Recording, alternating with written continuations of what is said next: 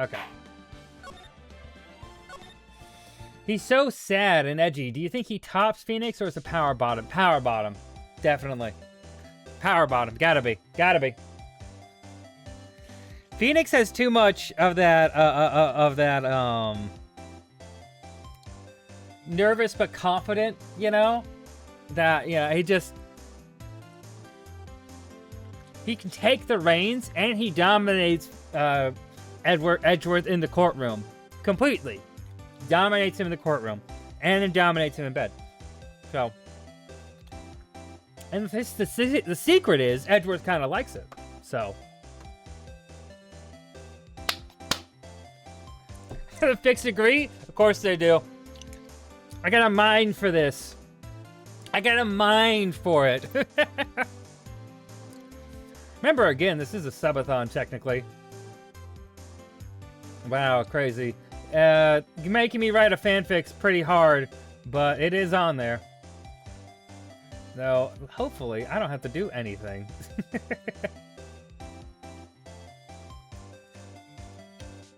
Alright, back to it. Alright, we already did all this talking.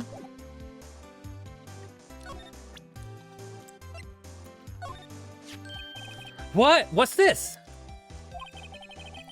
You know, my eyes been getting pretty bad lately, Nick. Actually, the photo's blurry, Larry. It was taken last night.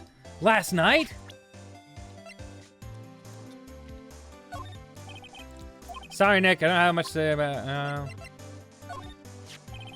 What's that?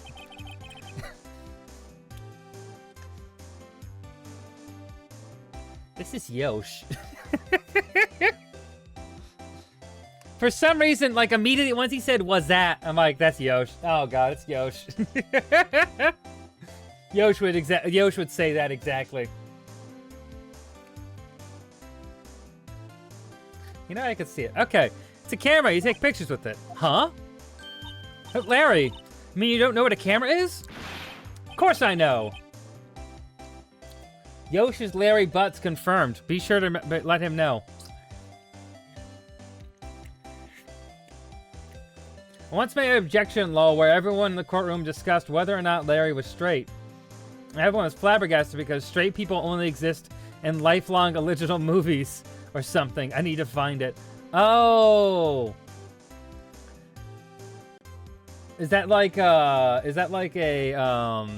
fanfic? Of course I know. Hey, you're looking at a bona fide junior high graduate. Oh, no.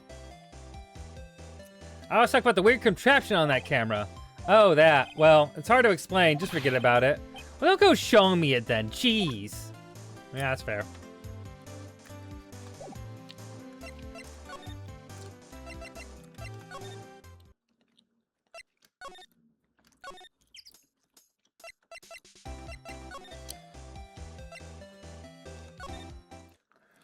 Objection is a platform where you can make your own Ace Attorney courtroom interactions and ship posts. Oh, really? I should post that in the Discord. Maybe if we have time on the last day, we can explore. We can try that out a little bit. Ooh, yeah, I messed around with that. Okay. I've never heard of it. Good to know, though.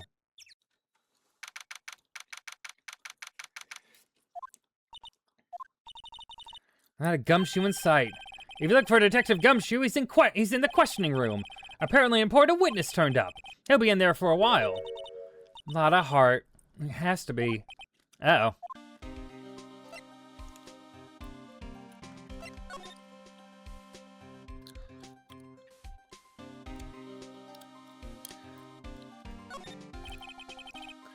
Must be one of the detectives. He's mumble saying to himself, move in the crowd, wear drab clothes, never enter the target's field of vision. Must be doing image trailing for trailing. Okay. Okay.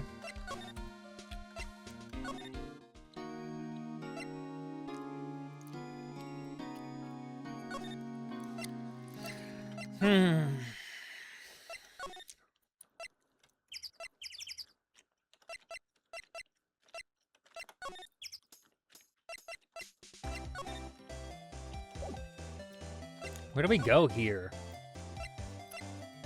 What's left to really do here? I mean, I don't get this. It's posted in the stream chat. Thank you. I'll check that out. I'll check that out later. For now, though, we must solve the crime. We're investigators. Expensive looking camera next to a large microphone. We already saw that. Car with dents. Sign. All this.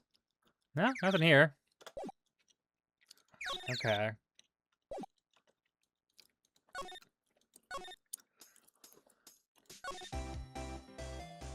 Maybe I'm missing something at the boat rental shop. It's gotta be it, right? It's not it. It's not it. Okay.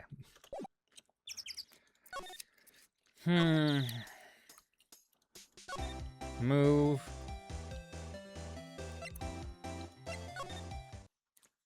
Let's go back to the precinct, I guess.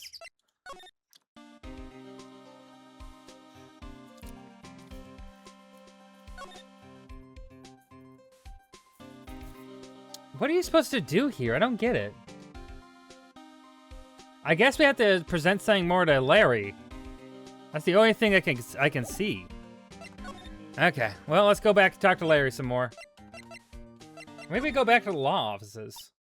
Oh, what is it? Oh, nothing. Just something's been bothering me. Could you show me that autopsy report once more? Hey, I remember now. This guy. He's a lawyer that was at the that office Mia worked at. I met him once when I went there to hang out with Sis. That office? Wait. You mean Grossberg's office? Right, that guy. Oh, that was the last name I expected to come up. Maybe I should go talk to him for old time's sake.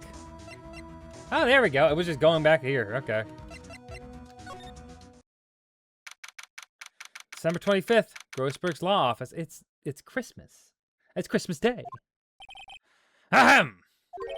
Ah, that old familiar clearing of the throat. Haha! You're Mia's something, are you not? I was her understudy, yes, Phoenix Wright. That's my name. It's me. Phoenix Wright. I'm here. You can see me. It's okay. It's okay. It's okay. I'm here. I'm very important. Very important. Aha, and you're Mia's something too, are you not? Her little sister, yes. You've grown. You've come to look a lot like your sister, you know? It takes me back. Ah, the days of youth. Like the scent of fresh lemon, you see. Mr. Grossberg, sir? Ah, yes. I beg your pardon, of course. You came here to discuss something. What is it then? Something the matter? What happened? There was a murder last night. A murder? You haven't heard? I, just got up, you see. Well, Miles Edgeworth shot someone with a pistol. Edgeworth? What? Who did he shoot? Well, the identity of the victim is still unknown. This is terrible news indeed. I guess he hadn't heard anything. That painting. Mr. Grossberg, whatever happened to that painting? Oh, yes. I do not think it should ever be coming back home to this office. I can't exactly claim it as stolen. I suppose it's my just desserts. Old, bitter desserts. Okay, well, fair enough. Strange. I feel as though I've seen this man somewhere before. Ah! Did you remember? He was a lawyer here in my office. That's Hammond, Robert Hammond. Mr. Hammond. And you say this is the man Miles Edgeworth shot?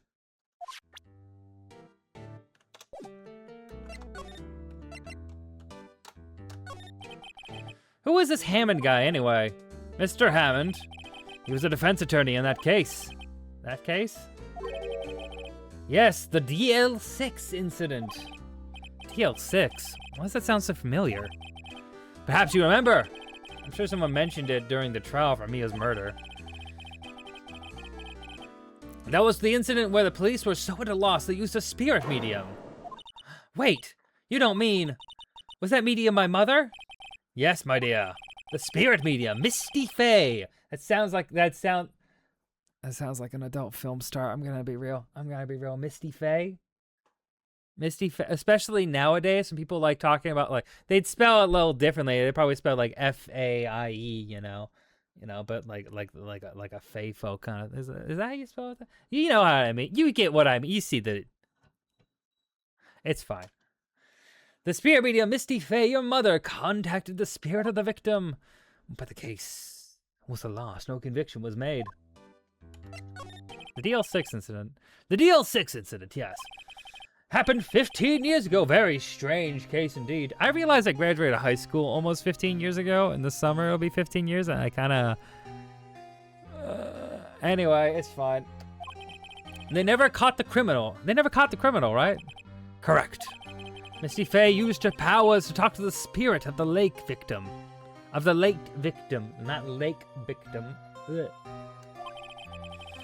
Her testimony led to charges being laid amongst one man. But Mr. Hammond won the case, and the suspect was declared innocent. And the police blame my mother, calling her a fraud. You're the one who helped her out then, right, Mr. Grossberg? Yes, quite. Thank you. No, please. Don't mention it. DL6. Never thought I'd hear that name again. But wait. What does that case have anything to do with Mr. Edgeworth? It has everything to do with Mr. Edgeworth, my dear. The victim of the DL6 incident was none other than his father, Gregory Edgeworth. What? His father? If you want to know more, you should ask him yourself. Show him this. I'm sure he'll talk to you. But wait, this is a photograph of my mother.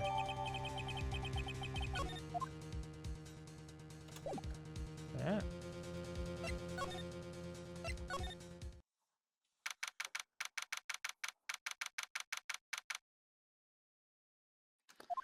Come on, Edgy. What's this? I was hoping you'd forgotten the message my message the first time. Edgeworth, what about your defense? It's no concern of yours.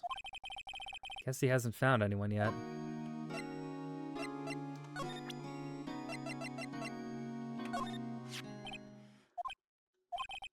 Edgeworth?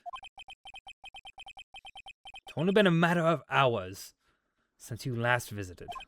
Yet you've made an incredible progress in your investigation. I'll admit it, I'm impressed, right? You were always single-minded in your work, though. Once you start on something, you always see it through, don't you? About the DL6 incident. Right, DL6. I don't want you to find out about it. That is why I refused your offer to defend me. I'm sorry if it sounded like I thought you weren't up to the job. I just wanted to keep you away from DL6. So, do you still think it would be better to have me stay away?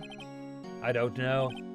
But I see no point in hiding anything from you now. Very well. Ask whatever you'd like, and I will answer to the best of my abilities. The DL6 incident was when my father died. Ah! Right before my eyes. He was shot and killed, and I saw it all. My memories from that time are foggy. I suppose it's a self-defense mechanism. In any case, a suspect was arrested, a man. It's pretty clear he was the only one who could have killed my father. The spirit medium they used to talk to my late father said the same thing. It was an attorney by the name Robert Hammond that cleared the suspect's name. And Hammond is the victim in the Gourd Lake murder? Correct. That spirit medium, that was my mother. What? You mean you're... It's strange. I thought that terrible incident was about to end, and now... this. About to end? The DL6 incident happened 15 years ago. 15 years ago, on December 28th. December 28th? The statute of limitations on the case runs out in 3 days. What? Nick, what does that mean? When a case statute of limitation runs out, legally the case never happened. 3 days from now, DL6 will be closed forever. There's no statute of limitations on murder. Whatever. The suspect. What happened to the suspect? The one who got off innocent? I don't know. He disappeared from public view. Nobody knows where to. If he's still alive, he'd be about 50 years old now. I guess I can understand why he'd be go into hiding. It'd be hard to live a normal life after being a murder suspect in such a large case. So was your father a lawyer? He was. Gregory Edgeworth. He was quite famous at the time, apparently. So you were sort of trying to follow in his footsteps. I'd rather not talk about it.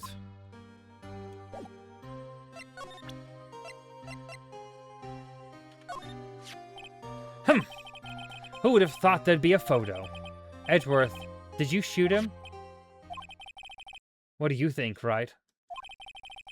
I don't think you're the kind to point a gun at anyone, no. So you didn't shoot him?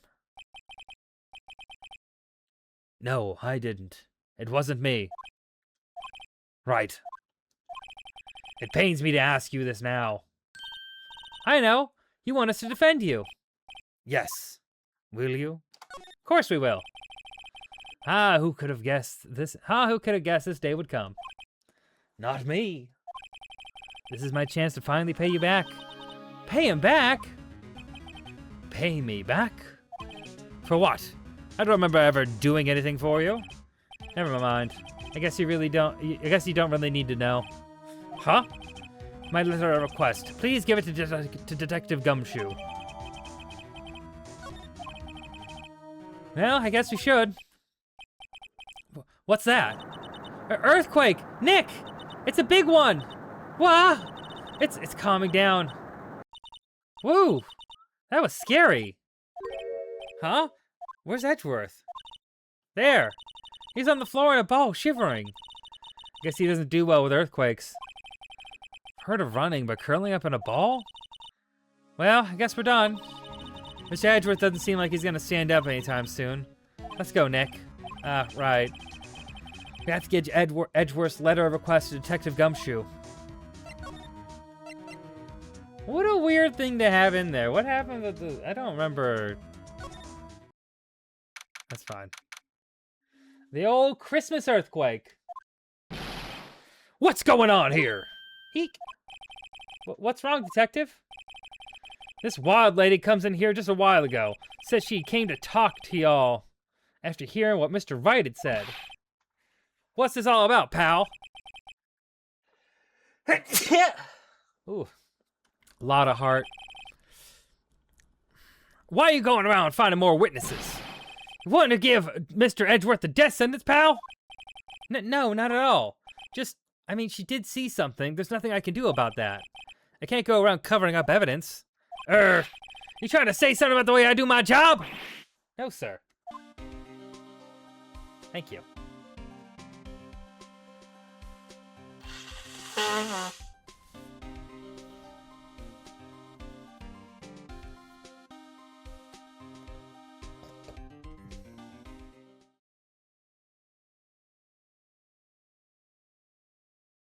Wrong button.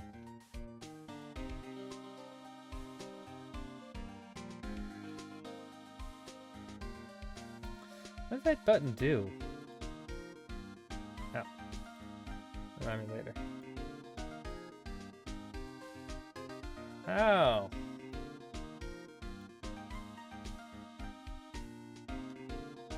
What is this? Huh. One second, I'm just looking at something.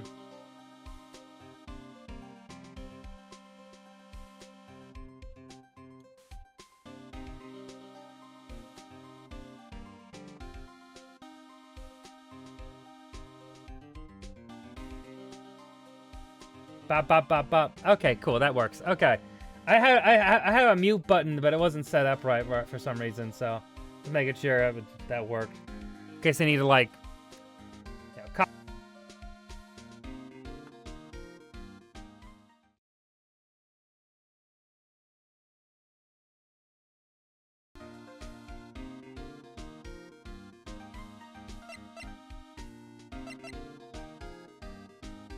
Okay, there we go. Okay, yeah, it works. Okay, good. Good. Okay. So I'll make sure that cough button works. All right. Talk. Lotta's testimony. So, what did Miss Hart say? She said she saw Mr. Edgeworth fire the pistol. What? She even had a photograph to prove it. Right, I saw it too. But you really can't tell from the photo who it is shooting. That's why she said she's going to enlarge the photo. She said it will drop the quality a mite, but should let us know who's who. She could do that? Okay, so it's gonna be an enlarged photograph that shows Edgeworth in the act. Great, just great. In any case, she's going to be the one testifying tomorrow. Huh? What happened to the other witnesses? The other witness? Well, apparently there was a cancellation. Cancellation? Tomorrow's trial. I'm afraid tomorrow is going to be life or death for poor Mr. Edgeworth. We got a witness who says she saw the very moment of the murder. And we got a photo taken and the shot rang out.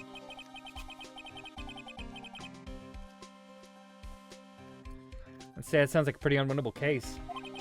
But wait. What did Mia used to say? If he's innocent, there's got to be something that I've overlooked.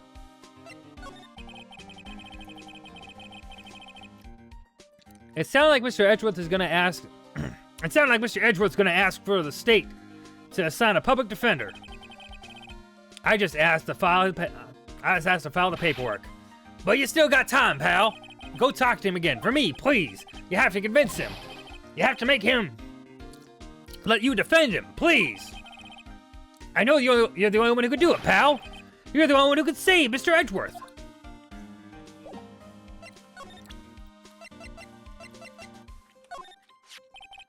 Look what I got.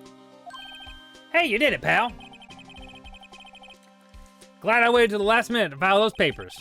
I'll rip them up and start new ones for you. Thanks, Detective. Well, see you in court tomorrow. Good luck, pal. Man, I gotta go move my laundry. Tell me if Phoenix and Edgy smooch. I'll let you know. I'll keep my eyes peeled on it. You know what I mean? I keep my eyes peeled, ready to watch for kissing.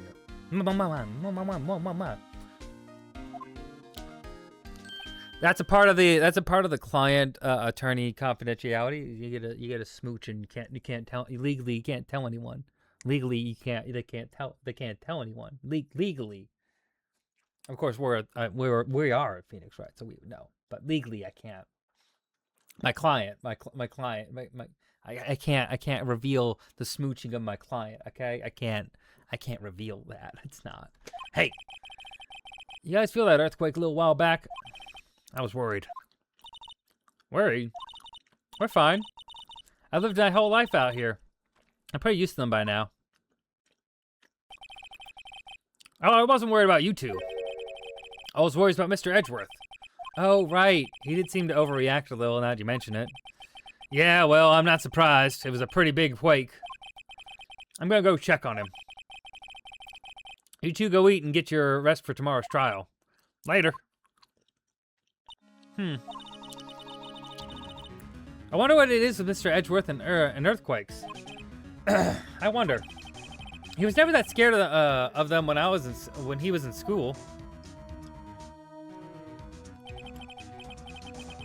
Then again, I only got to know him in 4th grade. He transferred to another school after that. I wonder what happened to Edgeworth. To be continued.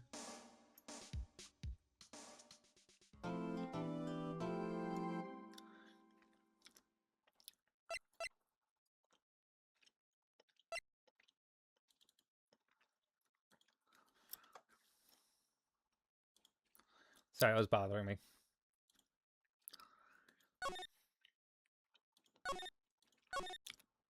Okay.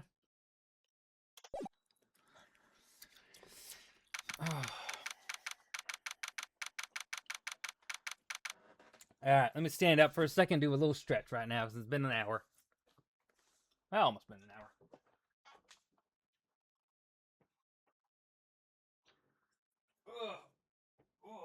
Stretch out your lower back. Always important to stretch.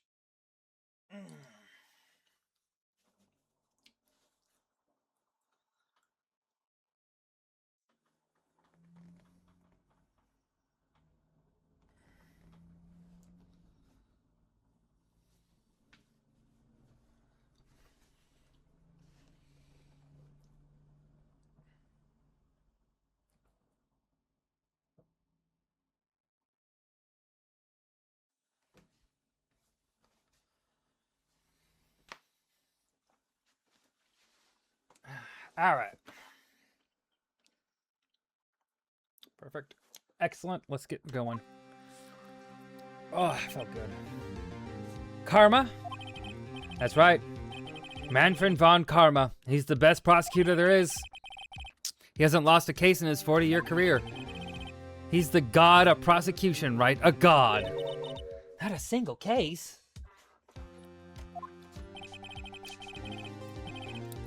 He'll do anything to get a guilty verdict. Anything. Sounds like someone I know, Edgeworth. You don't understand. I mean, he'll really do anything. Manfred von Karma is a man to be feared.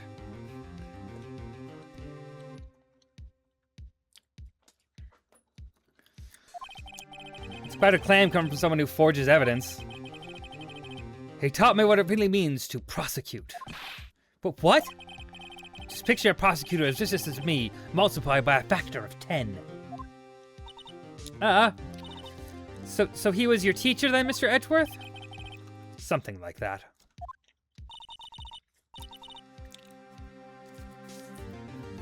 And now he's trying to get you found guilty? What a creep! Oh wait, maybe he's planning on losing on purpose to help you out. Not a chance. He hasn't lost in 40 years.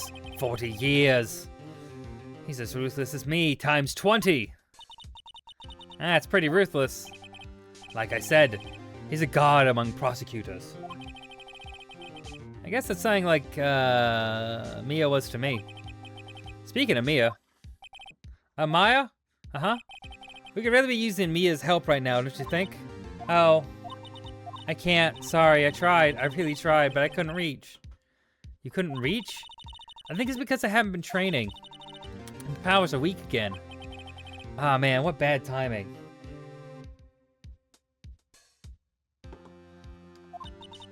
I'm really sorry. I'll try my best. I hope so. What are you whispering about? Oh, it's nothing. It's nothing. Don't worry about it.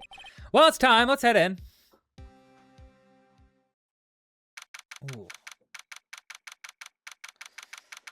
Oh. It's always nice getting my workouts done earlier in the day, because now I don't really need to worry about anything else, you know? So I was pumping in the gym, just working on my core. Oh my. Court is now in session for the trial of Mr. Miles Edgeworth. The defense is ready, Your Honor. Mr. Von Karma, is the prosecution ready? Fool. You seriously think that I would stand here while I'm not completely prepared? Right, my apologies. He's even got the judge scared. Very well, your opening statement, please. Decisive evidence. A decisive witness. What else could possibly be required? Nothing, of course. That should be fine. The prosecution may call its first witness. What's with this guy? Is he royalty or something? So the Von typically means, yeah. How am I supposed to fight against this? I called the defense in charge of this case. Detective Dick Gumshoe. The detective. Okay, Gumshoe's first. Let's see how this goes.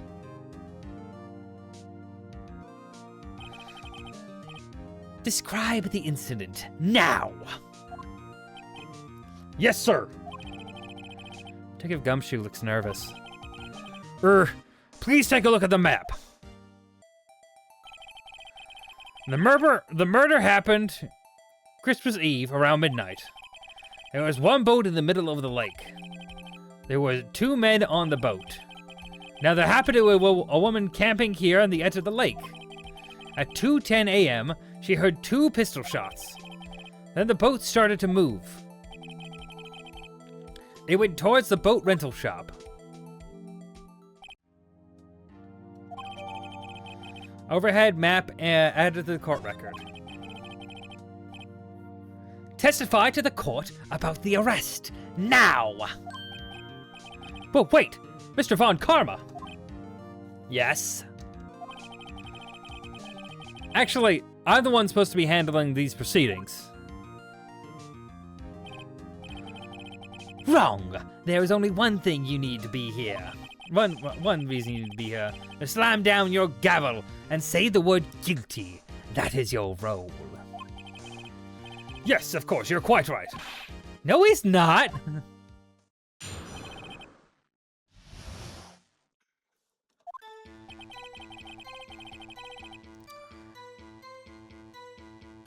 Man called in the station around 30 minutes out. Okay. We headed to the scene of the crime as fast as we could. That's where we found Mr. Edgeworth. Now, I didn't suspect him of anything at all. But the next morning, a body was found in the lake. So we had to arrest Mr. Edgeworth. I see. Very well. Begin your cross-examination, attorney. Now!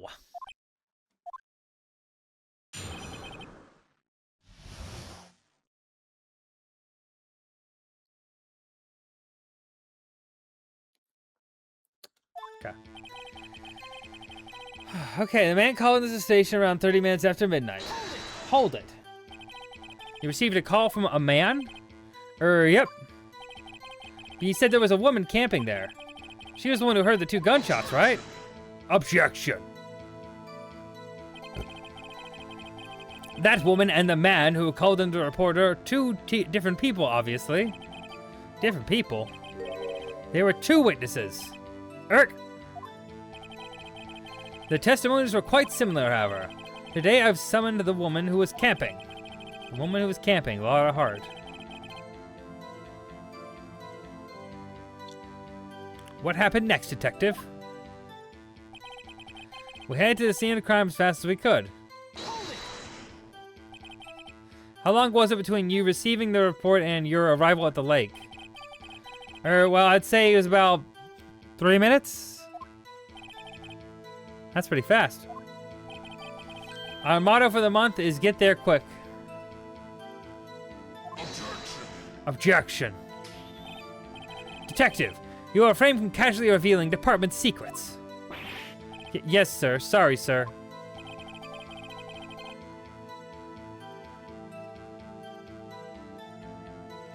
I look forward to your next year's salary review. Does he have a say in that? I don't think... Does prosecutors have a say? So much to look forward to these days.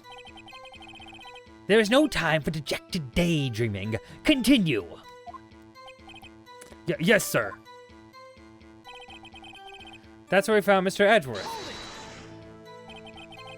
What was Mr. Edgeworth like when you saw him then? Well... what I saw, he looked pretty relaxed.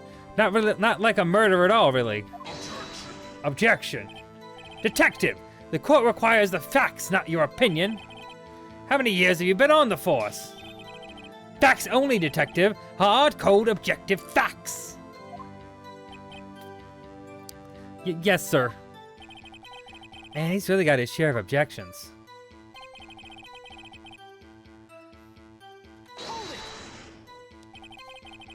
Why didn't you think he was suspicious? You should know. I have a deep, trusting relationship with the prosecutors. Detective, this court isn't interested in your musings. Deep, trusting, poppycock.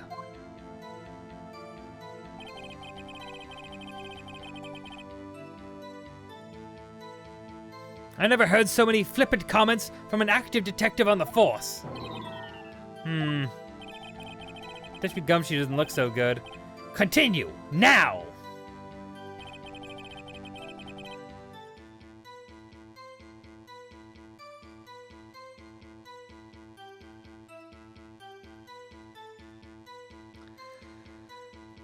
The next morning, a body was found in the lake. Okay, let's push on that. Did you find any clues on the body? A single bullet was recovered from the body.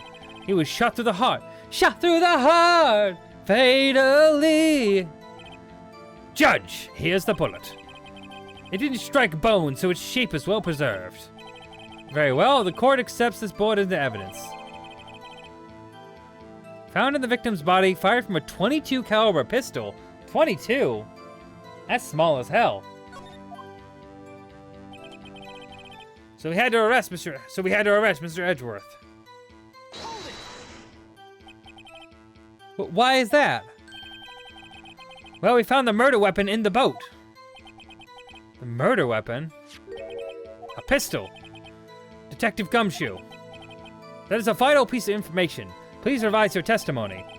Right. Sorry, Your Honor.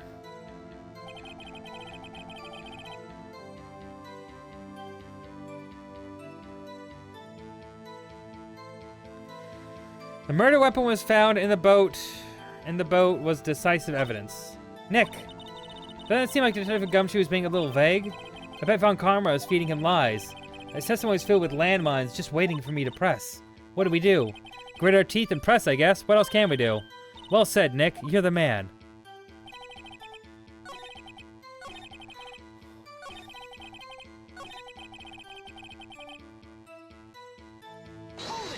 Hold it.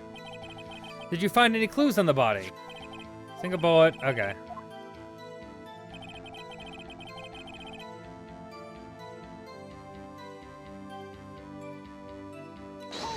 Hold it! What about the pistol made it decisive evidence? Tisk, tisk, tisk. Ack!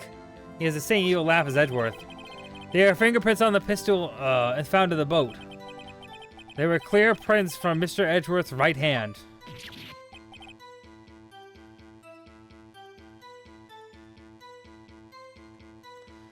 What? Oh. Order! Order! So Mr. Edgeworth's fingerprints were found on the murder weapon? Yes, Your Honor. Judge, this is the weapon in question. Accept it into evidence.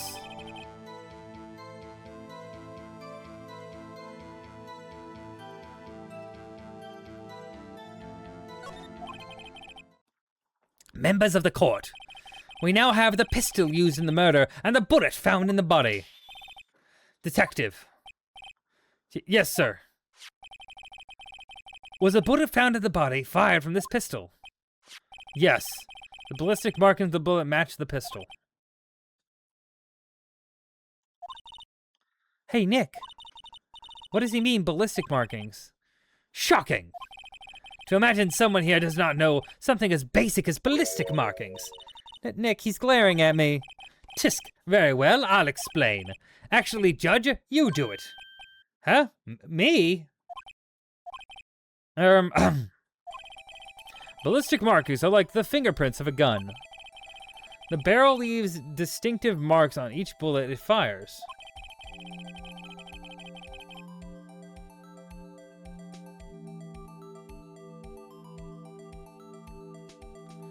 You can exchange these ballistic fingerprints. You can examine these ballistic fingerprints to see which gun fired the shot.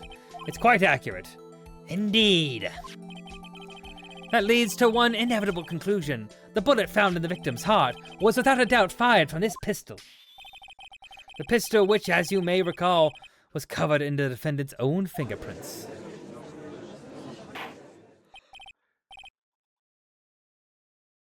Order! Order! This is bad. This makes it look like Edgeworth did it. Well, Judge? I'd say it's almost decisive, yes. Honestly, I could declare it a verdict at this point. However... You wish to hear the witness speak, no doubt. Very well. I am somewhat fatigued, and so I will take a brief break. I will call my witness after the recess, which will last 10 minutes.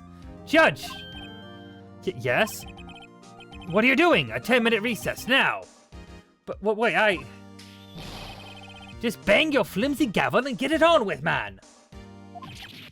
Yes. Ahem, this court will take a 10-minute recess. Who's running this court anyway?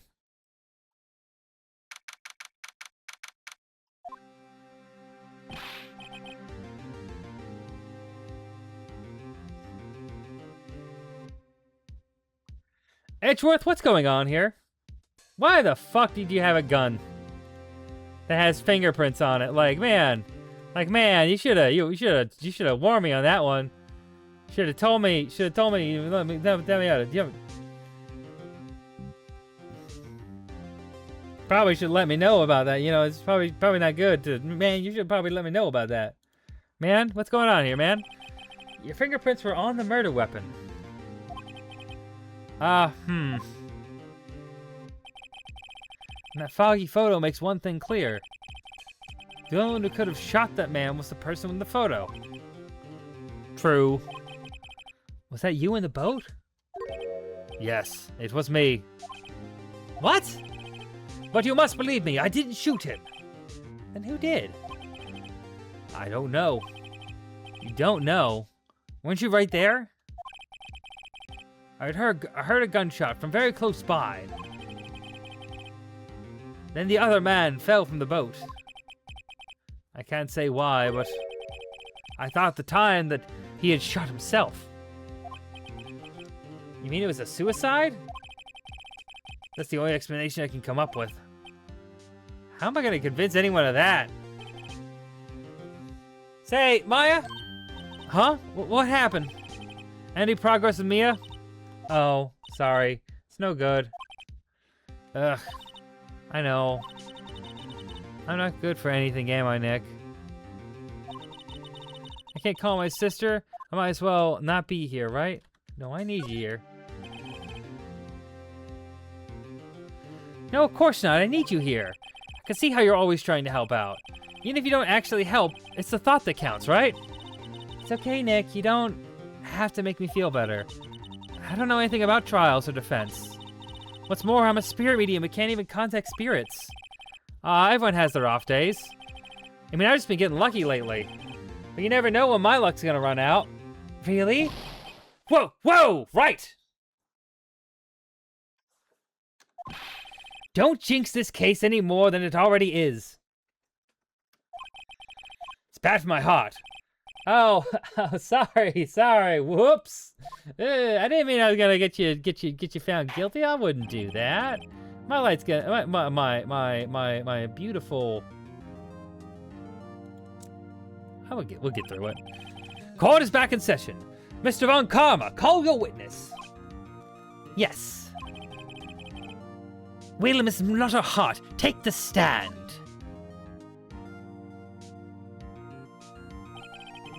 Lotta Hart, you are a research student at a university. That I am. Good. Begin by telling us what you saw the night of the incident. And don't add anything trivial or subjective. Understand? Y'all need to learn some manners.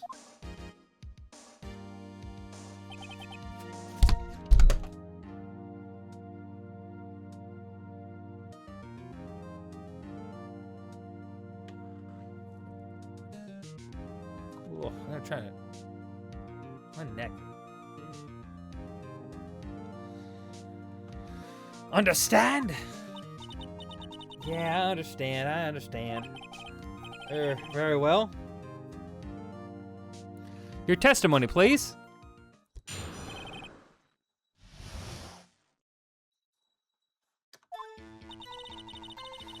It was Christmas Eve, just after midnight, I reckon. I was in my car. I heard this bang come from the lake. When we looked out the window, I saw two gents in a boat. There was another bang. Wasn't there anything on the lake but that boat. Enough. Huh? Judge, she happened to take a photo of the incident. This is that photo, accepted as evidence. But, well, this is a surprise. This looks like the very moment of the murder.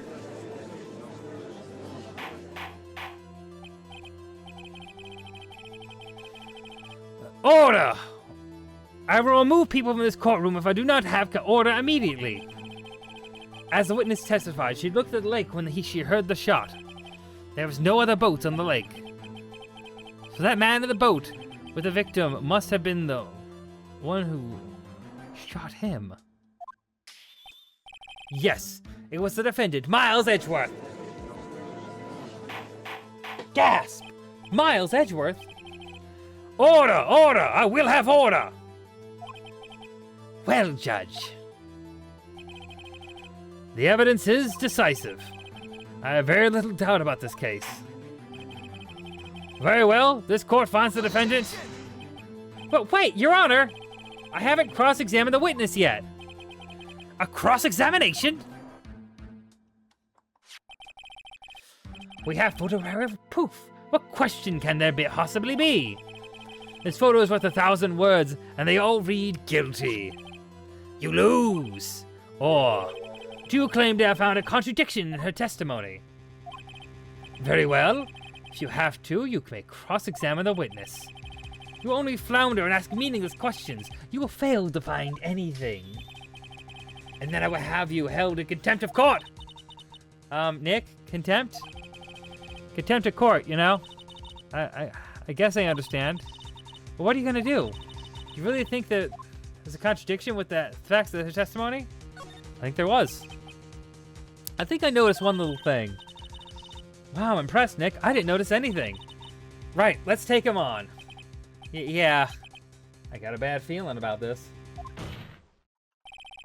I understand. I will cross-examine the witness.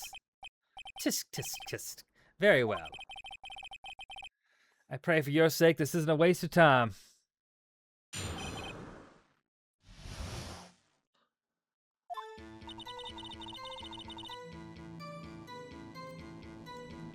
It's Christmas Eve just after midnight, I reckon.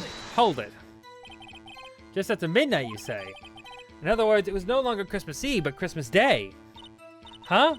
Yeah, well, yes. Objection. I know you want to find contradictions, but really. I hope your next contradiction is a little more relevant to the trial. Witness, continue your testimony. I was in my car. Almost Christmas means it wasn't Christmas. Oh, did I miss it? Fuck. I was in my car. I heard this bang come up from the lake. When I looked out the window, I saw two gents in a boat. And there was another bang. There wasn't near anything on the lake but that boat. There wasn't any contradictions in there. Nick, if only my sister were here. Maya's really taking this hard.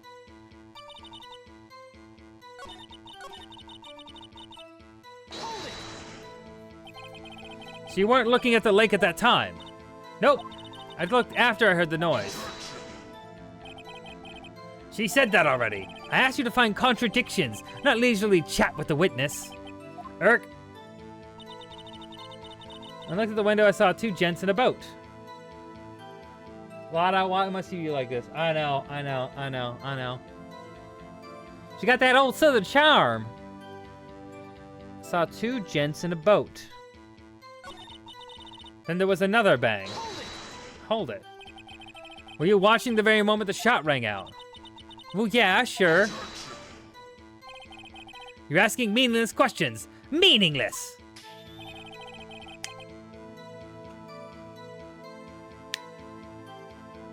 Contradictions, Mr. Wright, not meaningless babble. Von Karma, I think I hate you. He's trying to keep me from talking to the witness. To what end? Hold it. Are you sure about that? Yeah, sure as a country gal can be. Sounds pretty sure. Press further. How come you're so sure? I vote we throw the whole man out. It's good. It's a good idea, Allie. Good idea. It's a good idea, Allie. We should work on that. We should work on that. Well, heck, I scanned the whole lake. Scan the whole lake. It almost sounds like she was more interested in the lake than the boat. Mr. Hart, you... Mr. Wright, the witness has answered the question in full. No need for further questions. Objection sustained. That's what I'm... Sustained! Yes, of course. Great. What am I supposed to do now? There weren't any contradictions in there. Sorry, Nick. Oh, this is over here. Just after midnight, I reckon. I was in my car. Why were you camping there anyway? I'm a research student at the university. I was taking pictures to use in my research. What research? This all sounds suspicious. Press further. Miss Hart, could you be more specific about your research?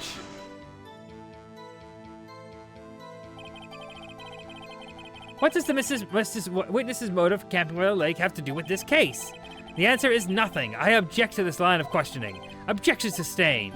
Well, wait now, I'm the one who says that. Well then, say it already. Objection sustained. Thanks for nothing, Your Honor. He's such a stinkball with... He is. He really is. I heard this bang come up from the lake. Then I looked out the window and I saw two gents in a boat. Could you clearly see two men? Just look at the picture. Clear enough for you? Uh-oh. Press further. Wait a second. I wasn't asking you about the photo. I was asking you if you saw the two men. Yeah, well, of course. Objection. The witness has testified that she saw them. There's also a photo. You'd best look elsewhere for your precious contradictions. He jumped in quick. He's hiding something. Enough! I think we've heard all we need to hear, Mr. Wright. It seems you're unable to find a contradiction in the testimony worth noting. But Your Honor... You keep your promise. Mr. Wright, I'm afraid I have to penalize any further outbursts by holding you in contempt of court. And if that happens, you'll have to leave the courtroom immediately. Understood? Uh-huh. Nick, Lotta's testimony is fishy. Nick, it's fishy, Nick. Real fishy. I know what you mean, but I can't say anything. What can I do? I believe we've covered the evidence sufficiently to make a decision. Then pass your judgment. Very well. Mr. Miles Edgeworth, please take the stand. Who was that? It was me, Maya. Is something wrong? Do you need to use the facilities? No, I do not. Lotta Hart, your testimony stinks. It's unclear whether you're actually looking at the lake. It's highly doubtful you actually saw Mr. Edgeworth. Tell us the truth. This is a matter of life or death.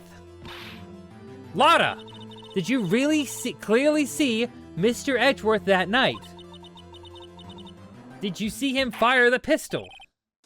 You will stand down. The court does not acknowledge the defense's outbursts. Answer me, Lotta. What's the big idea treating me like some kind of criminal? I saw him, I swear it. I saw Edgeworth. Enough! Judge, declare the defense in contempt of court. Yes, of course. I'm sorry, but you were warned. Guard, escort Mr. Wright out of the courtroom. He is in contempt of court and must leave. No. What? Wait, I was the one who made that outburst, Your Honor. Nick is innocent. Ha! What's the difference? All that remains is the guilty verdict to be declared. Isn't that right, Mr. Phoenix Wright? Wrong. What? Did you hear what Miss Hart just said? She said she clearly saw Mr. Edgeworth. That was not in the testimony. That changes her testimony, and I have a right to cross-examine her again. I have that right. Order! You're in contempt of court. It's too late for wild claims. Judge, sustain my objection. I'm sorry, Mr. Von Karma, but I cannot. You guys have so much fun, Jordy. I am. I'm gonna be in the gallery like, wow, when can I be held in contempt of court? What? Miss Lotta Hart has made a new testimony. The defense does have a right to cross-examine her again. They're gonna be so impressed, I'm gonna be the best. I'm gonna be the best juror. I know all of them already. Trials only take 3 days. It's all decided by the judge, not the jury anymore. It's not really a jury here. That's interesting. Does Japan have jury trials? Does Japan have jury trials?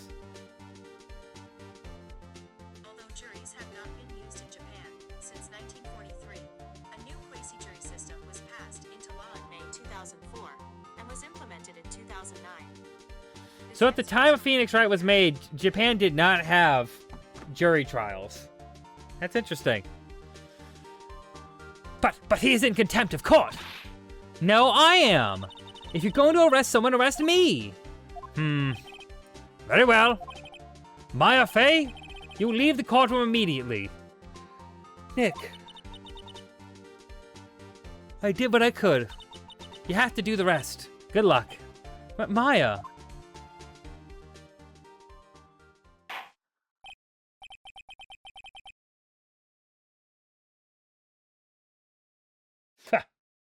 I care not for this melodrama. Listen well, Mr. Wright. I do not tolerate badgering of my witness. I'm running out of time. I better find a contradiction here or else. Mr. Wright, begin your cross-examination.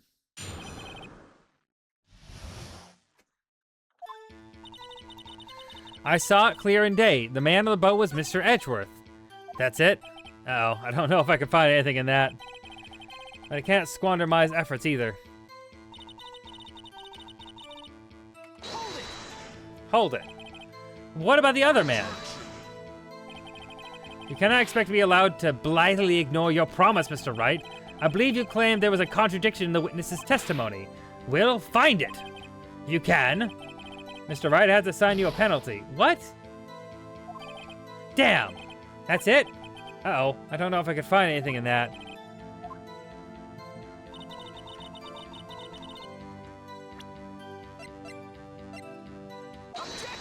Objection! Got you. Got you, Miss Hart. Finally. What? You got what? Look at this photograph. The photo I took. The very same. There's something I want you to see in this photo. It's quite clearly visible. The fog, Miss Hart. So? This picture was taken with professional, high-quality film, correct? Yet even it could not capture the faces of the men on the boat. Yet you claim you saw Mr. Edgeworth. How? What? What?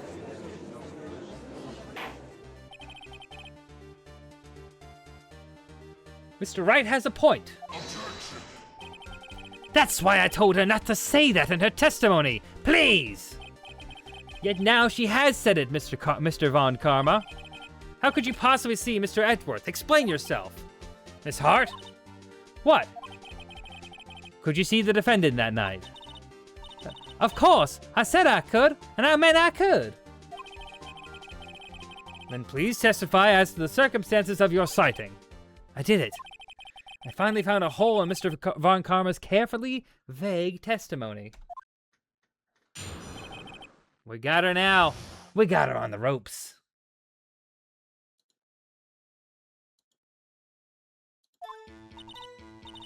Yes, right. It was a cold night and the fog was thick as grit. You're right. It was a cold night and the fog was thick as grits. So once I finished setting down my camera, I got back in the car. Still, I brought my binoculars with me.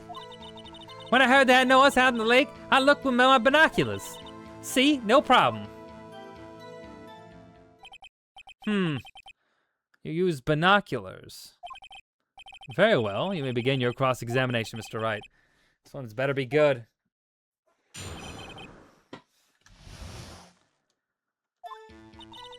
Oh. Well, that doesn't help with the fog. It really doesn't. Like his grits. Then I got back in the car. Still, I brought my binoculars with me. When I heard that noise out in the lake, I looked with my binoculars.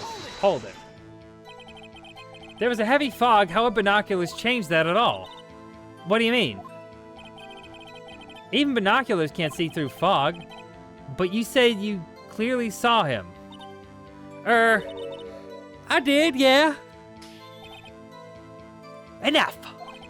There's no room for doubt in her testimony. She sounded pretty doubtful to me. But I have to find a clear contradiction first. I don't care how many von Karmic objections I get.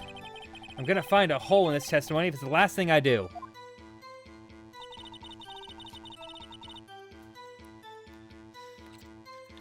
You're right, it was a cold night and the mist was thick as grits.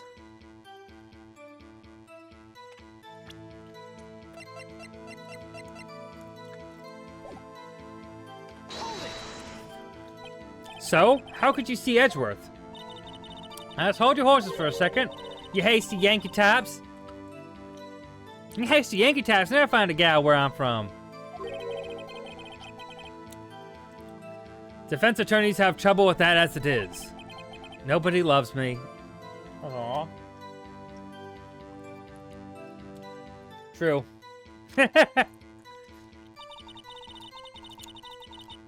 Once I finished setting up a camera, I got back in the car. Still, I brought my binoculars with me. Binoculars? Yeah, binoculars. Yesterday you mentioned you're out looking for shooting stars, correct? Well, yeah. Wouldn't you need a telescope for not binoculars for that?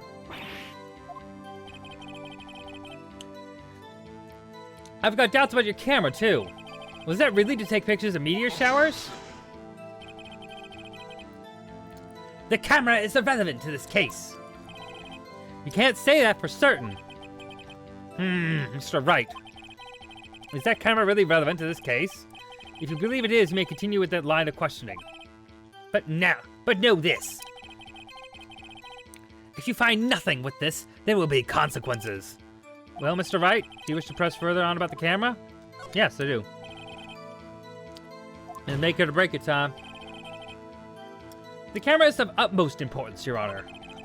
It is perhaps the key to this entire case. Therefore, I'll continue with my line of questioning. Well, maybe I went a little overboard there. Very well.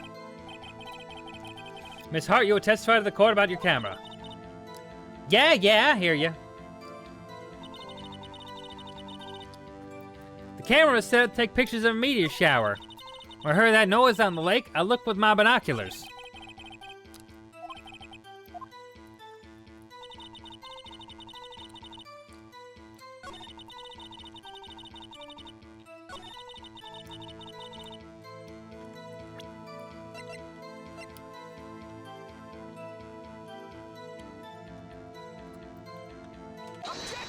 Objection!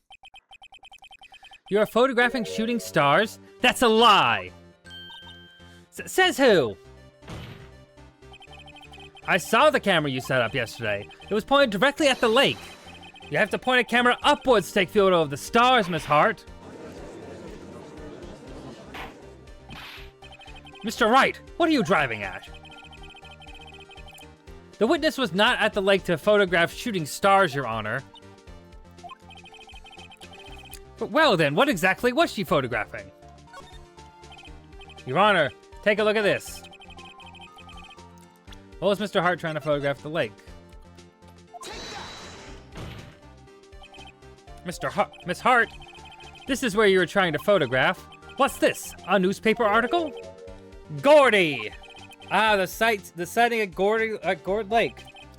Well, Miss Hart, I never heard no lake monster. You got proof or something?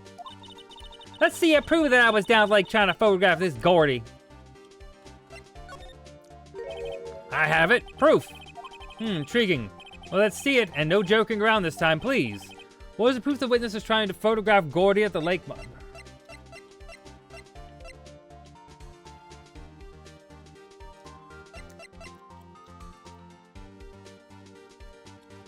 That'd be this. All right. Here's my proof. It's simple. Go home, consider a career change. Gah! How could it be so casually tossed aside this evidence? Oh, whoops, wrong evidence.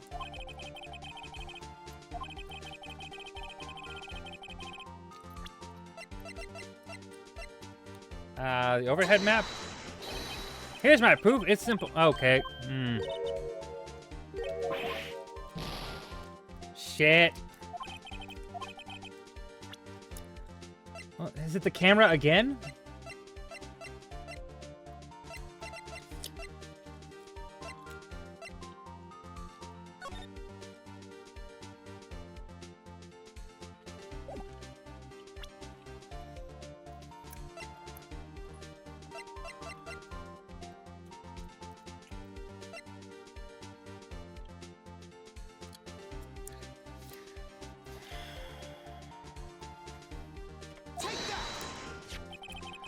It's just the camera again? That's so annoying. Okay.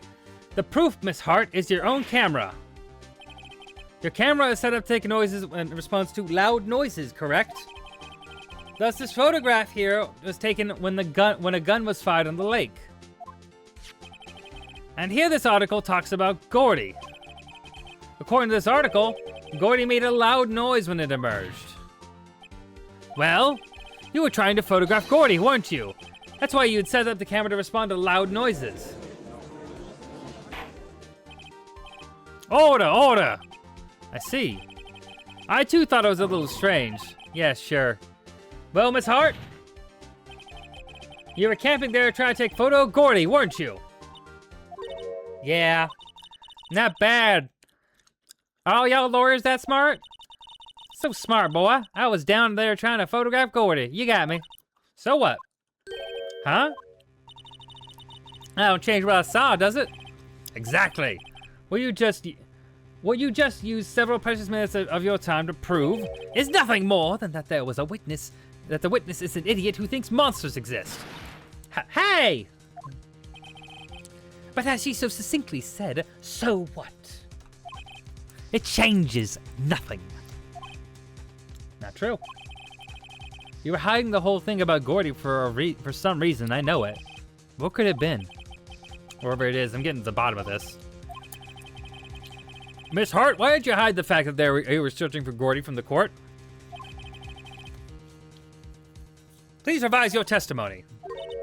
Right, fine, I'll testify. It won't change nothing, though. Something will change. It has to. And I'm gonna spot it.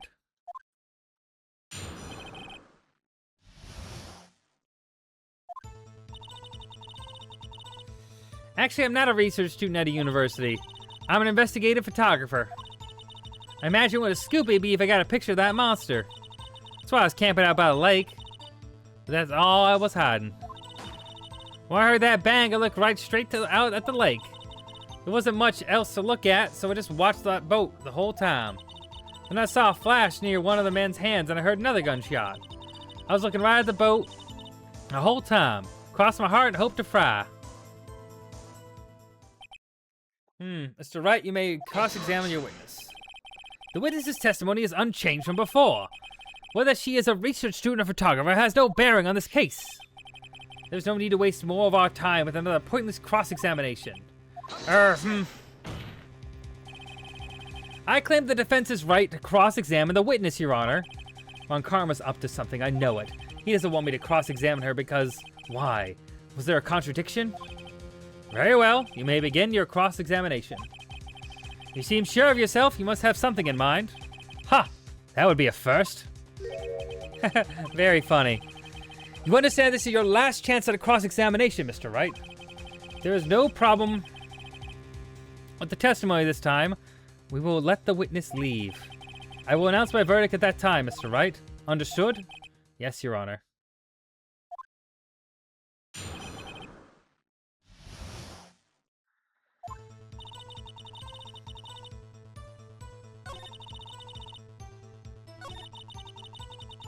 Got a picture of that monster. I'm gonna press on that. Is Gordy really all that newsworthy? Heck yeah, they even made him up on TV. Had him up on TV. I'm not sure that appearing in the local news Rumor of the Month segment qualifies. Last month's segment was Bigfoot sighted on Acorn Hill, I believe. Hey, they also had a picture of him in the newspaper for real. Mr. Wright, this is one fight I do not believe you can win. Let's keep moving, shall we? Yes, Your Honor.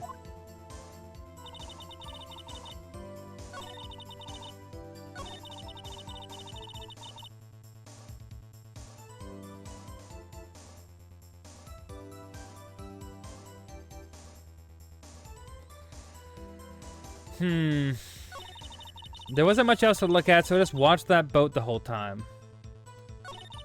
Then I saw a flash in one of the men's hands, and I heard another gunshot. Hold it. Was there nothing on the lake but the boat at the time? Huh? Wait, so you're thinking maybe he shot from some other place? I don't think so, nope. The lake was smooth as glass, and nobody was on the shore either.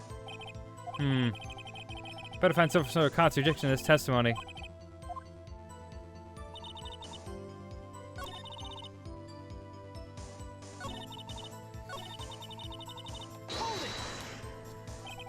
That's why you put the automatic sensor on your camera? Yep, borrowed it from a university professor. It analyzes every sound it picks up, and then when it gets a bang, it snaps a shot. Yep. So how many pictures has it taken so far? The only time the camera was triggered was that night.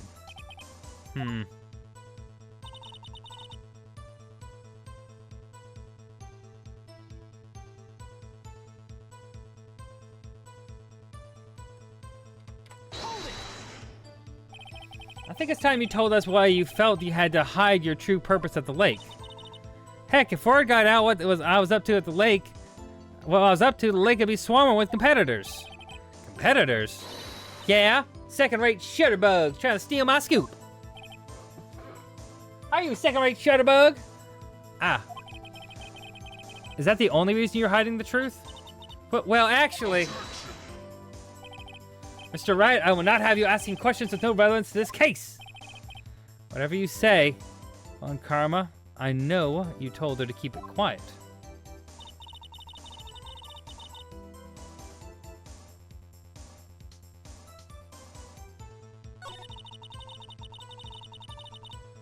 Watch the boat the whole time. And there wasn't much else to look at. Yep. I don't know. She heard the bang. She thought Gordy was out there. Kinda doubt you wasting any time looking at a boat. What? What did I do now? What are you giving me that look for? Definitely suspicious. Maybe it's time for some evidence. Witness! Continue! Hold your hush puppies, Pops. I'm getting there.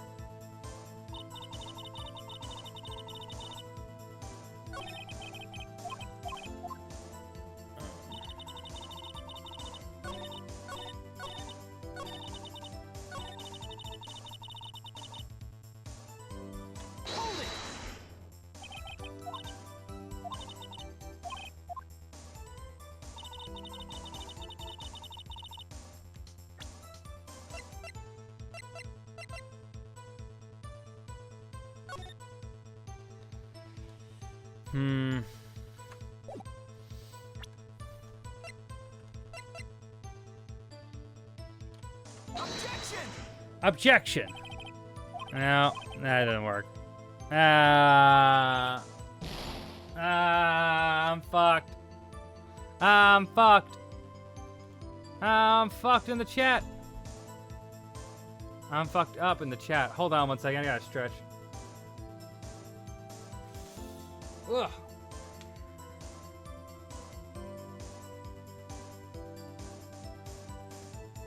My back is real tense.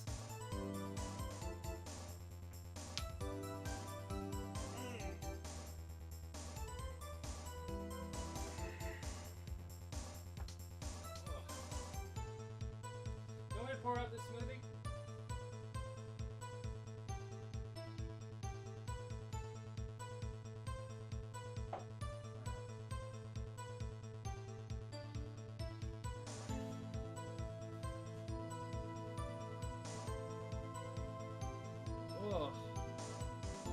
Ooh, that feels good.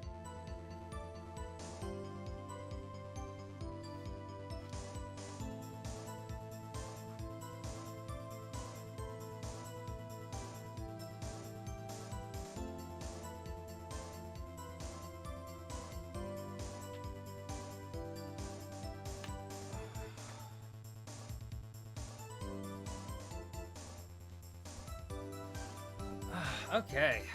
All right, that felt good.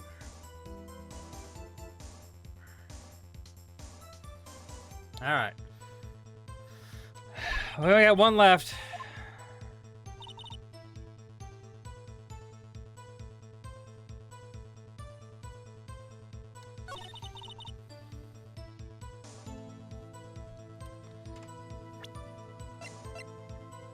Objection! Your Honor, what do you think of the witness's statement? I'm not sure I follow. It clearly contradicts the, I thought... That's not very convincing. Objection overruled. Fuck. I'm done for. This court sees no longer to further... Knows I need to... Some more time inside the case against the defendant. The case is extremely clear. I see no room for misinterpretation of the facts. The court finds the defendant, Miles Edgeworth.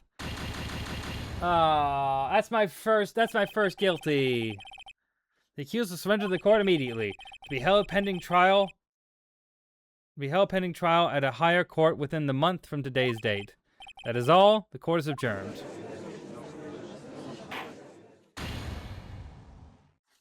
Game over.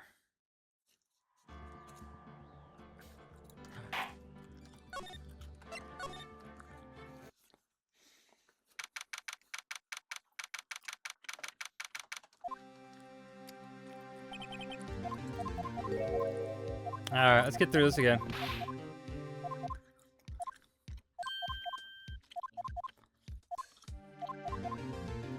We got this. Come on.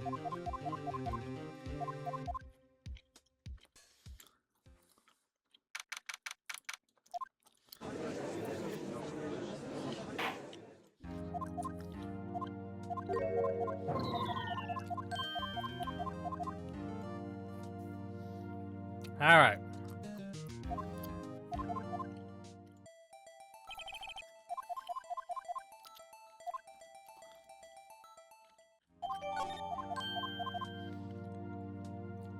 We'll get through this together, folks.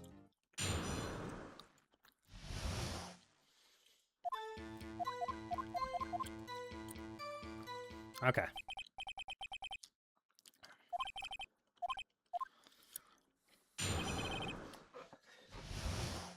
All right, let's see.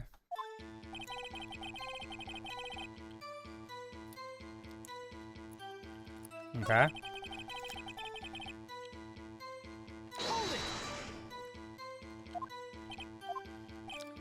Pretty fast. I'm gonna get there quick.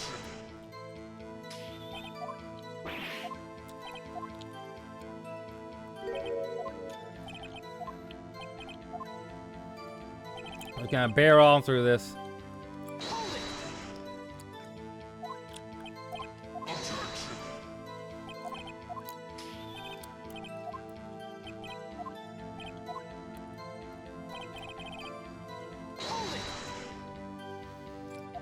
You think it was suspicious? You should know.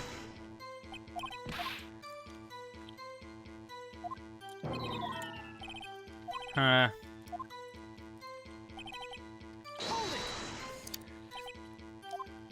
Clean the body, found a single bullet. No shot. Bullet enter in. Why is that? No weapon. Murder weapon. A pistol. Wow. Found a boat with substantial evidence. Nick, that doesn't seem like a gun to.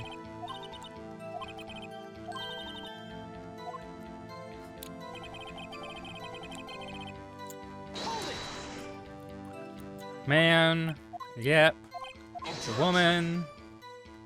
I'm going through all this. Come on.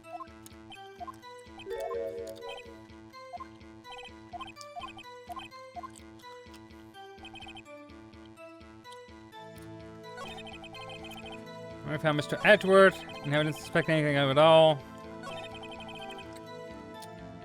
Body was found in the lake. Murder weapon was on the.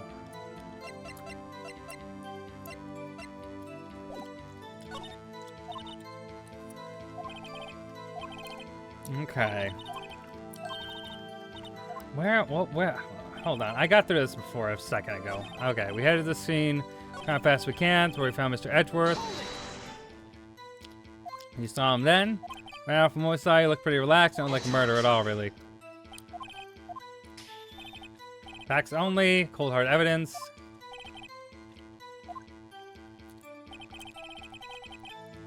Now, I don't suspect him anything at all. Oh.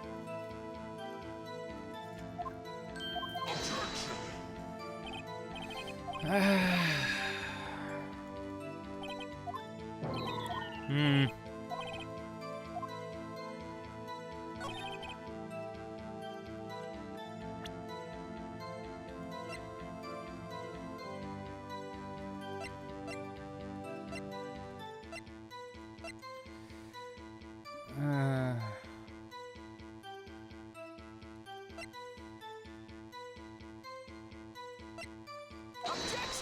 Objection.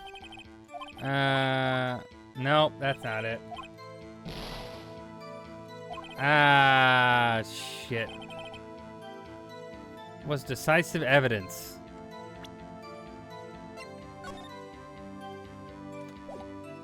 Oh.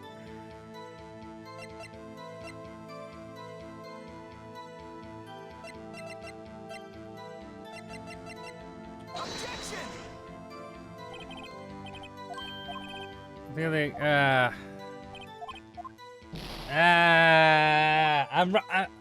I'm blowing it by rushing it. Seems a little vague. Feed him lies. Such may probably has more landlines for the press. What do we do? I'm already pressing him on everything. What? I already pressed that. That seemed kind of faster. Good. Pressed on that. I found Edgeworth. Pressed on that. Expecting anything at all? We already pressed. The body was found in the lake. Let's press here. Did you find any clues in the body? Single bullet. Murder weapon? What about the pistol made it decisive evidence? Tisk, tisk, tisk. Okay, here we go. What? Decisive evidence? Order, order. So Mr. Edgeworth's fingerprints were found on the murder weapon. Yes, Your Honor. Judge, this is the weapon in question. Accepted into evidence. There we go.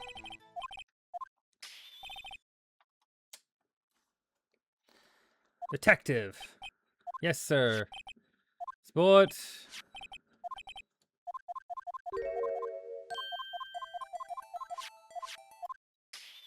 Okay. Perfect. We already know all that. We can skip on through. Order! Order! We're getting through it. We're getting through it.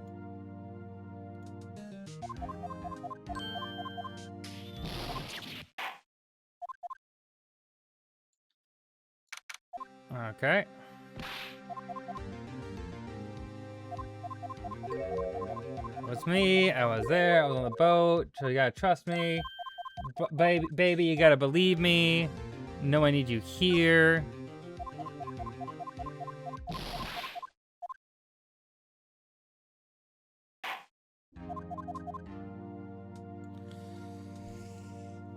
Okay.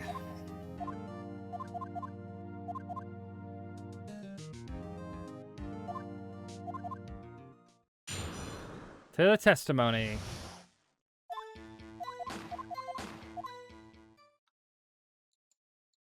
Enough, huh? Gasp! The picture!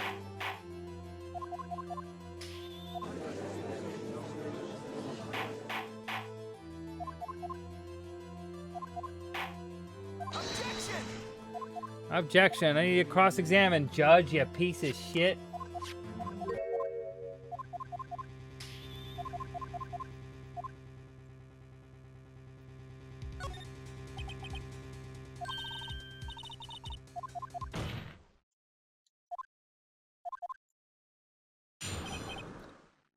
Cross-examination. Guess I'll see you just at midnight, I reckon. I was in my car. I heard this bang come up from the lake. So you weren't looking at the lake at the time? Nope. I looked after I heard the noise. He said that already. Asked you to not make contradictions. I'll easily chat. Saw two gents in a boat. You clearly see two men. Just look at the picture. Clear enough for you. Uh-oh. Press further. Wait a second. I wasn't asking about the photo. You saw two men. Yeah, well, of course.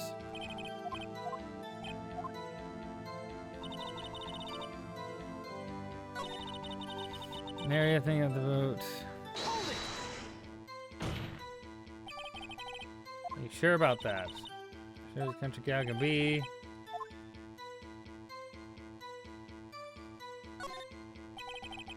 How come you're so sure? What the heck's seen here? Scan the lake.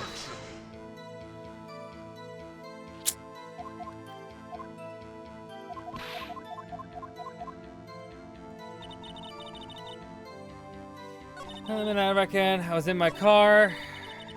Had this bang come off the lake. When I looked out the window, I saw two gents on a boat. And there was another bang. Were you watching the moment the shot rang out? Well, yeah, sure. Asking meaningless questions, meaningless.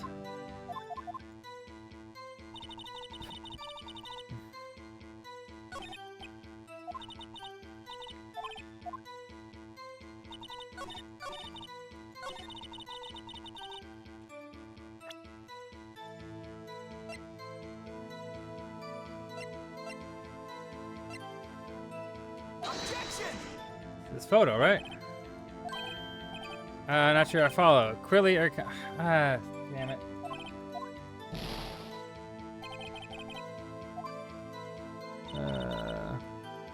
I saw two gents.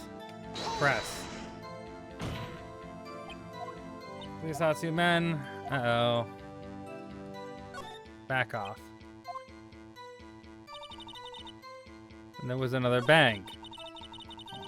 And there anything on the lake with that boat.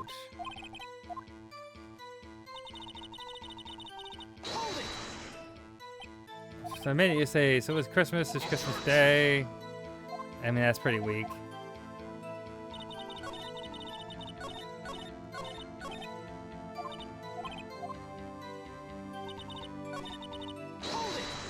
In my car. Why were you camping there anyway? You need to take the pictures. What resources sound suspicious? Press further. Okay. Ms. Hart, could you be more specific about your research?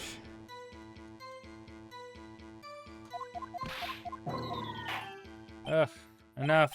Okay. Your Honor! Fuck you, Your Honor. How you thought about that? Have you thought about that? You thought about fuck you, Your Honor? Have you thought about it, Your Honor?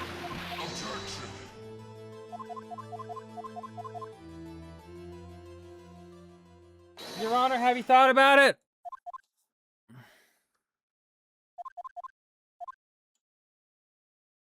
Wrong.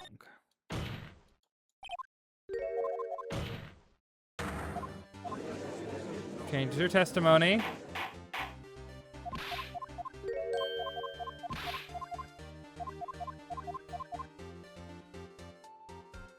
Ah, she's going to prison.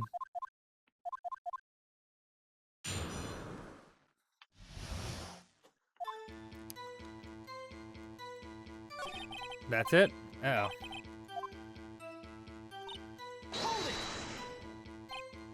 Well, what about the other man? Find it if you can. Mr. Wright, you have to send you a penalty. What? Damn. That's it. Uh-oh. I don't know if I can find anything, but I can't squander Maya's efforts either. Saw it clear as day. But what about this?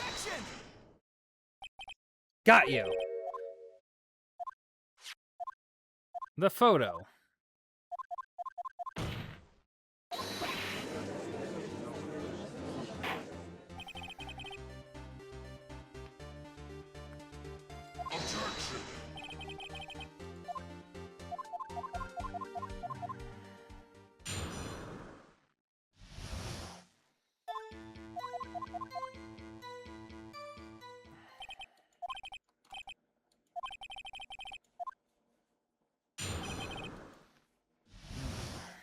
Okay.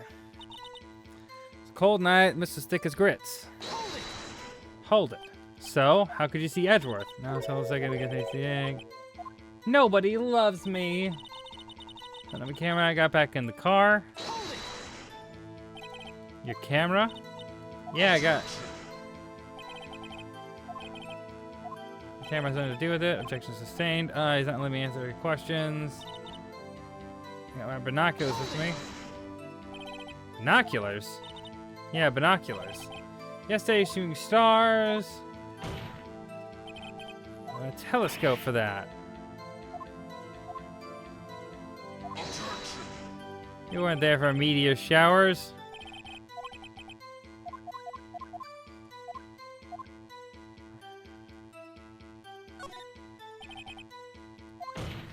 Okay, the camera is of utmost importance, Your Honor. Perhaps the key to this entire case. Therefore, I'll continue this line of questioning. Wow, maybe I went a little overboard there. Very well, Miss Hart. I'll testify to the court about the camera. Maybe the camera was set up to take pictures of a meteor shower. Objection! You were photographing the shooting stars. That's a lie. Says who? Says me.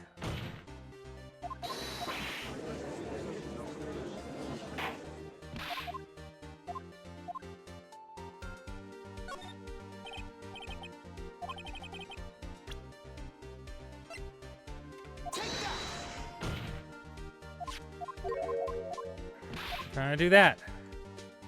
I have proof.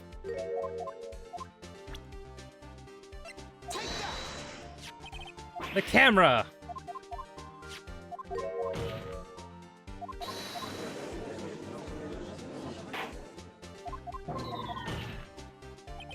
You were camping. Yeah, not bad. Okay. Doesn't change anything.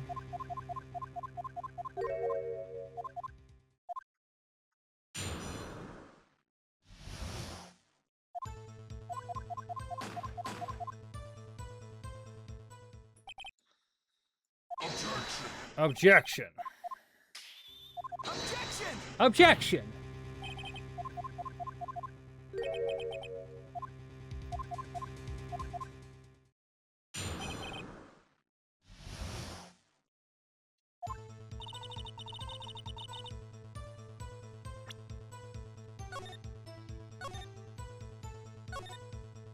We'll add another save file here, just in case. I'm not a research student at a university. Doo-doo. Must we got a picture of that monster. Hold on. Is Gordy really newsworthy? Heck yeah, it's on TV. Your Honor.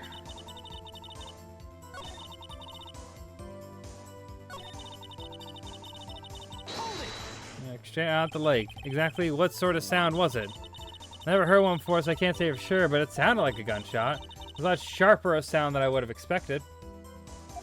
There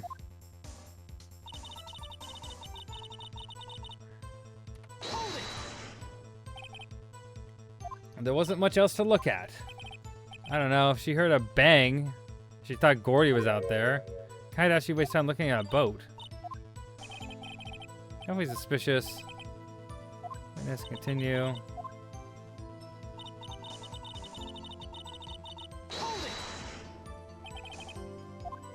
Like, what are you thinking? Maybe it's chef from some other place. I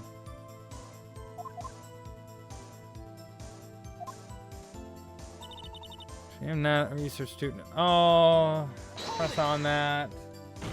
We already pressed on this again, but we're gonna press on it one more time. Investigate a photographer, hold it.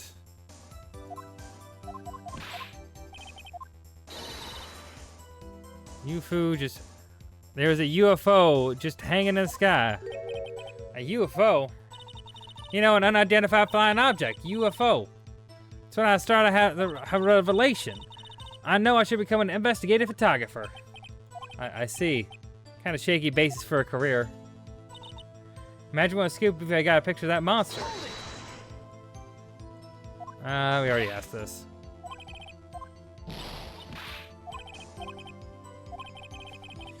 Move it on. So I was camping out by the lake. That's why you put an automatic sensor in your camera. Yep, borrowed it from a university professor. Analyzed it, I guess a bang. Snaps a shot. Yep. So how many pictures has it taken so far? One time, then. Okay. That's all I was hiding.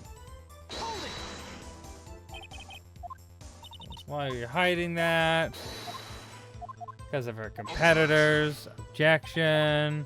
I don't want you. I want you. Please stop. I heard the bang. I looked right straight, staring at the lake. What sound was it? Okay, we heard that one.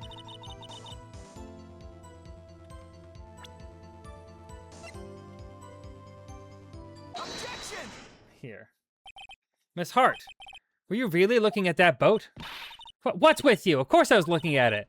That's the only thing out there. Any normal person would be looking at it. I agree, any normal person would. But you're far from normal. You're crazy. What? What? Y'all want to step over here and say what? And say that? You were camping at the lake to take a picture of Gordy. Think about it. What would you do if you heard a loud noise? You'd be scanning the lake for any sign of Gordy, that's what. You wouldn't give the boat a second thought. Order! Continue, Mr. Wright. You testified that you were watching the boat through binoculars. However, you wouldn't need binoculars to watch that boat. You need them to search for Gordy, and that's what you were doing.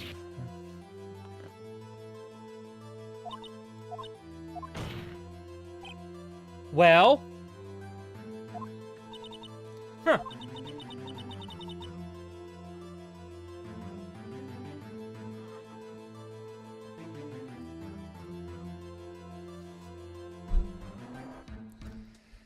Well, now that y'all mention it.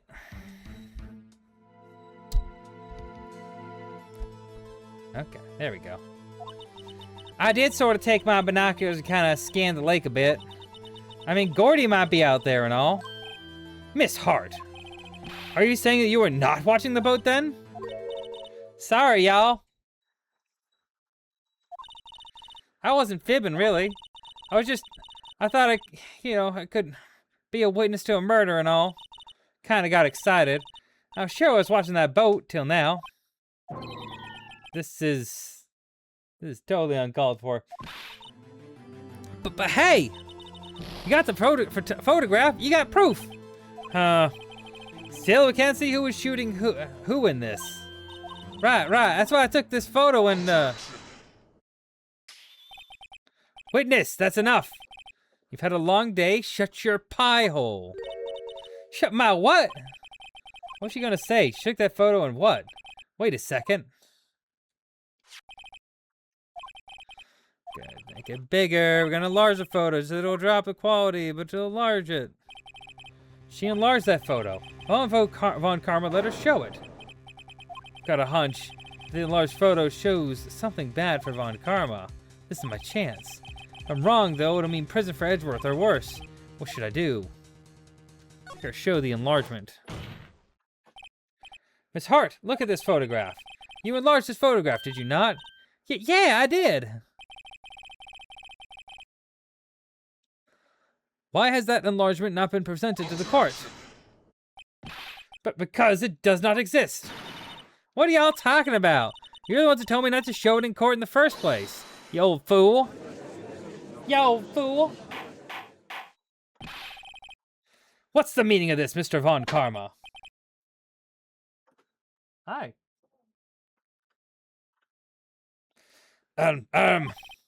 Miss Hart? Show the photo to the court. Show us the enlargement. Of course, Phoenix is looking to see some enlargement. You know what I mean? You know what I mean? You know what I mean? You know what I mean? You know what I mean? Enlargement? This is a joke about... Anyway. The prosecution objects to the submission of this evidence. Objection denied. The witness will show the enlargement to the court. Show the enlargement? Oh my. Here it is.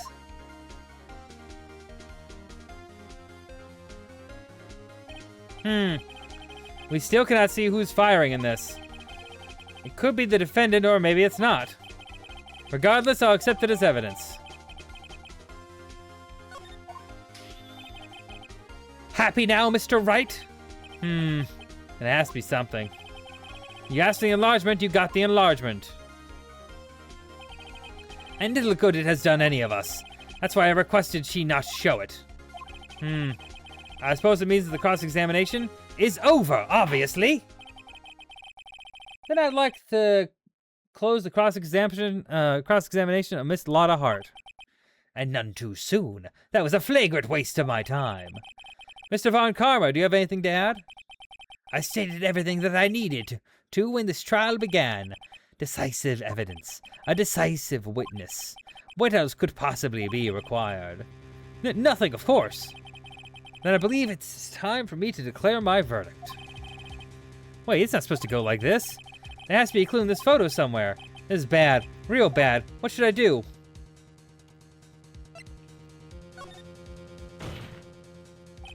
Well, wait, Your Honor, this evidence. I believe we spent enough time talking about evidence. Indeed. We've heard opinions on every piece of evidence but this enlargement. I see no point in retracing our steps. This is bad. Real bad. What should I do? Object to the enlargement. Your Honor, there's something decidedly strange with this enlargement. What might that be? Mr. Wright, you show the court what you mean by what is strange. Here goes nothing. What's strange about this photo?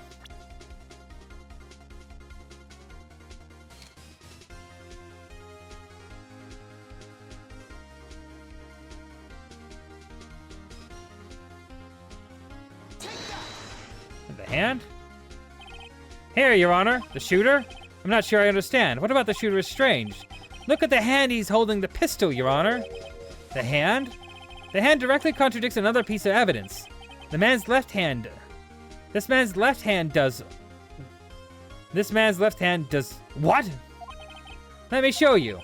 I'll show you the evidence that the left hand contradicts.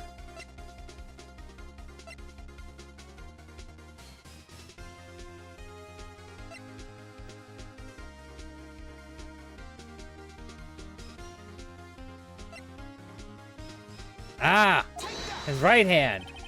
The evidence is clear. The man in this photograph is holding that pistol with his left hand. However, the prints on the murder weapon are from Mr. Edgeworth's right hand. Ergo, the man shooting the pistol in this photograph is not Mr. Edgeworth.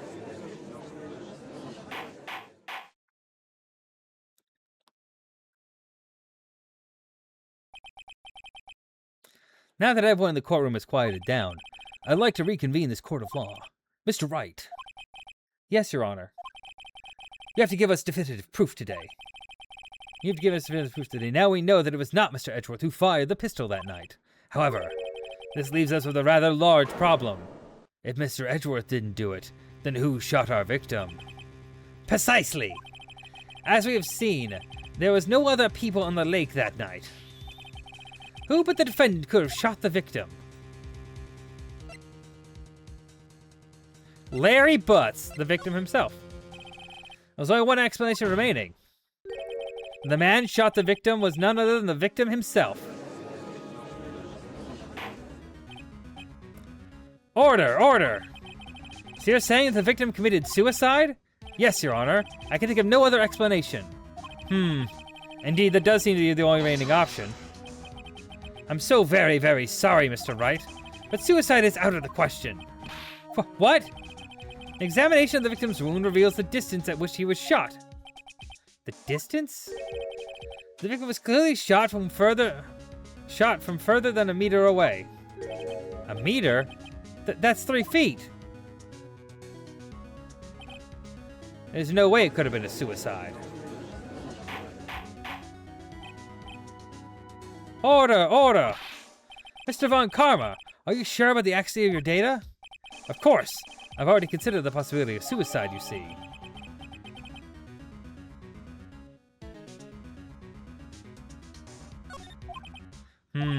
I see. Very well, allow me to state my opinion. Considering the situation, the shooter had to be the defendant, Mr. Edgeworth. However, the prints of the gun reveal that the shooter was not Mr. Edgeworth. This is a conundrum. Therefore, I would like to suspend proceedings for this trial for the day. The court orders the defense and the prosecution to further investigate this matter. Understood? Yes, Your Honor. That is all. The court is adjourned.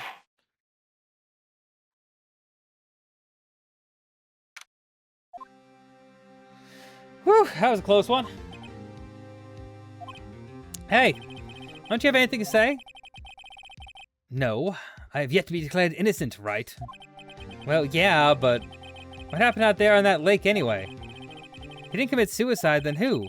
The shooter's about a meter away, too. What? Don't give me that look. I did not kill him. I'm just kidding around. Look, I'm gonna go check on Maya. Oh, right. What? Tell her something for me. What? Tell her to watch what she says in court. That's all. Would it kill you to just state how you really feel with a thanks, Edgeworth? Just say what you need to say. Say what you need to say. I requisitioned a transcript of Lada's entire testimony. I thought it might give me some ammunition for the trial tomorrow. Of course, she didn't see the shooter, so the only part of her testimony that stood was the bang she heard. Lada's desperate decision. Okay.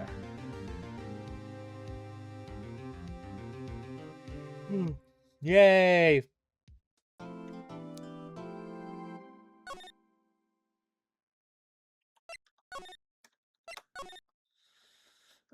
We've only got one game over so far. That's good. December 26th, detention center visitors room. Maya. Hey, Nick, it's you. I'm glad Mr. Edgeworth made it through the day, okay? That's a relief. Hey, why'd you do that anyway? I don't know. I just knew I had to do something. I know I'm not a lawyer, but my sister was... I'm sorry. Well, you did save the trial. Just behave from now on, okay? Oh, okay.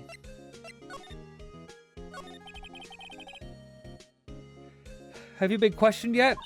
No, not yet. Detective Gumshoe was here just now. He said, seeing this is your first offense, we'll let you go after questioning. Whew. Oh, and he wanted me to get bail money ready. You can pay for me, okay? Huh? How much? I don't know. I guess I'll send you a bill or something. Why do I picture giant bales of money every time I hear the word bail?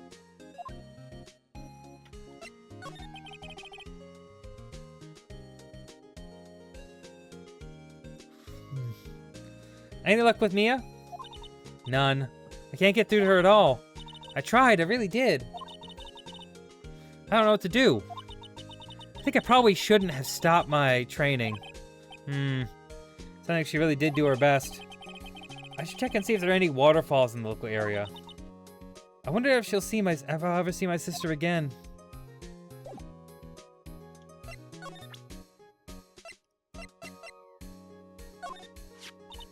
My mother.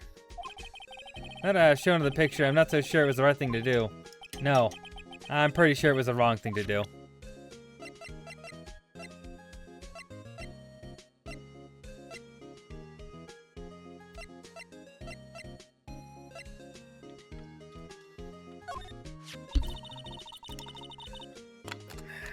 Mr. Edgeworth's prints are on the pistol, aren't they?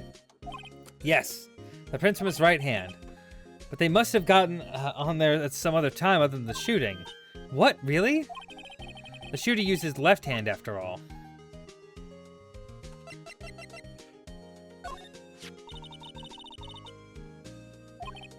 Uh-huh. Nice and big. You really can't see the face in clear, can you? Well, let's move.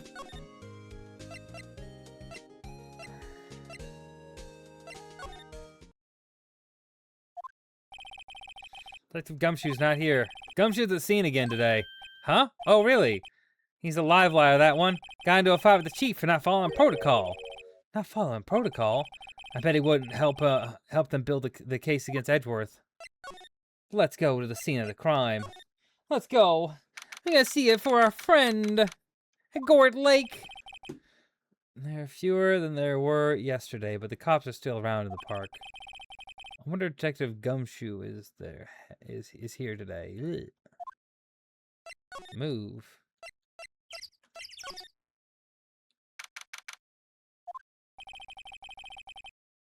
I've seen Larry around today at all. Probably out paying through the nose on a date with lovely Kianse. Over to the boat rental area. Looks like the boat rental shop is closed today, too.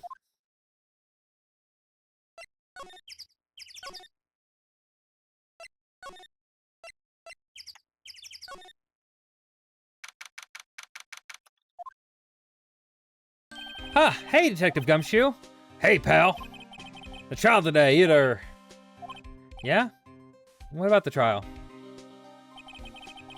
Ooh. Ooh, that popped my neck. Damn. Okay. Well, I was gonna say good show, but it wasn't really all that. Though you did say Mr. Edgeworth, I guess. I just wasn't sure how to thank you, though, you know? Thanks. You get a lot of random notifications from Twitch. I gotta see if I can fuck with that so I don't get those. Because they send me, like, things like random streamers are getting the hype train for, like, playing Smite 2. And I'm like, I don't care. I should be getting hype trains for playing Smite 2. There's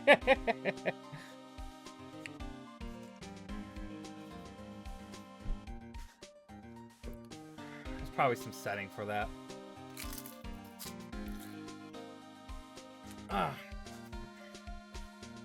Maya Fey, huh? Oh, tomorrow's trial. Detective Gumshoe, any idea what strategy Von Karma is planning for tomorrow? Sounds like he's bringing another witness. Another witness? All right, he said something about that in the trial today. There were 2 witnesses.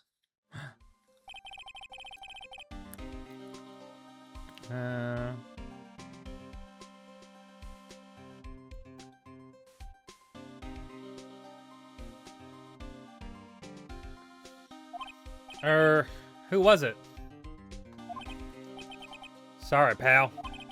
As much as I'd like to help you, I'm not at liberty to divulge that information.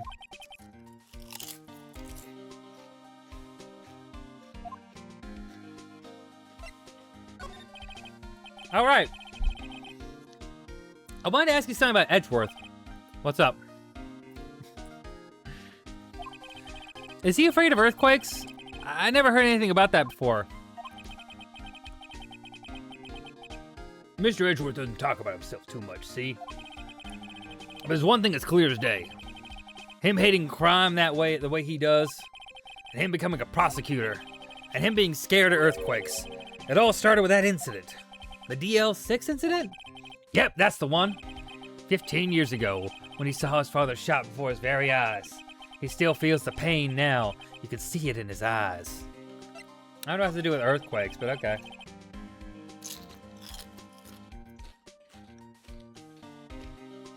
I want to talk to you about Maya Fey. Huh? She's not out on bail yet. That's strange. I told him to let her go as soon as they had the report written up. Man, I don't know what would have happened in that courtroom today if it wasn't for her. Seeing her getting dragged out by the bailiff? I'll be honest with you, pal. I shed a tear or 2. Mr. Edgeworth, he was so moved I saw his lip trembling. Really? Cold as ice Edgeworth? Cold as ice Edgeworth?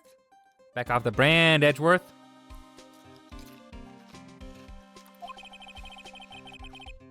He was really grateful for what you did, you know. I'm gonna head back to the station. I'll get the report on Maya and get her out of there as soon as I can. Thank you. Oh, wait. I was wondering, how much is bail gonna be? Don't worry about that. Mr. Edgeworth is posting the whole amount. What? Edgeworth? Didn't I tell you? He's grateful to her for what you did. All right, pal. Well, don't forget to go pick her up, okay? Huh. Maybe I can get Edgeworth to pay this month's rent, too. I mean, Edgeworth is an actual client who would actually pay his bill, so that's helpful.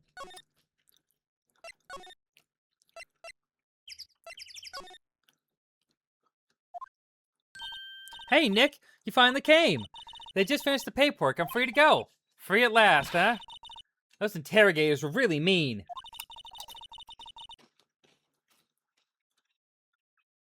They were like, okay, what'd you do this time? Like I was some kind of criminal. Can you believe it?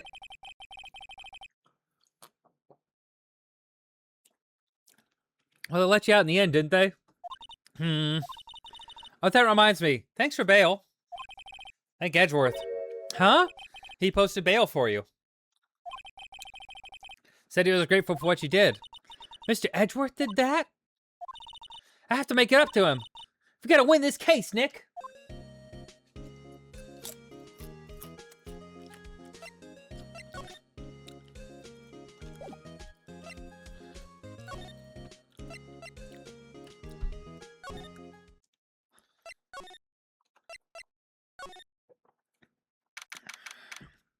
Alright. There aren't many cops around here today, are there? They're probably back at the precinct, working up the case against Edgeworth. Hey, y'all! Hey, it's Lotta! Y'all really did it today. What do we do now? Nah, I'm not complaining. Step off the brand. Anyway. See, I did a little thinking, a little self-reflection, you might say. I realized being a witness is a mighty big responsibility. But I just went up there and just started blabbering any old thing that came to mind. Lotta. So you see, I want to make it up to y'all. Make it up?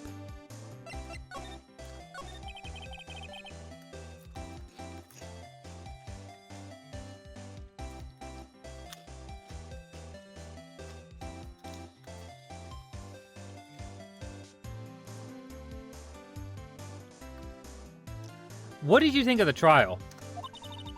To be honest, I was doing it half just to say I've been a witness. Even though I didn't really see anything. I kind of convinced myself I had, though. I'm sorry, I know it caused y'all a lot of trouble.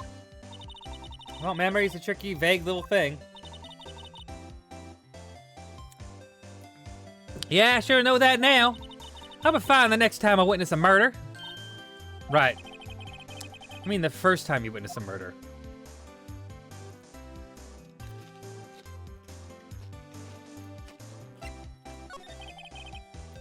What about Gordy?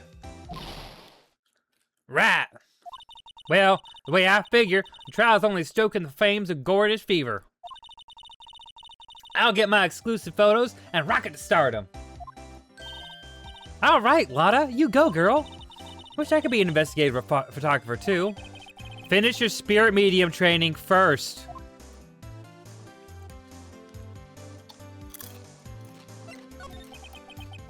Lotta, what do you mean by making it up to us? Well, you see, actually, I got a little bit of information for you.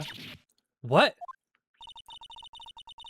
That Von Karma didn't want me to say nothing about it. What information? Now we're getting to the heart of it.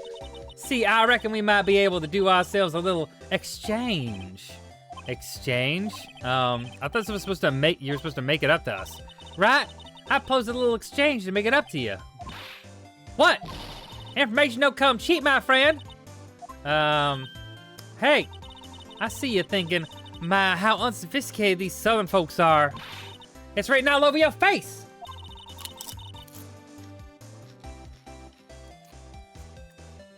Let me tell you, most Southerners are way more sophisticated than you. I'm just the exception, okay? Well, what'll it be? Want to deal with me or not? Let's deal. We don't have any other leads, so I don't think we have a choice here. How much? You completely off your rocker? I may not be sophisticated, but I'm not trying to rob the poor. Huh? The only fair exchange is information. It's information. Listen good. What I need from you is information about Gordy. Whoa, whoa, whoa, Gordy? But Gordy doesn't, Gordy might not exist. Then bring me Gordy might not exist. Then bring me proof that shows he don't. I'll keep him watch from the car, okay? You see something, y'all come to me first, got it? Oh, okay, right, I'll see you later. Right, see y'all later. Let's get hunting. This is a valuable use of our time. What about Edgeworth? We're searching for Gordy for him. Nick, don't you get it? Okay. And how exactly do we search for make-believe monsters? Maybe we can find a monster myth specialist?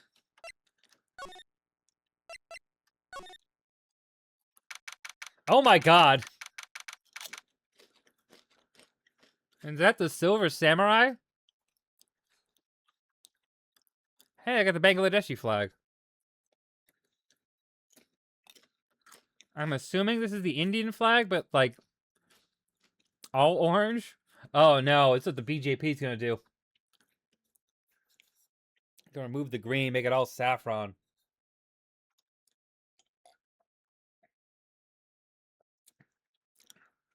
The fuck is this flag? Anyway.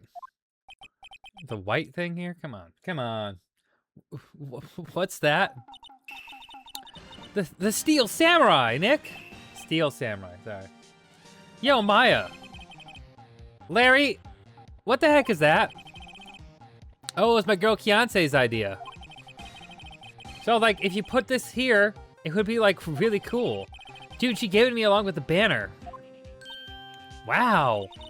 That's really impressive. She could find those for you. Well, she knows a lot of people. And that show's finished now, so she got them for free. Right.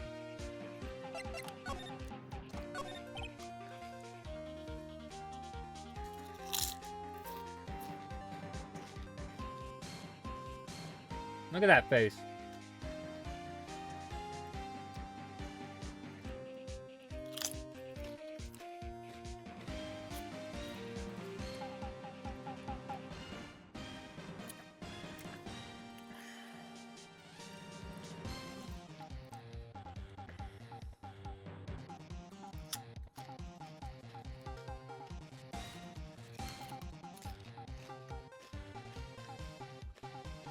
Yo, Nick! What happened with Edgy? Well, we made it through the first day of court, all right. I don't know how good our prospects are from here on, though. Huh? Hey, Larry, did you know Mr. Edgeworth's secret weakness?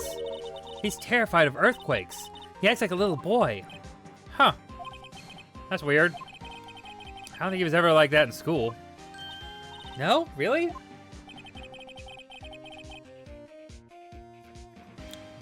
Yeah, we were only in the same class for a little bit.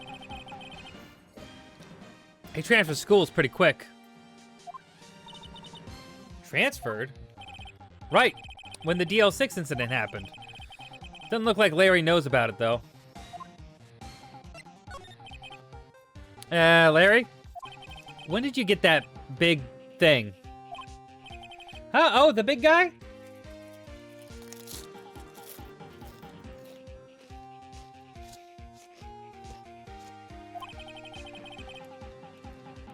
I've had that for about a month, yeah? It's a big hit with the kids. Why wasn't it here yesterday? Huh? Huh? Oh, right. The compressor was busted. Compressor? Yeah, it's a little unit by my hot dog stand. That's why I used to put air in the Steel Samurai. It broke a little ago, so I sent it in for repairs. Oh. Okay. And here I thought you inflated it all by yourself.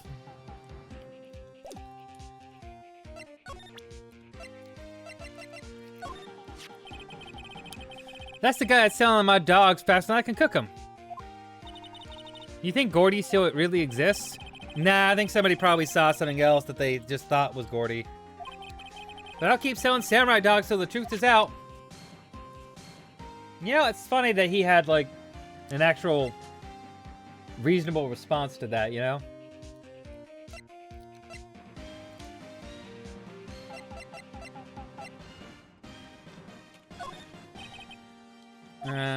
Okay.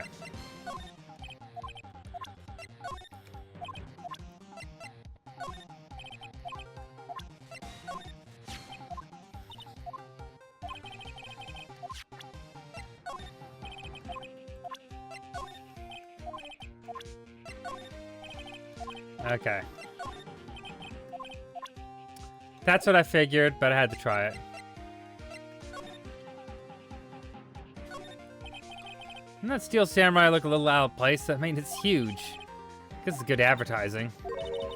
The thing about this Steel Samurai just doesn't work for me. Huh? Really? Looks like it's pretty well made to me.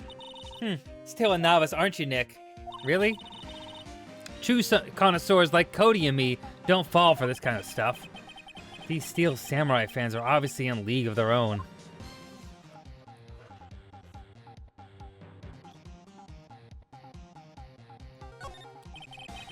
Those flags look sadly out of place here, flapping listlessly back and forth in the cold wind under a cold sky.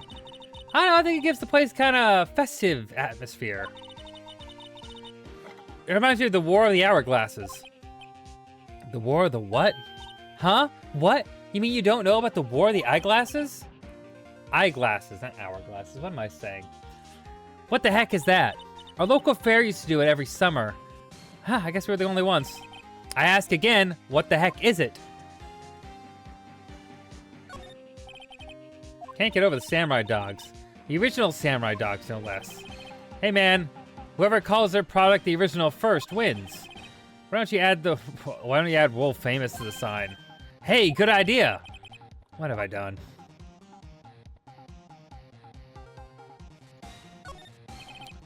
Trash can's empty. This place well maintained.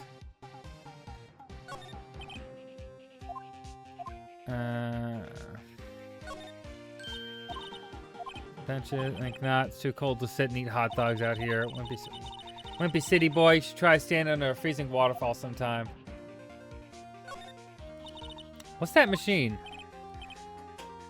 That's a compressor. I used it to fill up the that balloon with the air. Neat. Prepared yesterday. Nice.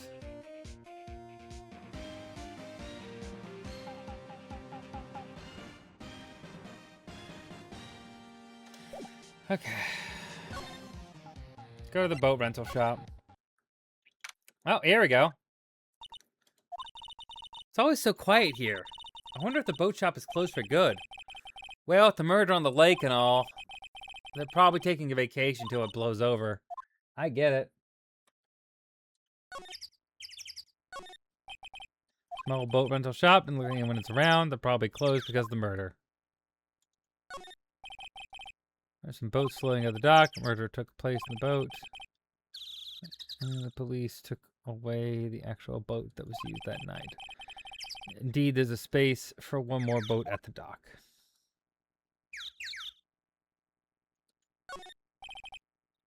Horse off the way. Doubt to find any helpful clues in there.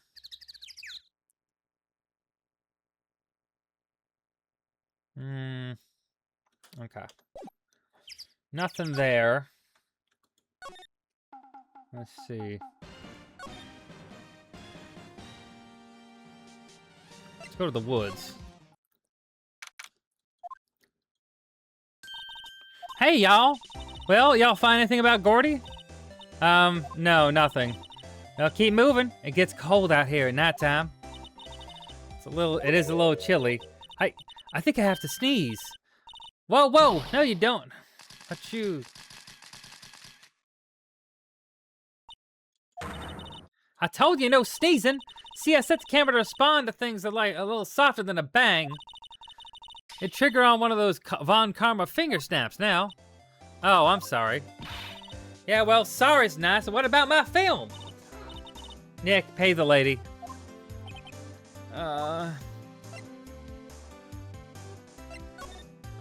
What happened?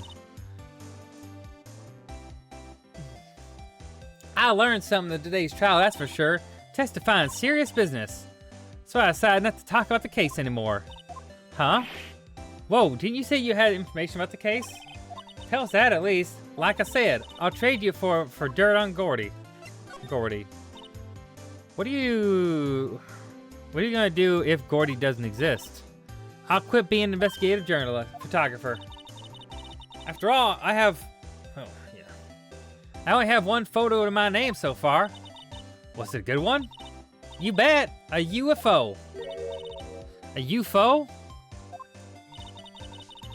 Anyway, if I can't get a career making photos this time around, then that's it. I'll quit and go back to school. Huh? So you really are a university student? Yeah, well, I'm taking a break for a bit. Right. It doesn't exist.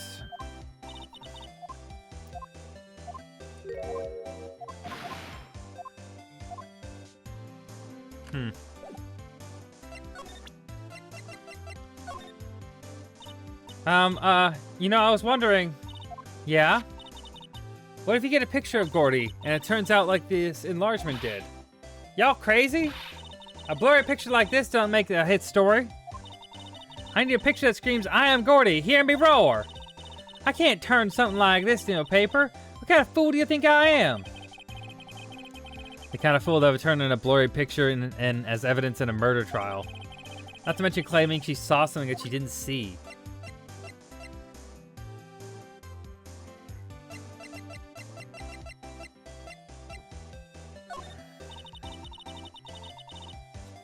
I gotta do what I gotta do to get me a picture of Gordy.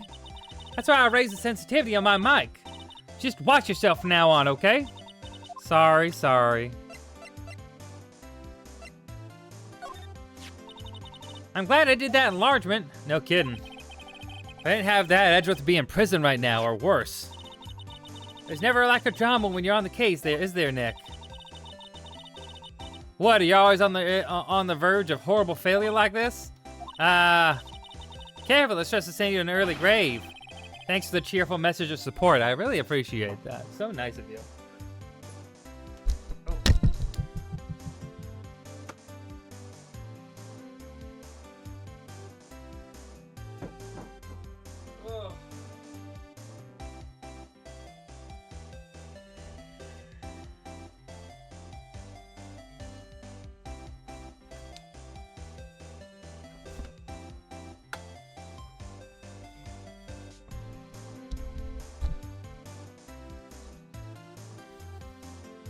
Yep.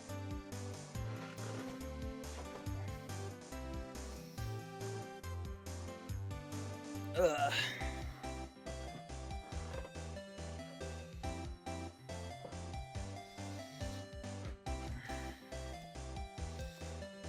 Ugh.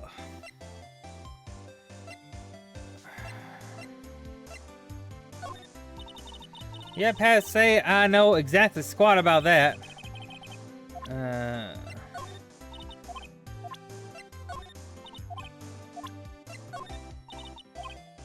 Yeah, figures.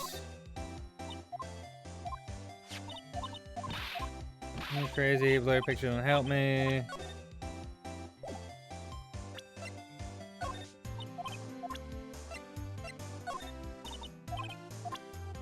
Okay.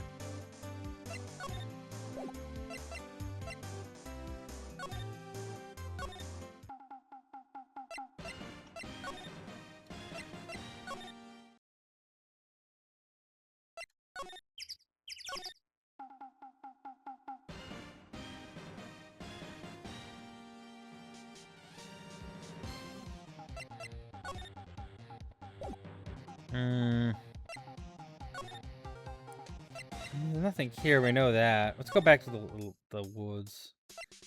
See, the only thing we could do is examine at this point. Loudest camera starting out at the lake as usual. Even an novice like me can tell that camera must cost a pretty penny. Hope she doesn't leave it here to get out here to get stolen. Trees, cones that thick.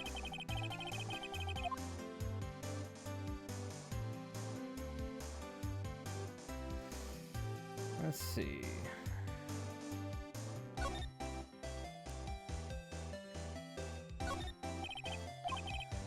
It's covered in dents. Can't believe anyone would drive the car down here. Hey Nick, what do you, pots.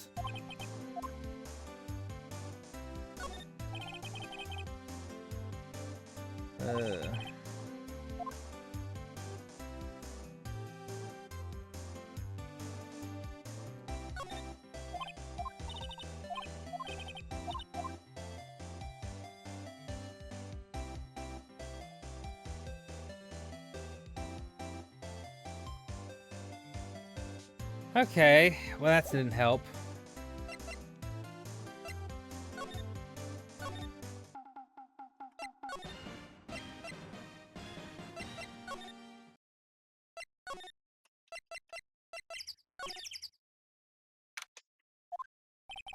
Okay, Edgeworth isn't questioning. Let's come back later. Guess so. Okay. Hey there, pal. What's up? You look out of sorts. Wait, you didn't go and do something that's gonna hurt Mr. Edgeworth's case again. What do you mean again? Whatever, have a seat, pal. I'm here for it if you need anything. Besides money, that is. How's the investigation proceeding? It's not really.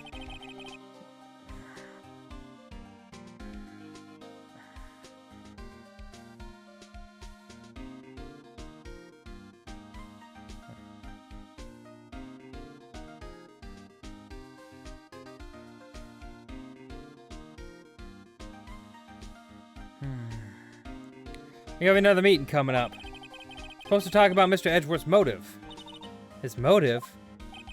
See, Mr. Edgeworth's father died in the DL6 incident, and the guy who got the lone suspect declared innocent was the victim in this case, Robert Hammond. They're saying that's why Mr. Edgeworth shot him. And Edgeworth never talks about his past. I bet they'll drag that out and hit him with it in court tomorrow.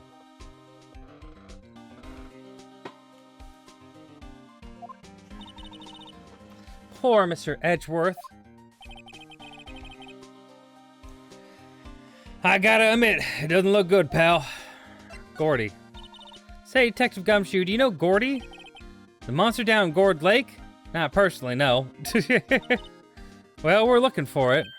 Huh? Are you out of your minds? Eek! Yeah, time to go wild monster hunting? How about you doing a little questioning for me then? Oh, Detective Gumshoe is scaring me, Nick. I told Detective Gumshoe about the deal with Lana. Nick! Try telling him sooner next time. Sorry.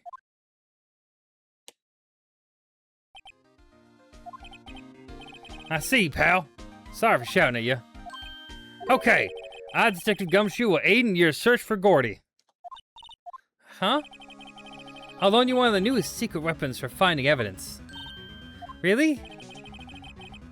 You can take whichever you like.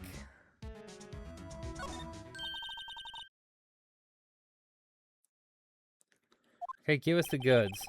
Hold on now, everything in time. First, let me show them to you. These are our best and brightest. Introducing secret weapon number 1, Missile. Missile? He's a K9 police dog, still in training. Missile, Missile! Here, boy! Aw, here he is. Hey, he's cute. Look, Nick, cute dog. A cute dog. And this will help us how?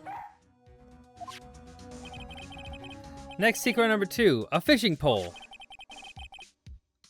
Here, this is my own personal pole.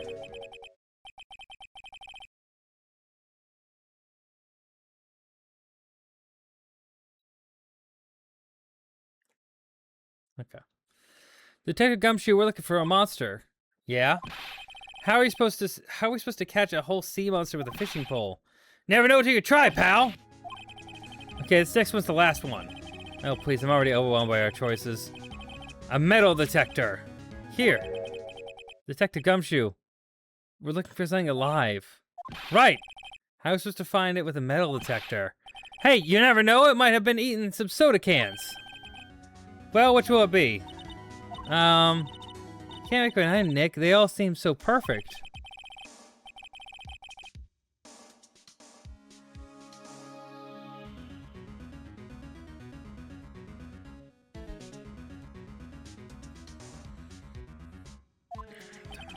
Okay. Oh well, I suppose it can't hurt to borrow one of them. Borrow a missile. Sure thing, pal. Be good to him. So cute. Oh boy.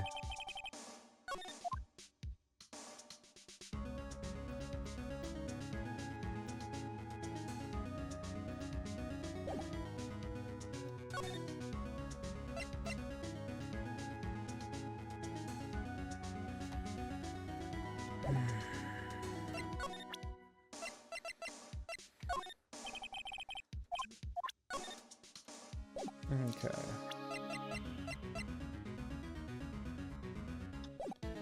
Alright, well, let's get moving back. Let's get on moseying back. Mosey on back to the old lake. Hey, Nick. Missile's been acting strangely. Missile? Oh, right. That little creature of the detectives. Hey, I love little doggies. Good boy, good boy. Grrr, grrr. What's wrong with Missile? Oh my. Eek! Missile! Missile! Oh my gosh, oh my gosh. Whoa, stop that thing! Cannibal! It's eating my samurai dogs!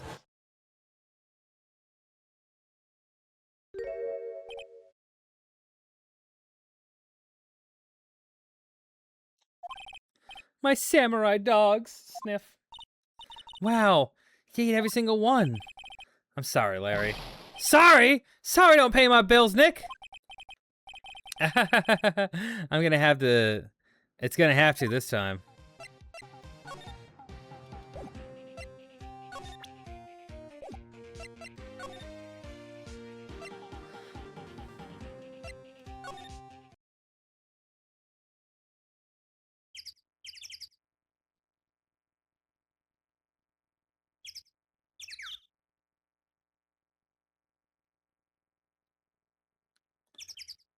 Examine.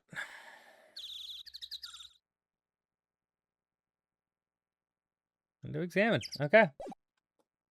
All right, I'm gonna move on to the beach. Hi, Larry. We're going to the woods with our dog. There's a dog in the woods.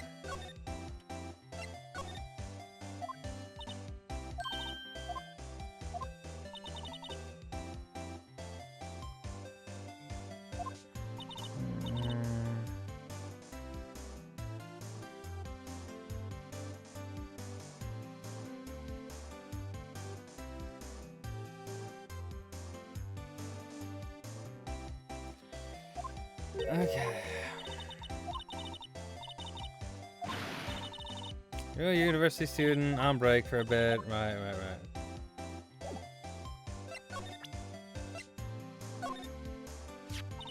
Hey, Lotta. Oh, cute. Hey, yours? He's a canine police dog named Missile.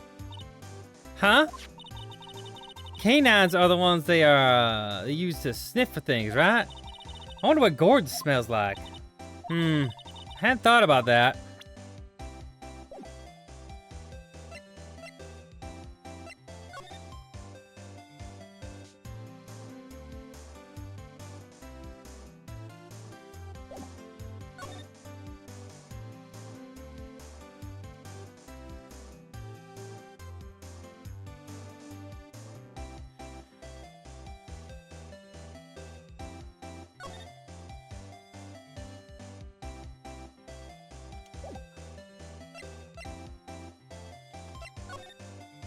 I don't think Miss is gonna do a whole lot, it seems.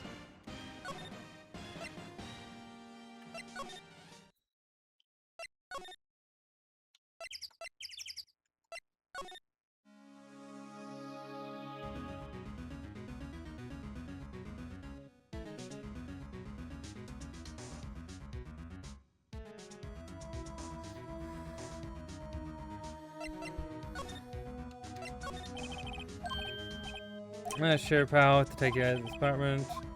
Take your pick. Let's go to the metal detector. Alright.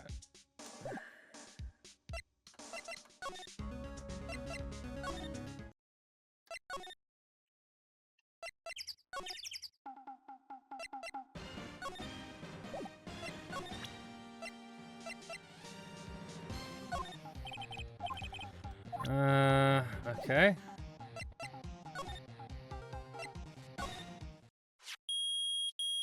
Beep, beep, beep. Nick, it's beeping. The metal detector found something. Sure is loud enough about it.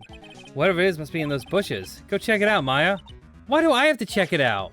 I'm holding the metal detector, I mean, no. Nick! Look! Huh? An air tank. Huh, the valve looks broken.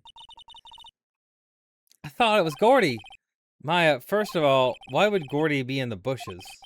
And second of all, why would a metal detector react to a sea monster? Oh, huh? There's something wrapped around this air tank.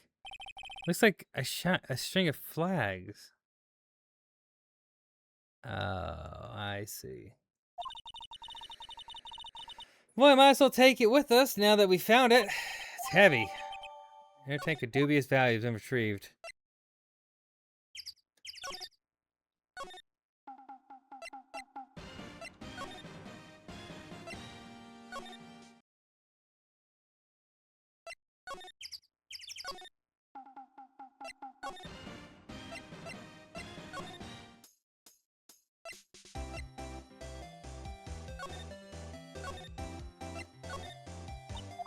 Gordy, quit being an investigative reporter. Okay, yeah, we already went through that.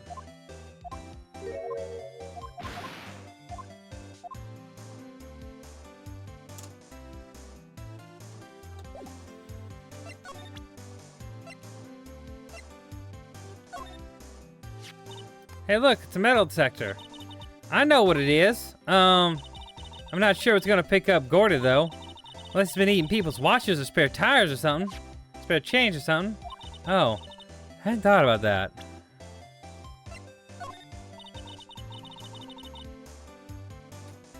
Yep, have say no squat about that. Okay.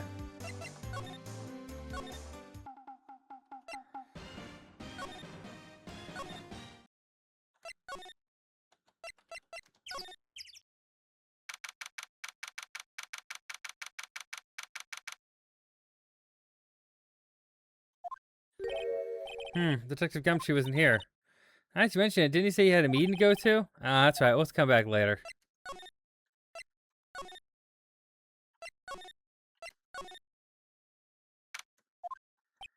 Apparently, Miss Grossberg is on vacation today. Well, I guess I can come back tomorrow if I need anything.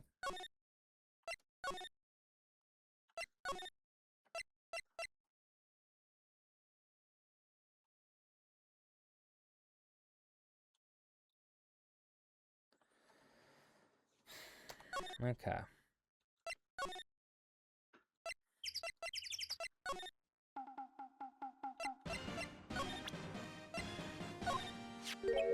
What, an air tank? What about it?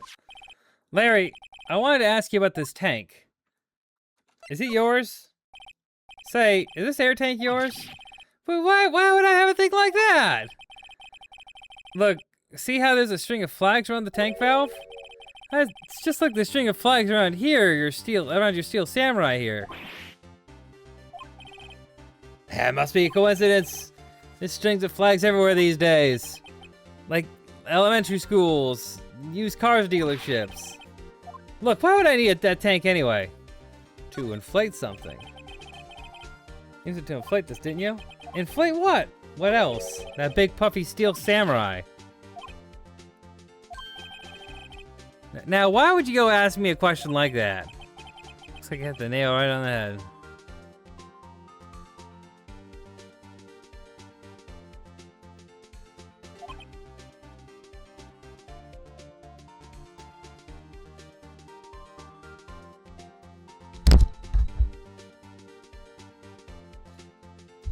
What the fuck?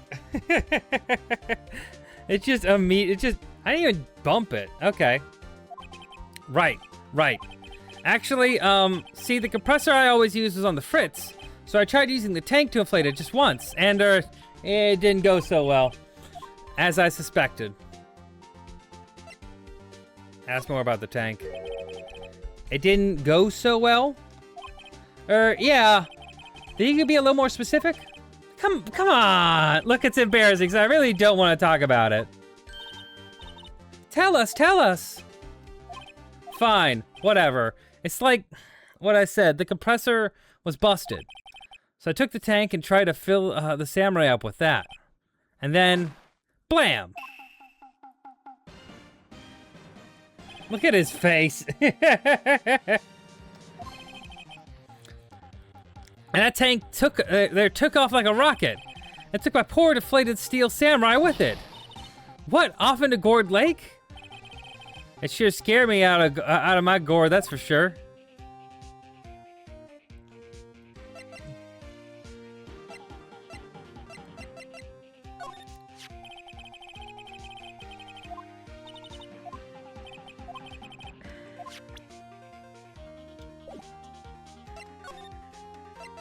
The flying air tank. So the tank the steel samurai you were trying to fill up flew away. What happened next? Well, all that happened on the 20th or so. The 20th, a week ago. Now, as far as I could see, the tank went flying out into the lake. So it went out every night in a boat looking for it. I mean, Kianse gave me that steel samurai after all. And when did you find it? Just the night before last. It flew way out there. It took me 4 whole days to find it. The night before last, the night of the murder.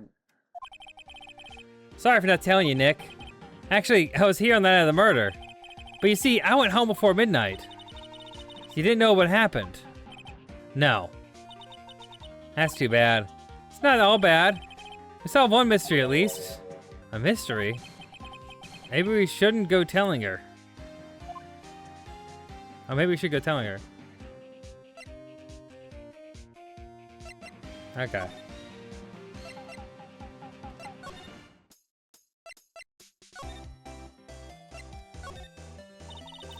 Well, Mr. Lawyer, you got any information y'all need? Word from me? Gordy doesn't exist. Lotta, there's no such thing as Gordy. What? How can you be so sure? Really, Nick? Y'all got some proof Gordy doesn't exist? Proof that Gordy doesn't exist is here. Of course I have proof. No lawyer with his badge would make a claim without proof to back it up. Here's the proof that Gordy doesn't exist. Larry's air tank? What are y'all doing with an air tank? This is Gordy? Excuse me? What exactly are you saying, Nick? There's a stand near here, a hot dog stand. There's a giant inflatable samurai doll there. About a week ago, an idiot who happens to be a friend of mine tried to fill it. He used this air tank, and when the valve blew, the tank flew into the ocean and flew into the lake. Apparently, it made a pretty loud bang when it flew. A bang. The tank, along with the still deflated samurai, fell into the lake. At the same time, a couple was taking a photograph of the lake. This photo. Wait. So you're saying that Gordy is really the steel samurai? Well, that's a fine way to ruin a gal's dreams. I'm sorry, Lotta. Nah, it's okay. You win. I'll give you information like I promised. Poor Lotta. Case information. So tell us this information you have. A promise is a promise, I guess. I overheard the cops sit here saying something about the witness tomorrow. They said he's the caretaker of the boat rental place up the path here. Boat rental? There's something there. There's someone there? I mean, it looks so deserted. Just an old guy living all by himself. Y'all should go check it out. Thanks, Lotta. We will. Let's get cracking, Nick. Hold on. Something else. Something else? Yeah. Now the murder? My camera clicked twice, you know? Wait, so you have another photo? Well, yeah, but there's nothing in it at all, just a lake. I figured it wouldn't be much use as evidence, so I kept it to myself. Well, it might be helpful at all. It might not be helpful at all, but here, take it. Bye now, y'all take care. Time for me to pack up and leave. Poor Lotta. It's all Larry's fault. The legend still lives on, I guess. The legend? Yeah, the legend of Larry.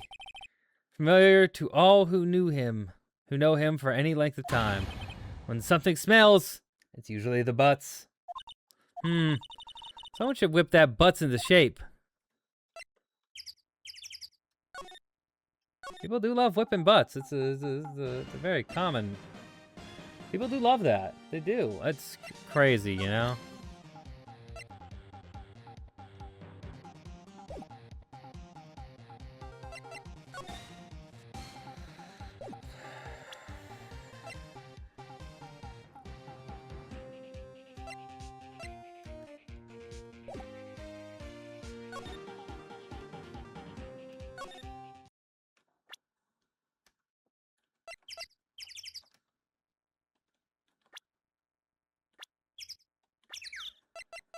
Huh? Oh, it's Edgeworth's dad.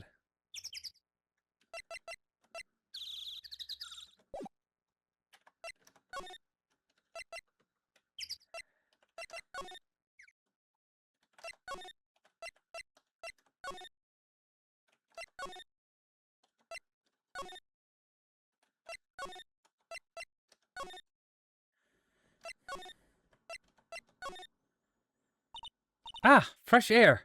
I gotta say, freedom feels great. Behave yourself in the courtroom tomorrow, okay? Misbehaving's much more fun. It's not gonna be so much fun when Edgeworth refuses to pay your bail again. Right, I'll behave. Oh dear.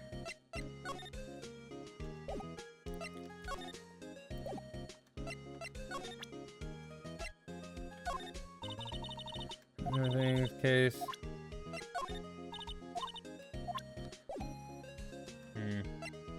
Oh, I know what to do.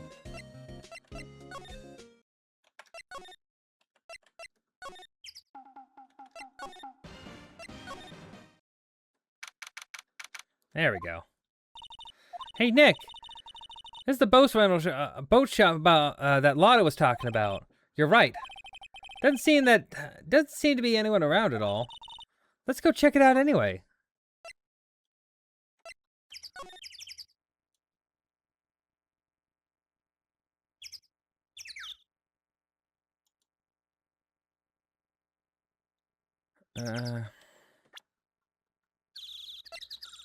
Use the gun.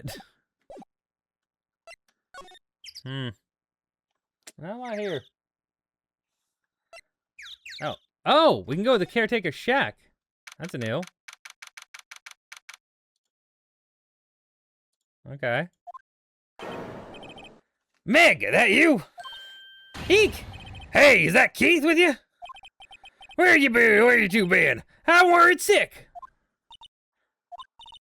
Nick, you handle this. I think I'll leave something up to you, Maya. You got this. It's fine. Meg! Hey, yes? Finally made up your mind, have you? My mind? You'll run this pasta shop when I'm gone. Pasta? Glad to hear it. Glad to hear it. You make your old man proud. When you kids left the house, I didn't know what to think. How am I supposed to keep this place running, an old man like me? Polly, his kids are home. Hello, hello, squawk! That's pro work. Nick, what was that? A parrot, the one on that perch. Keith! Yes? I'll leave the West Noodle in your capable hands, sonny. Nick, what's the wet noodle? Based on the available evidence, say it's the name of his pasta shop. That's a relief, isn't it, Polly? Hello! Hello! Squawk! Hey, yep. He's passed out. Oh, I didn't make my stand minute. He fell asleep. I guess he's relieved. I gotta stand up. Ugh.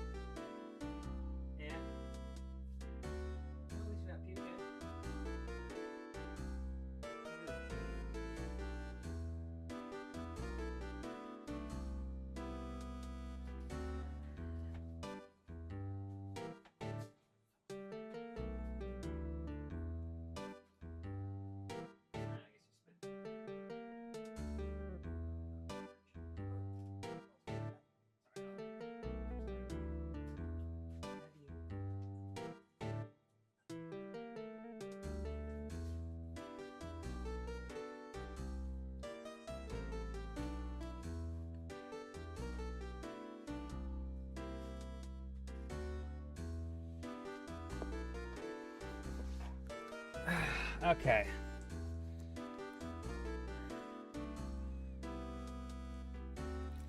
The pasta restaurant. Oh, scurry. Huh? A pasta shop? Oh, a pasta shop? Yep, to think the wet noodle will live on when I'm gone. My father started it, you know. So that makes you two the third generation. Meg. Yes? Tomorrow we'll start with the secrets of dough tossing. I'm Scurry, the janitor. The boatman, the caretaker. Dough tossing? You too, Keith. Yes. You'll be the best pasta wrangler the West ever seen. Pasta wrangler? The West? Isn't pasta from Italy? Meg! Yes? You know the best pasta's always made west of the Rockies, don't you? Right, of course. Everybody knows that. Nick. Huh? How long do we have to keep up this All in the Family charade? This old man must know something about the murder. We're not leaving until we find out what that is.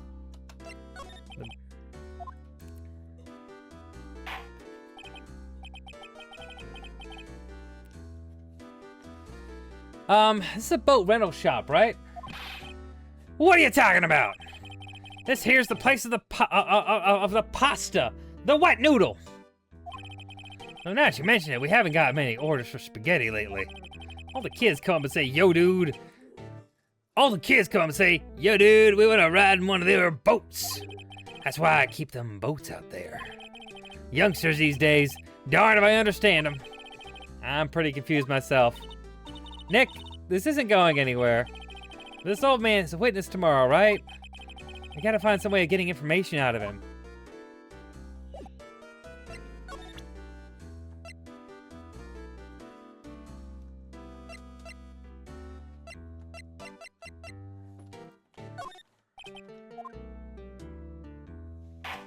Fuck. Now listen here, Keith. Remember that tricolor pasta we were talking about? Or Ranboli? Rainbowly? I figured out the last color we should use. Indigo blue. Indigo blue. That didn't seem to work the way I thought it might. Okay, Gordy?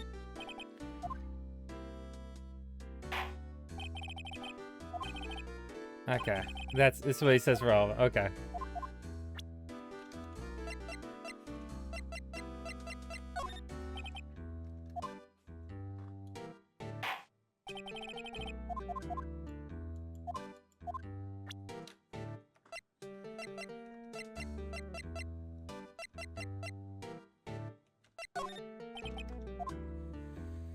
I'm assuming that's not gonna work.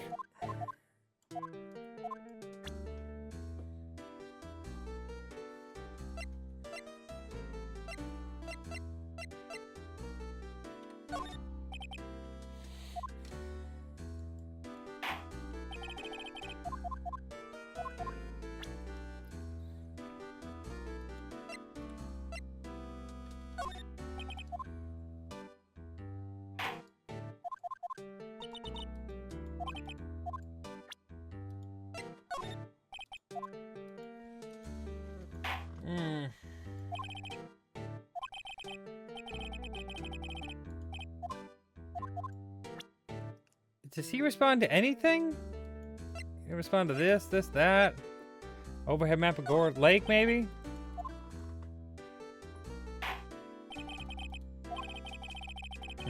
Okay, I think we're wasting time on this one. I think maybe what it is I have to examine.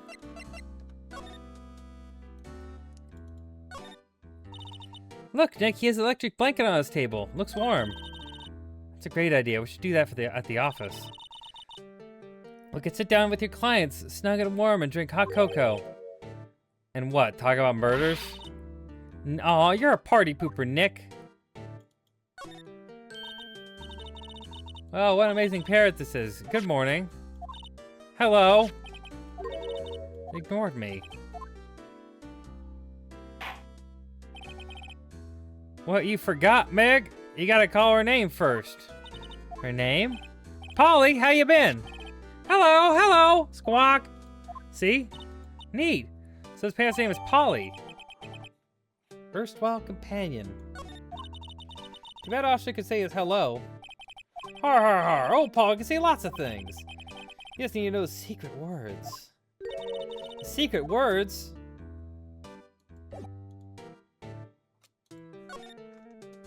Polly! Polly wants a cracker. Maybe I should get off her. Ah, my memory's gotten worse of late. That's why I just tell everything important to old Polly here. Everything important. I wonder. Polly, what's the number to the safe? 1228! Squawk! All right. Hey, Polly! Watch it, will ya? See, Nick? All it takes is a little clever thinking. And a criminal mind. Quick, Nick, write that number down. Hey, don't get me involved in your little heist.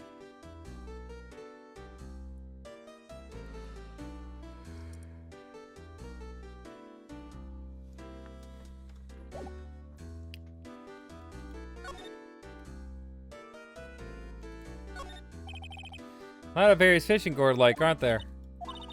Sounds funny, Nick. All these fish are saltwater fish. That is funny. Look, a little safe. It's locked. Well, we know the key.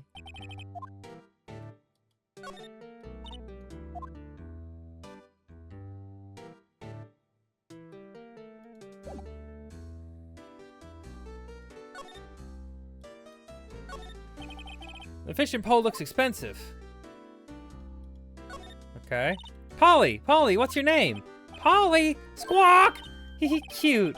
Mine's found a new friend.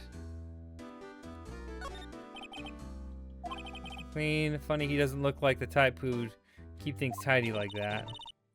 You're forgetting Nick. He's running a pasta shop here. That's true. That's true.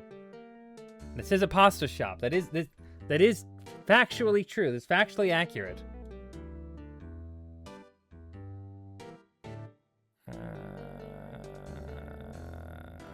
Okay, that's about everything.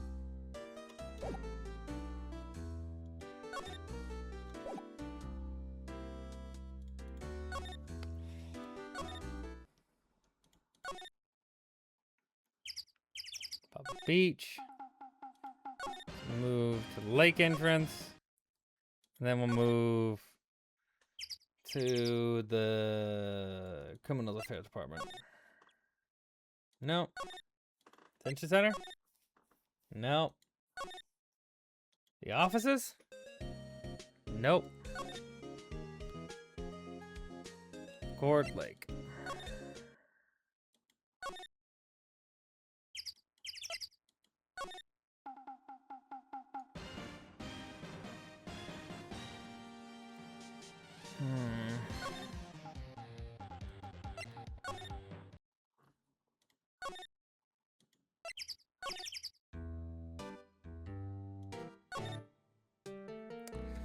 I feel like Polly's definitely the actual witness, right? I remember something like that. Very vaguely. Listen here, Keith. Remember the check up. Yeah.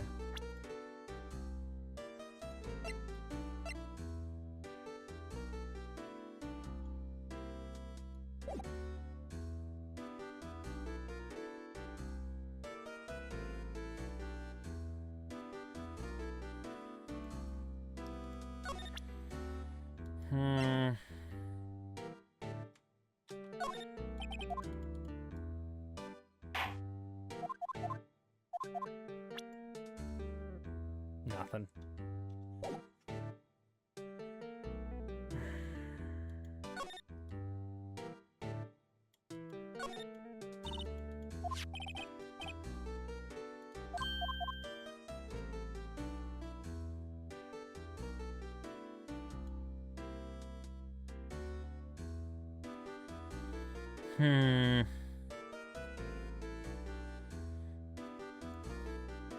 I like this little detail. It's a shop. It's clearly like a shopping bag used as a trash bag.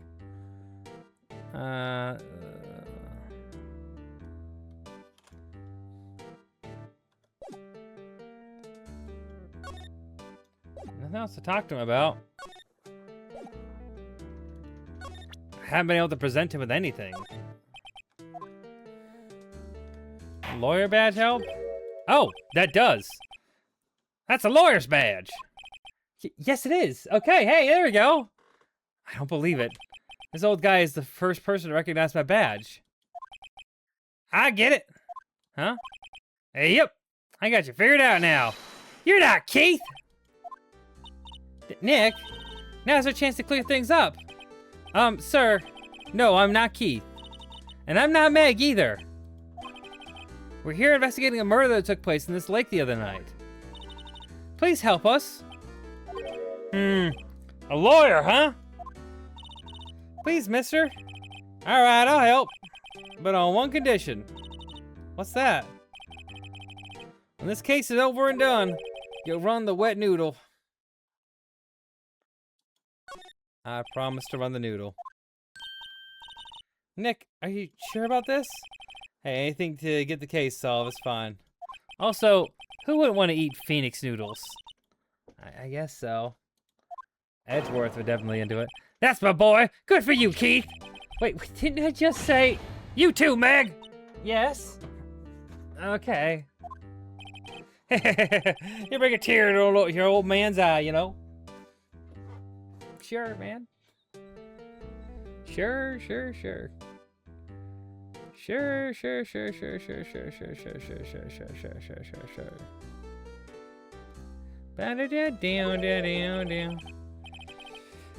Now, what's what you want to know? Speak up, Polly. Hello, squawk! Now he's talking to the bird again. How did he get him to talk to us?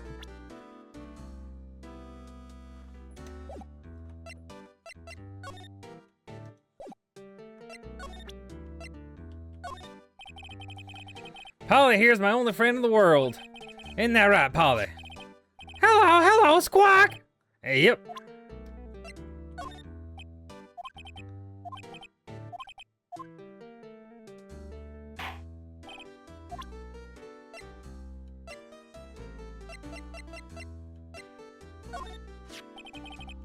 Hey, yep, I seen this.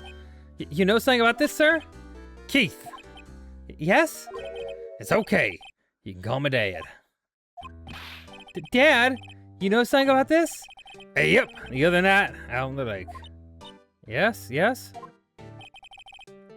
I knew all about that. I seen it. What? Tell us what you saw. Well, I suppose, since you're taking over the shop and all.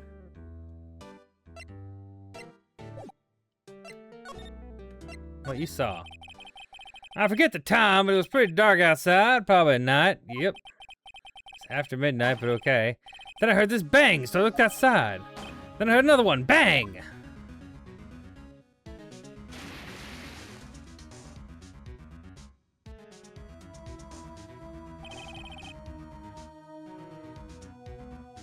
A little while later, this boat comes back. Then the young man walked by my window here. He was muttering something to himself. Hey, yep. What did he say? Hey, yep. I forgot. I'll remember tomorrow in court time, I promise. We need to know earlier than that. You know what? Little Terry was just here. Terry? Hey, yep, that kid next door. You always used to make him cry, remember?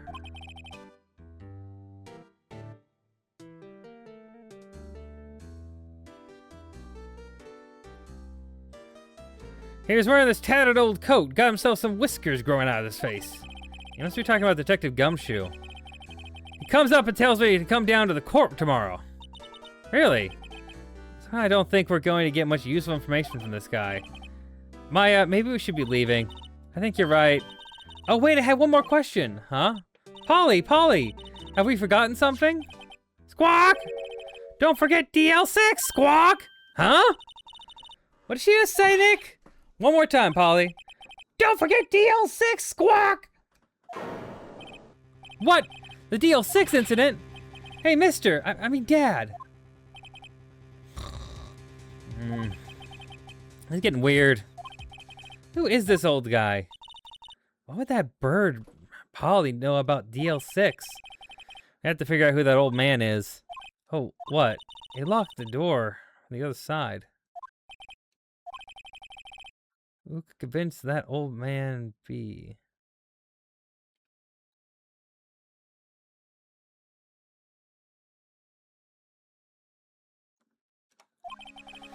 I think I need to do a little more research on this DL6 incident. Maybe I should go ask Detective Gumshoe.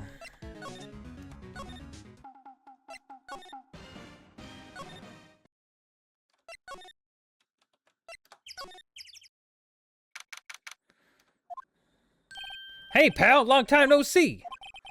You don't look so happy. What's wrong this time? I actually want to ask you something. Yeah?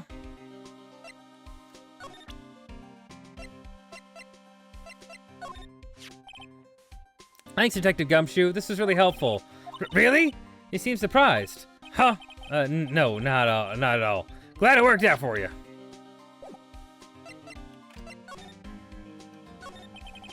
You know the boat rental shop at Gourd Lake? Oh yeah, the old man who runs it is appearing as a witness in court tomorrow, right? The old man, yeah. Huh? How'd you, That's supposed to be top secret. Do you know who that old man is, Detective? Actually, I don't. It's a bit of an odd bird. Haven't been able to get a straight answer out of him. I decided first that he wasn't persuasive enough to stand and testify as a witness. That's why we called Miss Lotta Hart yesterday. As for who he is, we have absolutely no idea. Sounds suspicious.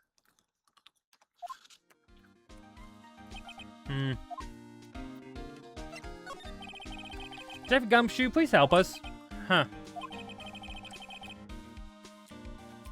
We need to know about the DL6 incident. Huh?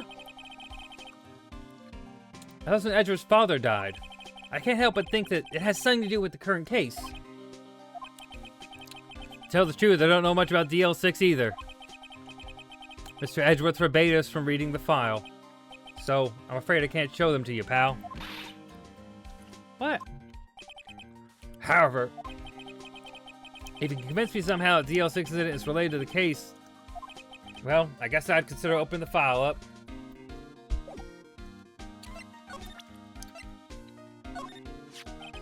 What's that? A parrot? The old man at the boat rental shop's parrot. The parrot knew about the incident.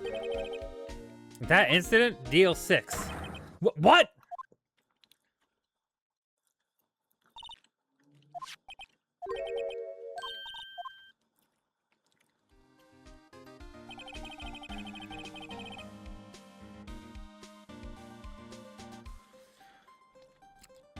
I'm pretty sure the old man must have taught her that word. Yeah, but how would that old man know about DL6 incidents? Wait, what if? I thought that old man was connected to DL6. Nick, you think he might be? I getcha. Sounds like the information on the DL6 incident. Though where's the the station's records room? I'll give you a special permission to go in and find what you need. Alright, way to go, Detective Gumshoe. Alright, Nick, to the records room. Guess it's time I face Edgeworth's past.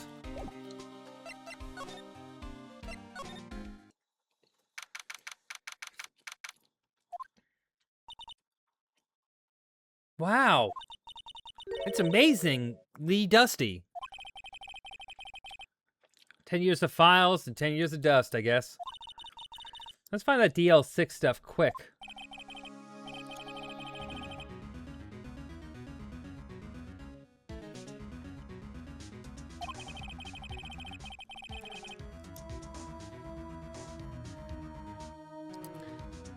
We were almost through with 4th grade when he suddenly transferred. Because of DL6? Nick, I found out where the file is. Oh, thanks. Just let me know what you want to know about the DL6 incident. I'll go get the right file. Well, first I have to handle out get a handle of the main facts, like a summary. Right. Summary. Found it. Here you go. December 28th, 2001. It's exactly 15 years ago from the day after tomorrow. So in 2 days, the case is closed. The incident took place in the elevator on the 4th District's attempted murder. Murder. The incident took place in the elevator of the district courthouse. What? Is this the same district courthouse where we're holding the trial now? Looks like it. There was a large earthquake at 2 p.m. on that day. Part of the court building collapsed and all the lights went out. Wow, that was some earthquake. At the time, 3 people were trapped in the elevator. It took 5 hours for them to be rescued. 5 hours?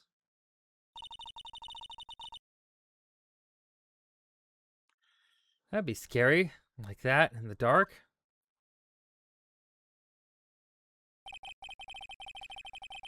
There was a lack of oxygen in the elevator, and the survivors were unconscious. The survivors?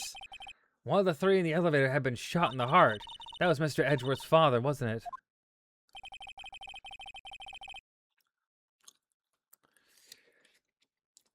He said that his father was shot before his very eyes. So Miles Edgeworth was one of the other passengers in the elevator.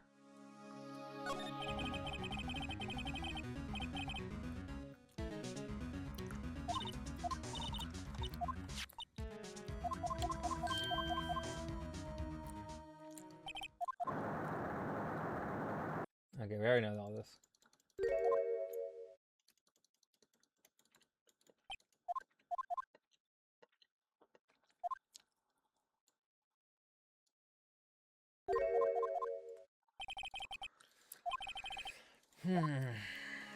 Victim data. Do you have any data on the victim, Edgeworth's father?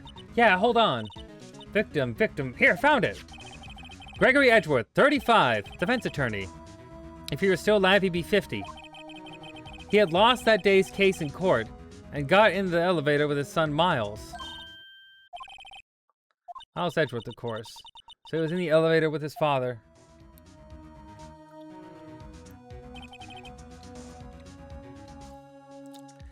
From the angle of the bullet and every other evidence, it could not have been anyone. It could not have been a suicide.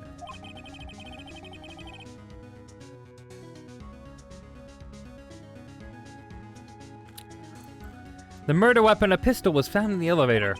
The pistol had been fired 2 times. I've never heard that before. Huh. Sounds just like this current case. What's going on here? Got any data on the suspect in there? That would be the guy that my mom got arrested. Hold on, this is it. The man arrested was the suspect on DL6 was Yanni Yogi. He was a clerk in the court, apparently.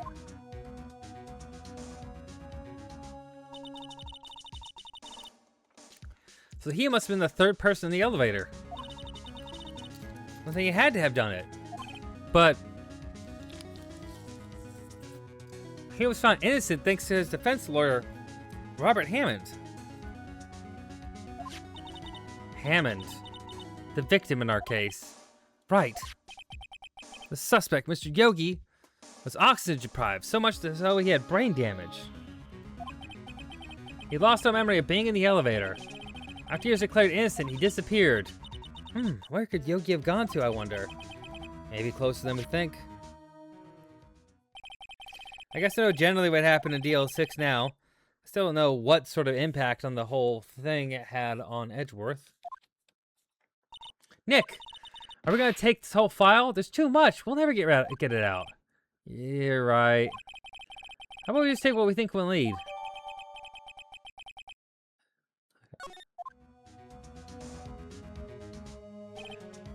Right. That's probably all we'll be able to find here. Now all that's left is the trial tomorrow. I wonder how Dad will do testifying in court.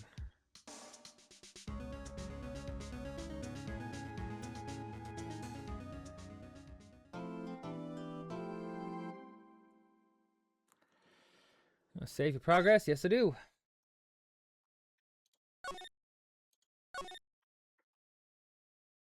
Okay.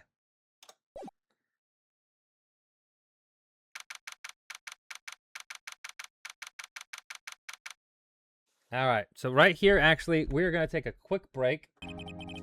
Court is now in session for the trial of Mr. Miles Edgeworth. The defense is ready, Your Honor.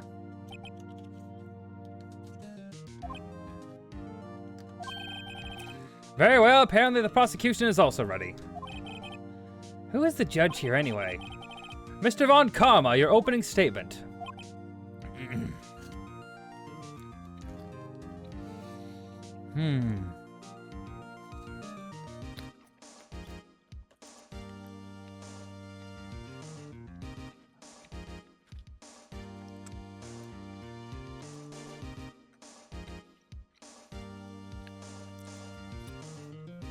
Okay.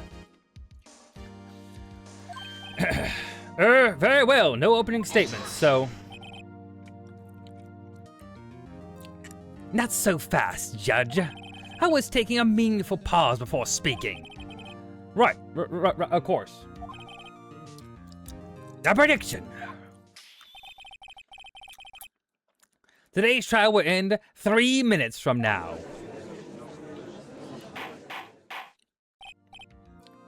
Order, order! Mr. Von Karma, what is the meaning of your statement just now? Bah! Must you question everything? It'll be over in 3 minutes. We have no time to waste. I call my witness now. Right. I'll call my witness. My decisive witness to the stand. That's that mysterious boat shop owner?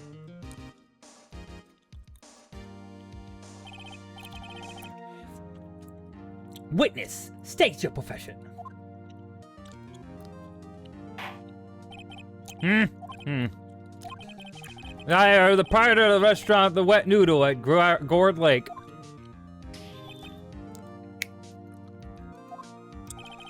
I also rent boats. The night of the incident, you were in the boat rental shop, correct? Yep, I was. I'm Scruffy, the janitor. Please testify. Wait a second.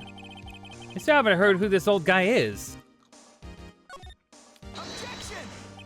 Wait a minute. The witness hasn't stated his name yet. Because I did not ask him, Mr. Wright. Bah! You have predicted this trial. I have predicted this trial will end in 3 minutes. Stop asking trivial questions and cooperate. Yeah, right. The witness will state his name.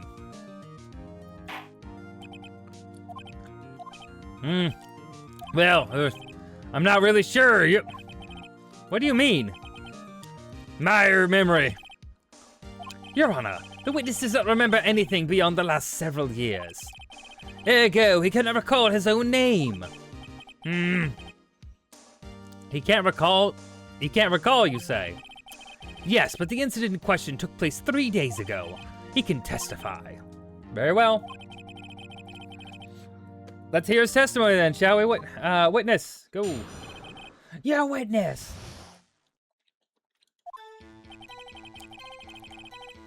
It was the night of 24th, just after midnight. Oh, yep. I was in the restaurant, or where I rent boats as usual. Then I heard a bang. Yep. When I look out the window, I just saw a boat floating on the lake. And then I heard another bang.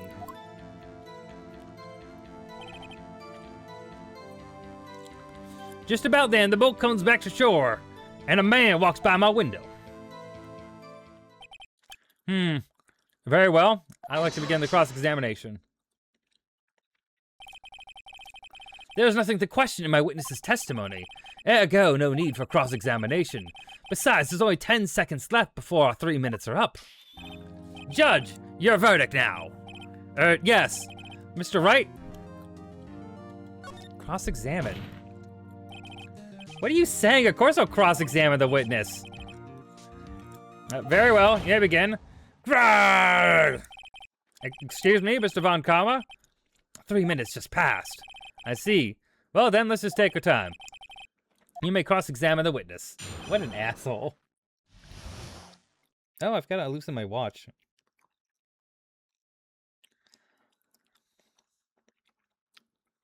Okay. Usually I tighten my watch a little bit when I go working out because it needs to like press up to like read the thing 'cause it's an Apple Watch. It's not like too much, but like just like one notch, you know, and loosen it back to the other notch because it's more. It also works, but it's just a little more flexible. All right. It was the night of the 24th, just after midnight. Yep. I was in the restaurant where I ran boats as usual.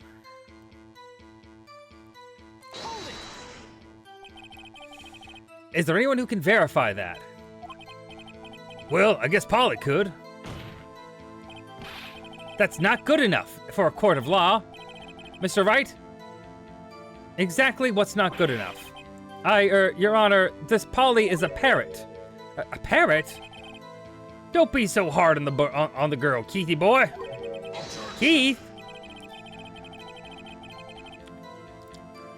The prosecution concedes that we cannot prove the witness was in the shop. Witness, please continue.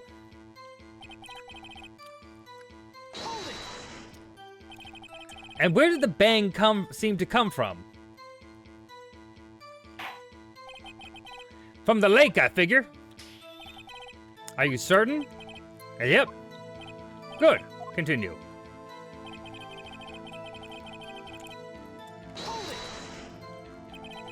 Was there someone in the boat? It was pretty far out there. I couldn't see clearly. But I figured there was 2 men out there. Yep. But you couldn't see them clearly. Yep. At the time, that is. At the time. Then I heard another bang. So you heard 2 gunshots. Yep. That's what Lotta said in her testimony yesterday.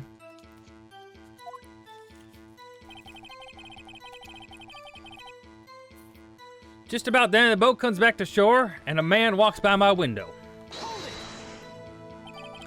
By your window? Yep, by my window, right outside. The window of my little shack. And you could see the man's face? Well, the fog was pretty darn thick, but he was right there in front of me. I saw him. This is a rather important detail. Please add it to your testimony. Tisk, tisk, tisk. I have a bad feeling about this. That man was the defendant. He was saying, I can't believe he's dead. Are you sure? Uh-oh. Dad.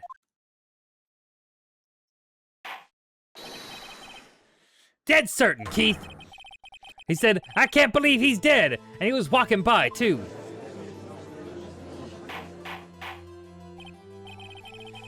Witness, are you sure that the person you saw was Miles Edgeworth? It was him, that Edgeworth boy.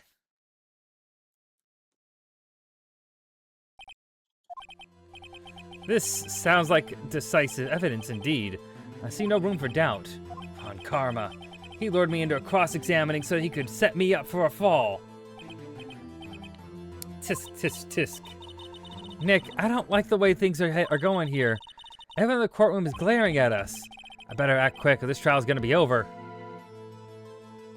Raise an objection. Your Honor, we proved in yesterday's trial that it could not have been Edgeworth who fired that gun. Mr. Wright, are you referring to the fingerprints from Edgeworth's right hand found on the gun? And the photograph showing the man firing with his left hand? Exactly. That is easily explained. He could have wiped his prints after he fired. You're ignoring the truth of the matter here. Everything in this witness's testimony is true. The judge is lost in thought. What should I do? Raise an objection. Your Honor, this witness claims that Edgeworth said, I can't believe he's dead. But his word is all we have. If you were telling a lie. Mr. Wright, Mr. Wright, in the court of law, the evidence tells all. Apparently, you have it to realize even this basic fact. If you say his testimony is a lie, show us proof. Nick, do we have any evidence? It's no good. There's nothing I can do. Are you sure? To be honest, I don't know what to do anymore. Please. Can you hear me, sis? Please. We need your help. Nick needs you. Tisk, tisk, tisk. 3 minutes was perhaps too high an expectation. However, 15 minutes isn't bad. This must set a new court record. A new record. Enough! The witness may leave the stand. Zzz. This court sees no reason to further prolong this trial. Nor is there any need for more time to decide the case against the defendant. This case is extremely clear. I see no room for misinterpretation of the facts. What? No! This court finds the defendant, Mr. Miles Edgeworth. The accused will surrender to the court immediately. That is all. The court is adjourned. That's crazy. What? What? Wait!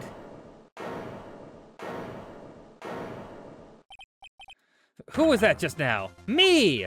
Huh? What? Larry? What are you doing here? Listen, you gotta listen to me. I was there in the park the night of the murder. I wasn't sure about it until yesterday, but today I remembered it. Remembered what? The gunshot. I heard it too. Larry, but... Order. Objection. What is the meaning of this? The verdict has been decided. I call for adjournment. One moment, Mr. Von Karma. So you say you heard a gunshot? Yeah, I did. A gunshot. That night. I was sitting here in the audience listening to the testimony. Then I realized something he said was different from what I remember. Anyhow, I just can't sit here and let you call Edgy a murderer. It's just not right. I'll testify. Let me testify. Testify. Anyway. Order, order. Well, this is the first time something has happened like this in my court. I'm not quite sure how to proceed.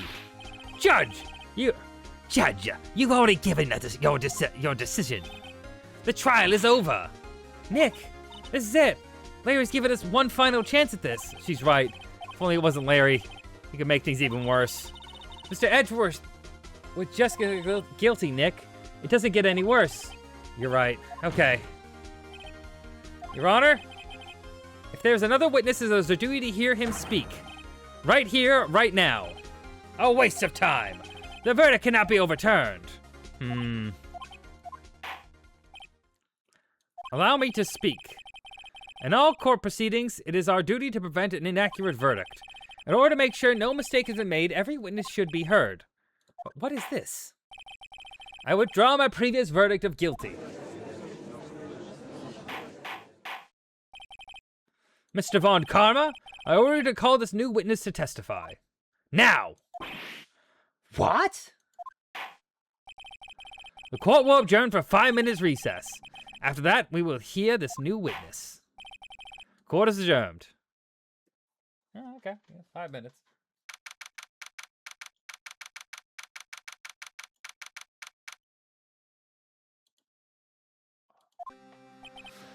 Woo! That was too close. Sorry to keep you on the edge of your seat like that. Sorry to keep you on the edge of your seat like that, Edgeworth.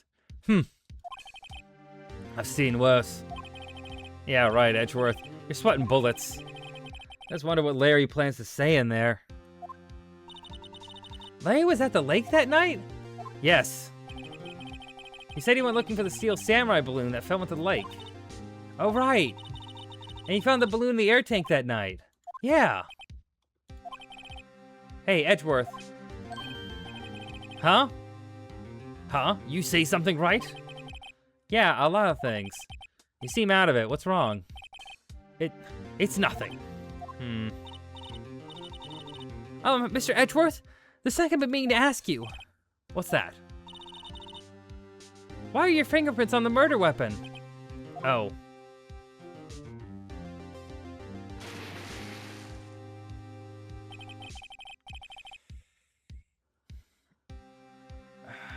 When he fell into the lake, I went into a daze. I couldn't understand what had happened. I couldn't think straight. Then I saw the pistol laying on the floor of the boat in front of me. And I picked it up without thinking. I didn't have a reason, really. I see. Right, yeah? This might be our chance. Our chance? Von Karma has only ever run perfect trials. Perfect trials? Perfectly prepared witnesses, perfectly complete evidence. That's the secret to his success. This is the first time he's ever had to deal with something unexpected. He has to let someone he hasn't even talked to testify before the court. And that someone is Larry. What are you getting at? It's likely his testimony will be full of holes, right? That's right, Nick. No 10-minute trial this time. We'll milk this one out for all it's worth. Hey, it was 15 minutes. 15! Everything's on Larry now. Alright. Grab some.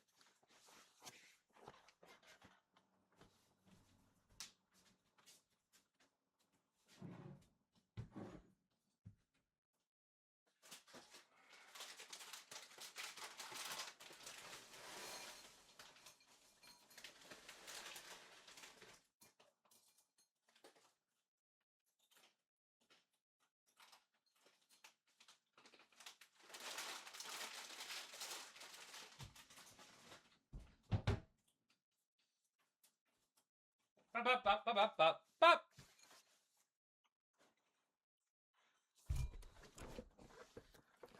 Okay.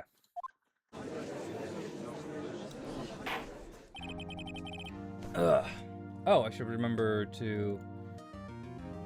I gotta update the thing.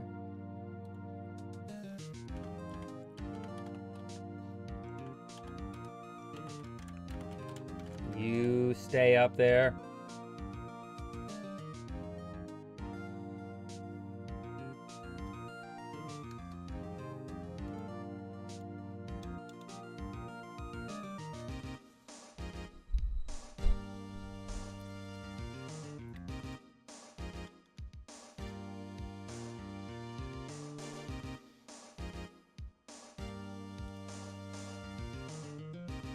There we go.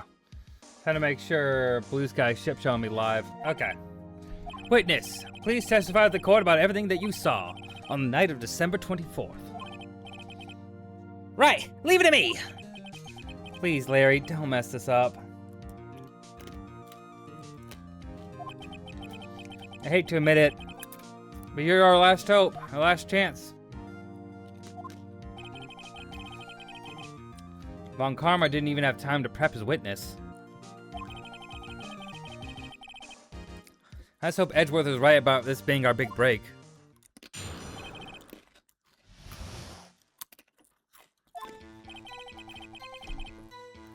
That night I was out in a boat in the lake. I was looking for something and I found it. So I quietly slipped the boat back in at the rental shop dock. Then just as I was thinking about going home, I heard this bang.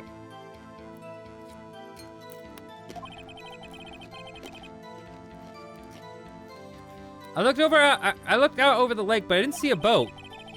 So after I heard that single gunshot, I went home. That was unusually vague testimony even for this court. In that case, Mr. Wright, you may begin your cross-examination. Yes, Your Honor. What's wrong, Nick? It's Larry. I have no idea what he's gonna say if I press him. I'm a little scared. Well, we've come this far. There's no way to go but forward, Nick.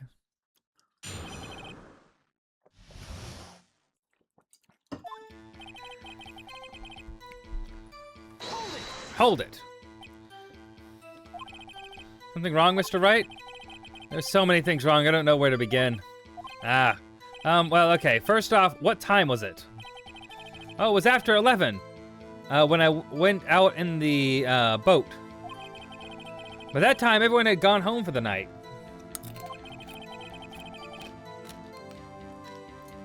So I'll wait till the coast is cleared, so to speak. And why were you out at a boat at such a late hour?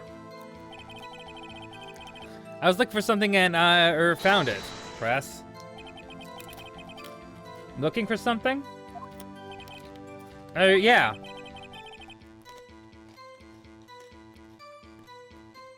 Mr. Butts, what was it you were looking for? What the witness is searching for is irrelevant. Most likely he was hunting for this Gordy. That's surprisingly close to the truth in a sense. It's all irrelevant, let's get it over with. So I quietly slip the boat back in the rental shop, Doc.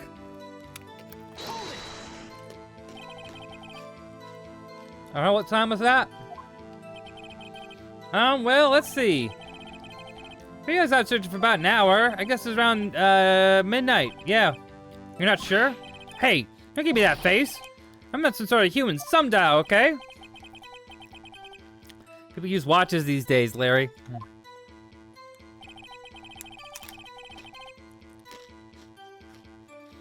And just as I was thinking of going home, I heard this bang. Where did the sound come from? Yeah, well, I wasn't too sure about that. I looked around, you know. Did you look at the lake? Yeah, I looked. I looked out of the lake, but didn't see a boat.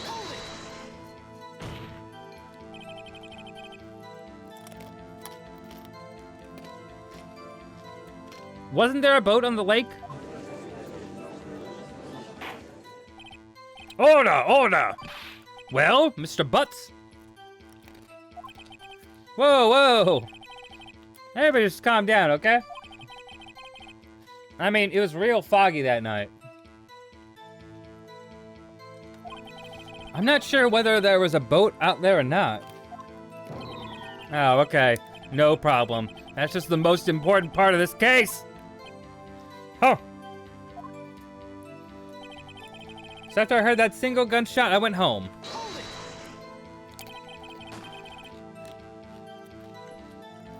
So you only heard one bang, correct? Yep. Huh. Well, Nick? It was a pretty wishy-washy testimony, wasn't it? I guess you start working on the contradictions. Sorry, I wish I could be more helpful. I wish I could call my sister. Okay, what do I have to do anything with here?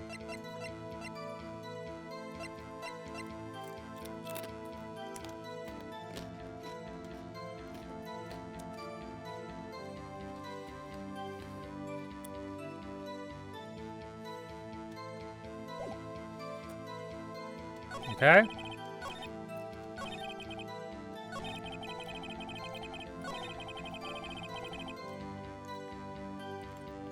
Okay, I gotta press him on this. Objection! Wait a second, Larry. What? You only heard one bang. You're sure? That's what I said. But Miss Lotta Hart testified yesterday that she heard 2 bangs. And the old man just now said the same thing. They both heard 2 gunshots that night. Huh? Were you even listening? Were you paying attention at all to what they said? Yo, Nick, please. Huh? You know, something's been bothering me. I'm a witness, see? I'm like a customer here. So you gotta treat me nice and stuff, okay? Mr. Butts? What? You only heard 1 gunshot, are you sure? Well, I tell you the truth, I'm not sure. Eh? Not sure? How could you not be sure? Yeah, well, I might have missed the other gunshot. I was listening to something else. Something else? My radio, dude, with my headphones.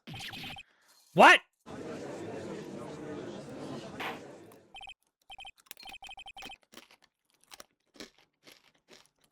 Order, order, and stop that booing. Mr. Butts, you were listening to the radio with your headphones? Yeah? So what? Is that a crime? I listen to my radio. Everyone listens to the radio. What's the big deal? Mr. Von Karma, your opinion. Waste of time. I do not accept this witness nor his shoddy testimony. Well, Mr. Wright, should we continue this testimony? Hey, we gotta continue it. Your Honor? Please allow the witness to continue his testimony. Bah! Nothing's more pitiful than a lawyer who doesn't know when he's lost. Very well, Mr. Butts. Please give your testimony and be sure to include details like your radio. Right, leave it to me.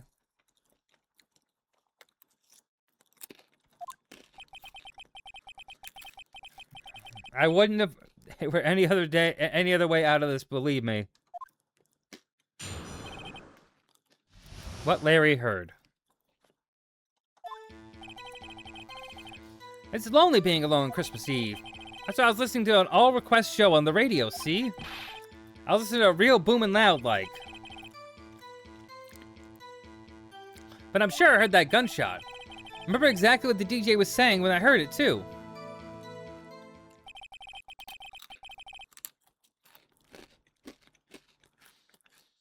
You were listening to your radio at a high volume. Yeah, what's the big problem? Can't a man listen to the radio in peace? Isn't this a free country? I truly believe Larry has no idea what the problem here is. Judge. Can you believe a word this witness says? What he heard was probably nothing more than a drum beat from a radio. True enough, it is difficult to believe his testimony. Wait, Your Honor.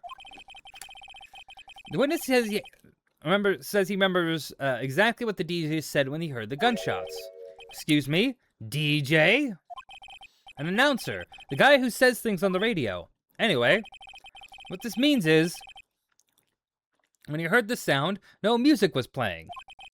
The DJ only talks between songs, so he could have heard the gunshot from the lake. I'd like to cross-examine the witness, Your Honor. Very well, Mr. Wright. I can't believe I'm continuing with this charade.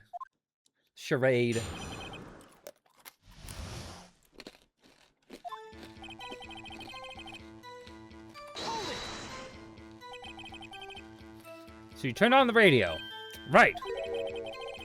I just want to hear someone's voice, you know? You don't know what it's like out there, alone on Christmas Eve, alone. I shouldn't have said anything.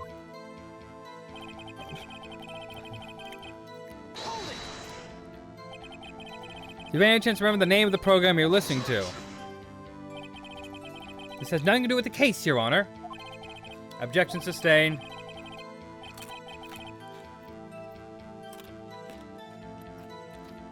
The witness was listening to the radio, that's all we need to know. Tell us, Mr. Butts, how loud was your radio set to that night?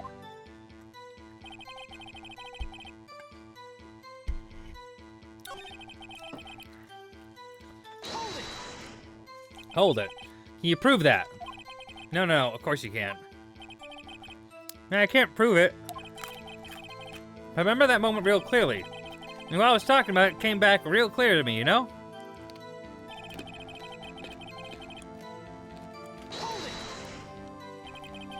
What did she say? Mr. Wright, please cease these pointless questions. What possible good could knowing what the radio DJ said to us? Indeed, Mr. Von Karma has a point. I'll allow the question only to see if there's some reason why we should care. We should care. We should care, Your Honor. Of course we should. Why?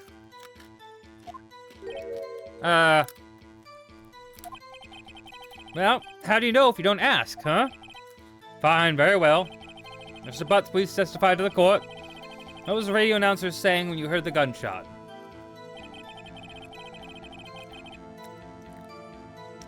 Just when she said, hey, it's almost Christmas, I heard the gunshot. Oh, no. Oh, no. Are you sure?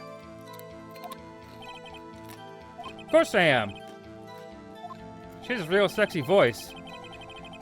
Maybe Von Karma was right. I'm not sure how that helped us at all. This is the most ludicrous testimony I've ever heard. There's one gleaming ray of hope in there. I gotta press until we get to the bottom of what happened.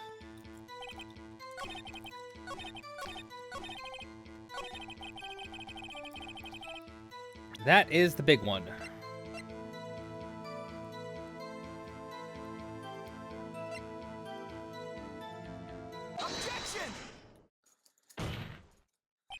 Larry, are you absolutely sure what you're saying is correct? Huh? What's in that face? You look scary, dude. Hey, if you're trying to scare me, you better know what I don't scare that easy. Is something the matter, Mr. Wright? Your Honor, did you hear what the witness just said? Did you say, hey, it's almost Christmas when he heard the gunshot? Indeed, and? Almost Christmas means it wasn't Christmas. Do you realize what this means? When he heard the gunshot, it was still Christmas Eve. That would seem to be the case, yes. But he should have heard the gunshot after midnight. This photograph is irrefutable proof of that fact. Let's see what the time was on the photo taken on the gun-triggered Miss Hart's camera. 15 minutes after midnight on Christmas Day. This is a clear contradiction, Your Honor. Order, order! What does this mean? The two prior witnesses heard gunshots after midnight. However, this witness says he heard a gunshot before midnight. Judge, the answer is simple. The current witness is plainly mistaken. Just look at him, suspicious. But what? Well, Mr. Wright, what do you think about Mr. Butt's claim that he heard a gunshot at midnight? Larry's right. Larry's not mistaken, Your Honor. He heard that gunshot before midnight. Intriguing. I'm assuming you have evidence for this wild claim. Show me evidence there was a gunshot before midnight.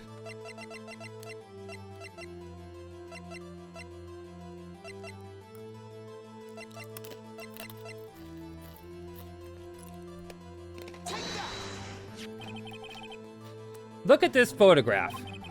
This was taken by our witness yesterday, Miss Lotta Hart, with her automatic camera. The timestamp on the photo reads December 24th, 11:50 p.m. Oh? But there's nothing on the lake in this picture. Your Honor, the real issue here is not why nothing is shown in the photograph. It's why this photograph exists at all.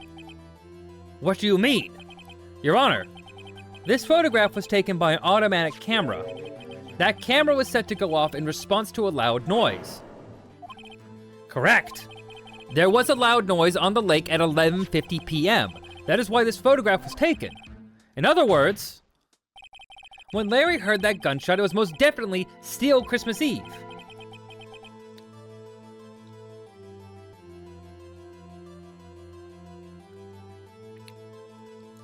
Indeed, it would seem that that is the case. Then where does that leave us? Miss Hart testified that she heard the gunshots after midnight. Are you claiming she was mistaken? Not at all, Your Honor.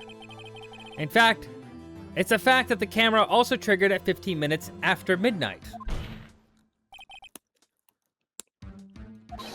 Your Honor, that night there were two sets of gunshots with a 25-minute pause between them.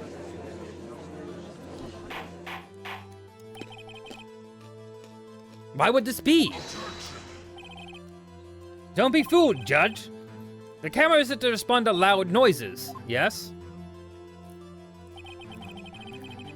There was no proof that a loud noise at 11:50 was a gunshot. Why the witness could have sneezed triggering the camera. Hey, my nose is clear that night, man, clear. Well, Mr. Wright, there's no turning back now. Can you prove that the loud noise at 11:50 p.m. was indeed a gunshot? Please show the court evidence if you have any.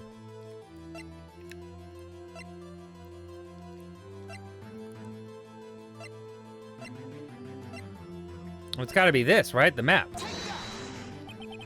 Mr. Wright, is that smirk I see? Hey, Your Honor, sorry, I wasn't actually sure if there's a, oh, it's not that. Okay, oof, okay, oof.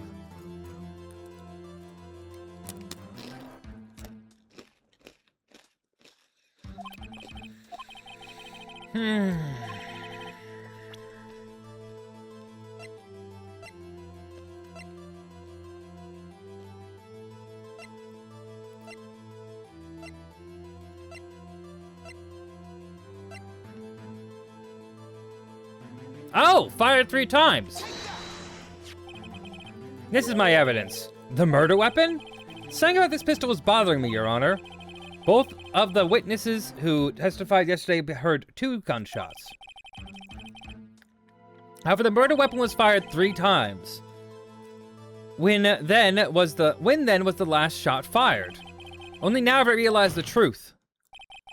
The 3rd shot was the shot Larry heard just before midnight. Order! Order!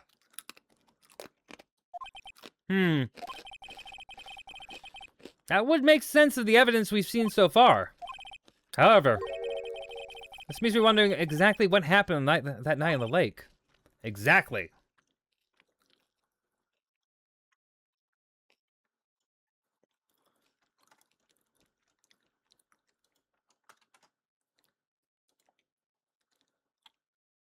There we go. If this is true, there were 2 sets of gunshots separated by 25 minutes, one at 11:50, another 15 minutes after midnight. Why, I ask you, why? Uh-oh, better think of something quick. Wait a second. Gunshots separated by 25 minutes? Ah! What's wrong, Nick? I have it! I have it! Huh? Remember the case with the Steel Samurai? Huh? Yeah, I remember. Of course I remember. The murder in that case had the same idea as the murder in this case. In that case. What do you mean? Maya, yes. If we don't figure this out now, we'll never overturn Edgeworth's guilty verdict. I've got a hunch and I'm gonna run with it. Right. I mean, is this safe? Safe? We've already gotten a guilty verdict. We have nothing to lose. You just watch and let me know if you see it, if I say anything that sounds fishy, okay? Your Honor? Yes, Mr. Wright?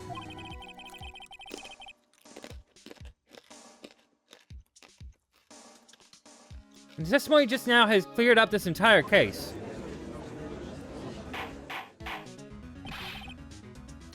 What do you mean, Mr. Wright? Tisk, tisk, tisk. So you finally realized the truth. There could be no other murderer here than Miles Edgeworth himself. Wrong, Von Karma. A man was shot that night, but it wasn't Edgeworth who did the shooting. Listen, rookie.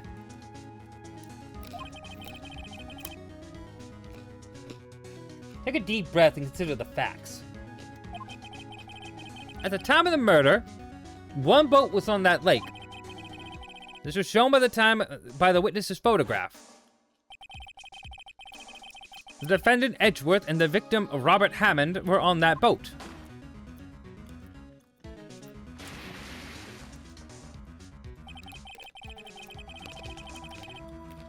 There was a gunshot fired on that boat and Robert Hammond fell into the lake. The distance of the shooting was 1 meter. It could have been suicide. Well, the guilty party has no other man on that boat. I admit, it's hard to imagine any other possibility. Yes, this assumes that the victim was shot at 15 minutes after midnight. What do you mean by that, Mr. Wright? We have photographic evidence of the time of the shooting. The timestamp in the photo says 15. But Larry heard a gunshot 25 minutes before that. Robert Hammond was killed then, 25 minutes before the shot in the lake. That's the only way that Edgeworth could be innocent. Mr. Wright, are you quite mad? Explain who the 2 men on the boat are. Edgeworth and the murderer. Of course, it was Edgeworth and the murderer. After the murderer killed Robert Hammond at 11:50, he assumed the guise of Mr. Hammond and met Edgeworth. What? Are you serious? Yes, Edgeworth won't tell us why he went to the lake that night. However, I have a hunch. That night, Robert Hammond called Edgeworth to the lake. Now, Edgeworth didn't know Robert Hammond's face that well.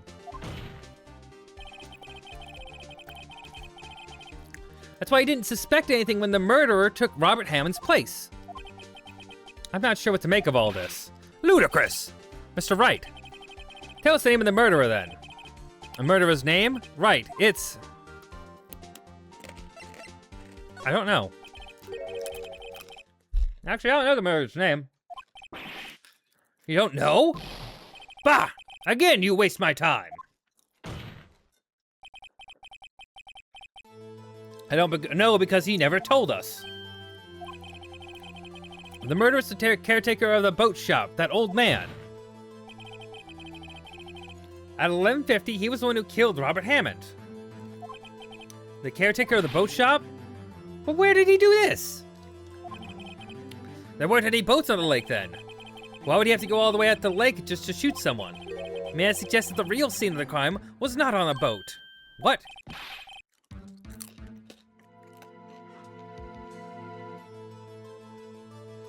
Well, then where did the murder take place? Ooh. Okay.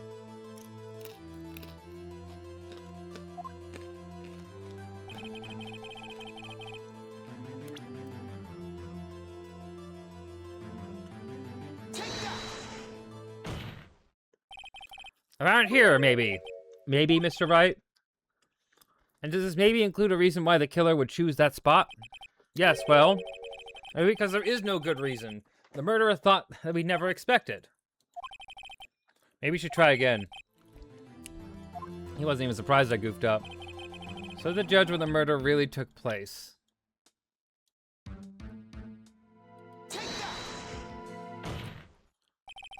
Around here. Oh, no.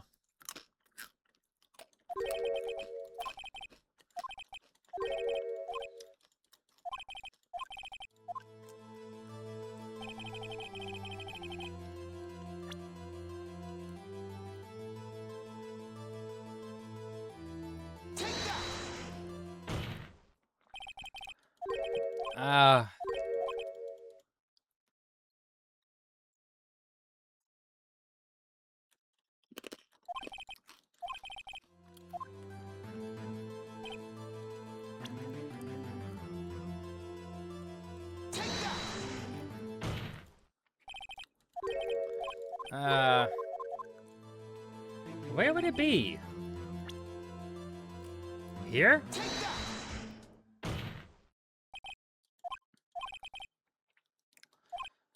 Why would the caretaker of the boat shop go there to kill someone? It's probably an honest mistake. The caretaker made a mistake? No, I did. Oh. Yeah, it can show us again. In the shop? Here, of course, the boat shop, where he lives. That way he could meet the victim without anyone seeing. Objection. Do you have proof that the boat shop was the scene of the crime? Recall Larry's testimony, if you will.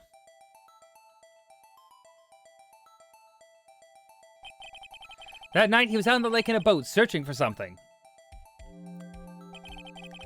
He finds it and returns the boat.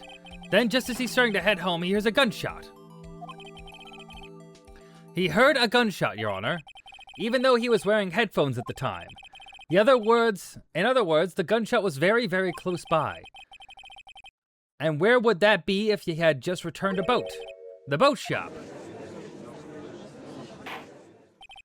Mr. Wright, what happened that night on Gorge Lake? Please tell me the court from the beginning. Yes, Your Honor. Nick, are you sure about this? Not really. But I think if I start from at the very beginning, and I take it slow, I might be able to figure this out. That night, the caretaker of the boat shop called Robert Hammond to his shop.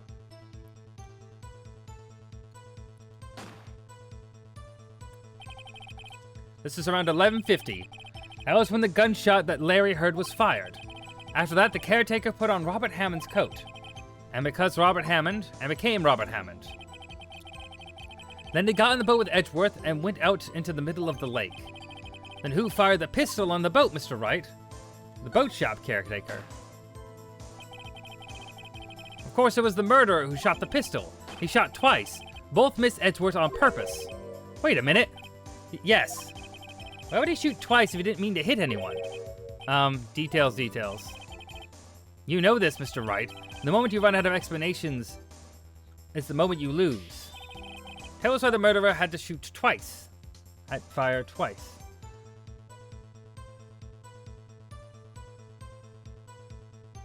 To create a witness. That's it, yes.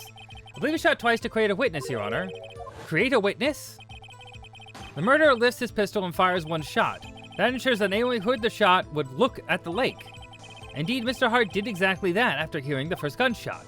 Next, the murderer waits a bit and then fires again. Then, the murderer jumps from the boat himself, leaving the pistol on the boat behind. I see. Someone looking from the edge of the lake, it would appear that one of the men on the boat had shot the other.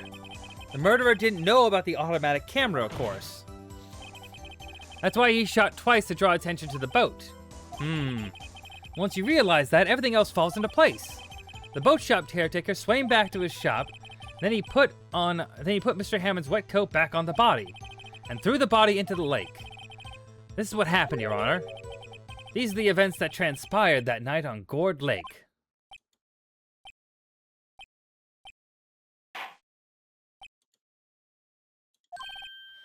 Bailiff! Bring out the witness from before. The boat shop caretaker, quickly!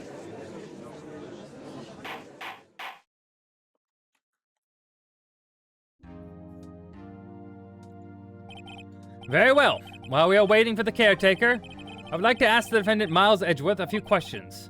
Mr. Edgeworth, please take the stand. Mr. Edgeworth, you heard what the defense has said, yes? Well, why did you go to the lake that night? What Wright has said was mostly correct. Astonishingly so, actually. Yes. Several days ago, I received a letter. The letter was signed Robert Hammond. He asked me to come to the boat shop by the lake at midnight on Christmas Eve. He said he had something very important to discuss with me. Something important? Something important? I'm sorry. I can't say what it was. Your Honor, sir! Bailiff!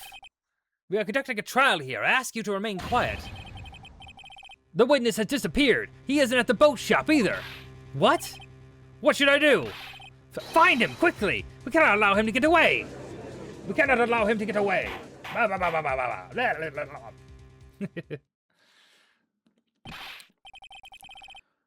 Mr. Von Karma, your witness has disappeared!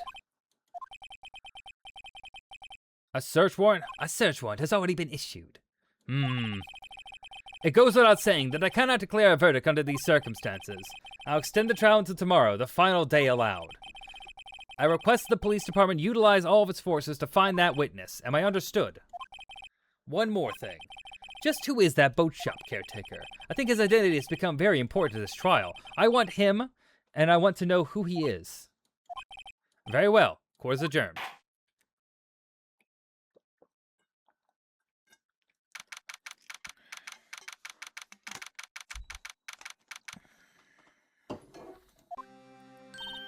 Yay, Nick, you did it! Yeah. Well, at least we got out from under the guilty verdict. And what about Larry? That was something else. Even Von Karma didn't know what to do with his testimony. Larry really helped us out. Sure, once I sifted through his unique testimony. Still, he did save us. I just wish our cases weren't so down to the wire all the time. I know what you mean. Sometimes I feel like it's just us on trial instead of our clients. You know what I forgot to do? I've got to change this back to the Phoenix. Oh, there we go.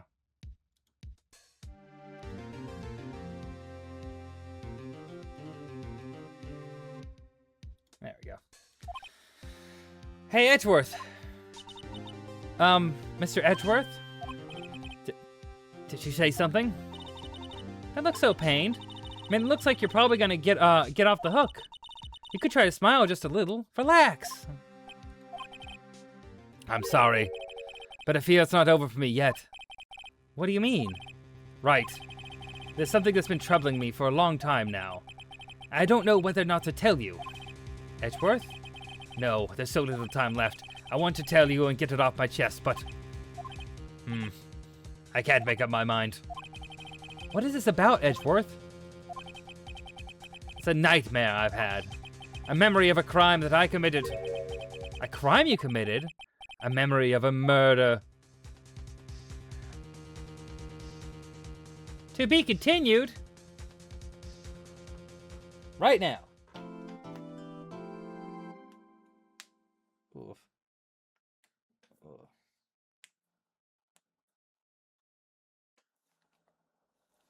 All right. Save progress. Yes. Excellent work by us.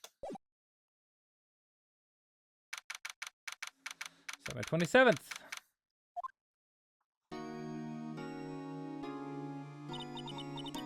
What was Mr. Edgeworth talking about?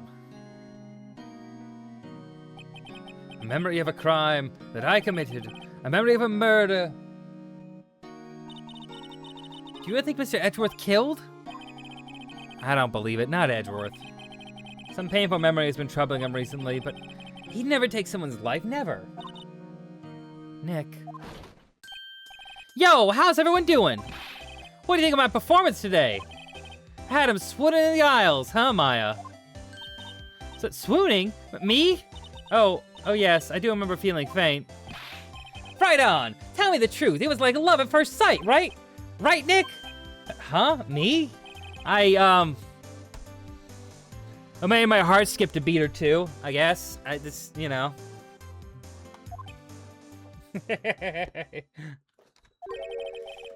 I think you can do better than that. Okay.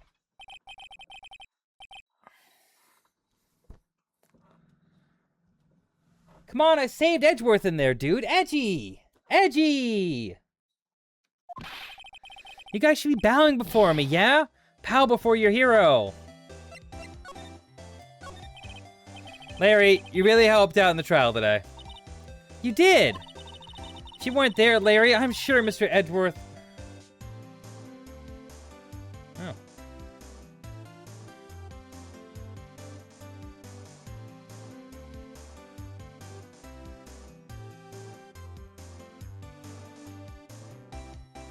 I love Izzy. If you weren't there, Larry, I'm sure Mr. Edgeworth would have been found guilty. But seriously, Nick, that boat shop caretaker is pretty suspicious. But Edgy ain't off the hook yet. Way to spoil the mood, Larry. Hey, I'm just a guy sitting in the audience, you know? Where I was sitting, Edgy seemed pretty edgy. I mean, can you really know he's telling the truth about that night? Nick. I don't know. But what I do know is... I'm gonna believe in you two until the end. Us two? Edgeworth and who else? You mean me, right? Nah, he means me, right, Nick? Yeah, you, Larry. Not me. But why you, Larry? Huh? Actually, yeah, why me, Nick? Enough with the silent treatment. Nick, why do you trust Mr. Edgeworth so much? I mean, he's changed recently, true. But when you first met him, he was kind of a jerk, don't you think? You didn't know him back then. Back when he wanted to become a defense attorney. Wait, was that when you two were classmates? Yeah, I was in grade school. They saved me, Miles. And Larry. They saved me, and I'll never forget about it. That's why I became a defense attorney, you know? What? Hey, Larry, what's he talking about? Huh? Sorry, I kind of forgot. Okay, Nick, hell with it. I'm gonna hear this story today, and that's final. Okay. It's kind of a long story, so hang in there. It was very end of 3rd grade. I was on trial, a class trial. A class trial? You remember, Larry? Spring, end of 3rd grade. A kid in our class got his lunch money stolen. Lunch money? Our school was really small. Every month, kids would bring in an envelope with money for lunch from home.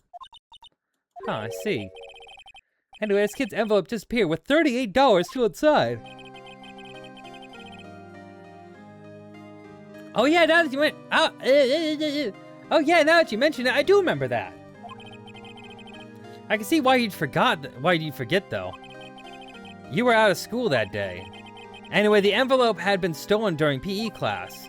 I was coming down with a cold, so I'd skip PE that day. I was the only one not in class.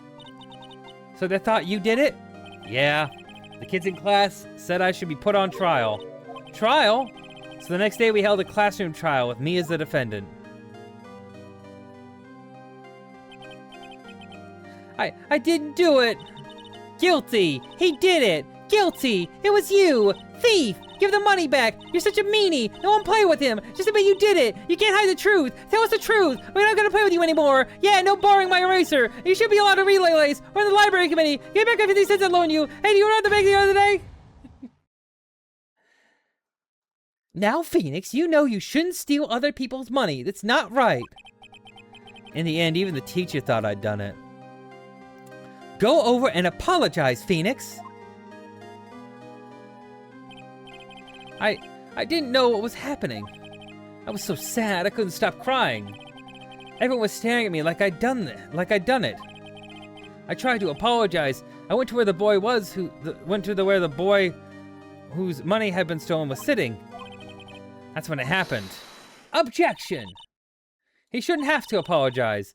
The only thing that belongs in a trial is evidence. Anything else has no place. You should all be ashamed. Amateurs! Miles? Oh my god, he's a little bow tie too.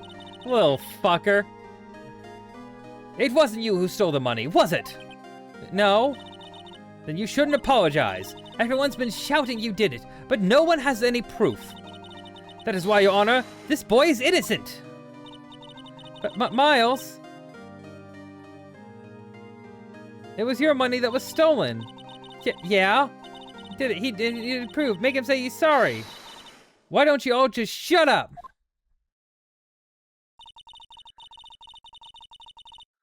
This is always how it is. Everybody ganging up on and picking on one person. Just think how he feels. He said he didn't do it, so he didn't do it. Oh, butts. Very well. I'll place the money myself. This class trial is over. That's how it happened. After that, 3 of us were best friends. The best of friends.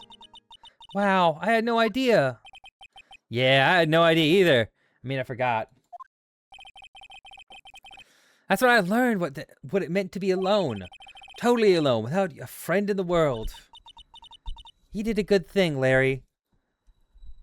Even if you don't fucking remember it.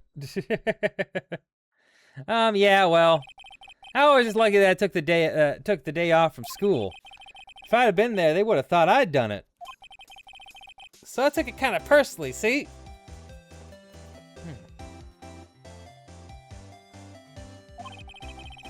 When something smells, it's usually the butts. Hold on a second.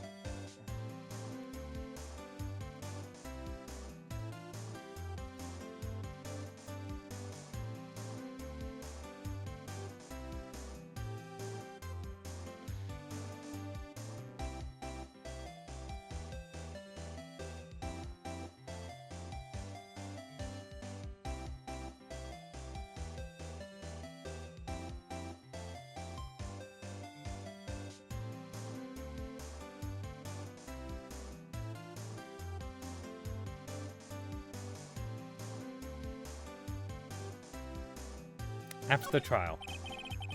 Anyway, Edgeworth and I talked after that class trial. That's when I heard his father was a defense attorney. I remember his eyes would shine when he talked about his father.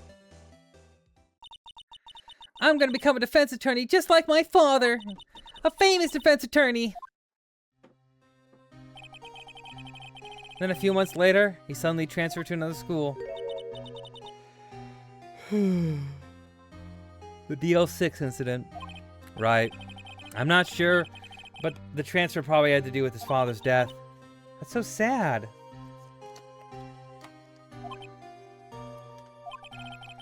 It was several years later that I heard Edgeworth's name again. There was an article about him in the newspaper.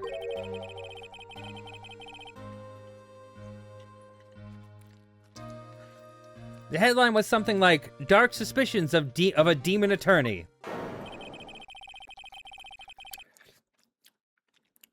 Fabricating evidence, manipulating testimonies, covering up facts. The article said he'd do anything to get a guilty verdict. Anything. But why? What happened? I mean, that's not like Edgy. That's not the Edgy I used to know at all. That's what I thought too. I tried to get in touch with him, but I don't know how many times. Never replied. I guess he didn't want to see his old friends. I couldn't just drop it though. I wanted to meet him to learn why he had become who he became. That's when I decided, wait, you don't mean that's why? That's why you became a defense attorney? To meet Edgeworth? If I was a defense attorney, I knew he'd have to meet me, whether he wanted to or not. In a court? In a court.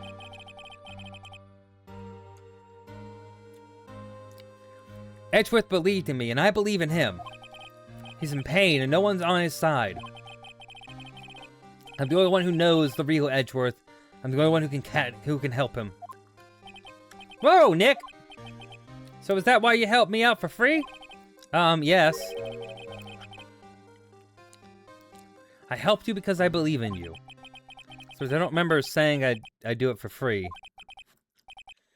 Oh, Nick. Nick! Nick?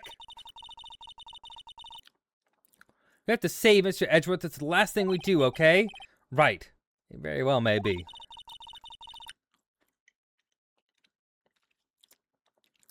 First, there's that rental boat shop caretaker.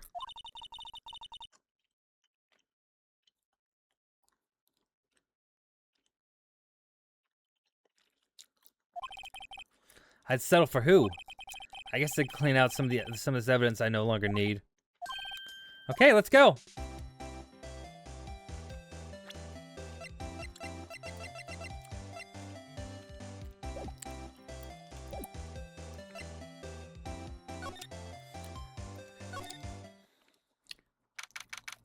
There we go. Look as grim as always. Mr. Edgeworth, I heard the story about the class trial. Class trial? What do you mean? You don't remember? No, I don't. Your lunch money was stolen, wasn't it, in 3rd grade? Lunch money? Oh, right. Yes, I seem to remember something like that. Nick, I think you're the only one who really remembers. Well, it probably only really mattered to me anyway. Mr. Edgeworth, didn't you know? That trial was the reason Nick became a defense attorney. Ridiculous. Gee, thanks, man. That said, it does sound like the kind of thing you do. You haven't changed a bit, have you, Wright? So simple to a fault, even.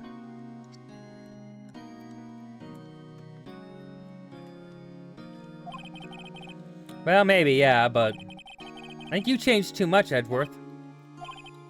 Perhaps.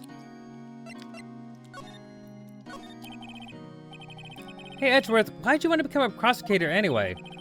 You used to look up to your dad. You said you wanted to be a defense attorney, right?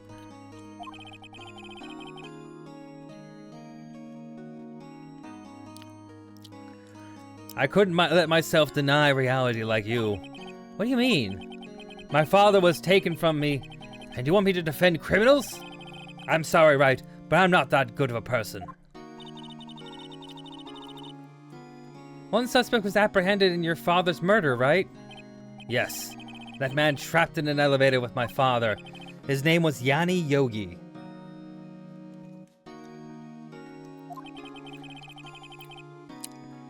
He had to be the shooter any way you look at it. Yet, he was found innocent. That defense attorney got him off the hook. That'd be Robert Hammond. On that day, 15 years ago, the 3 of us were trapped in that elevator for 5 hours. When we were rescued, we all suffered from oxygen deprivation.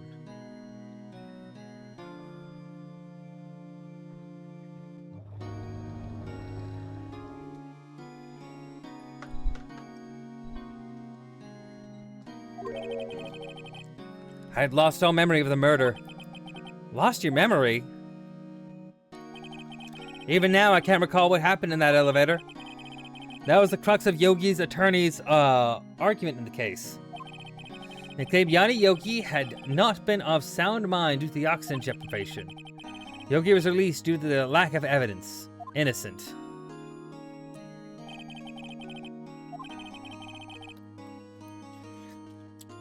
I started to hate defense attorneys.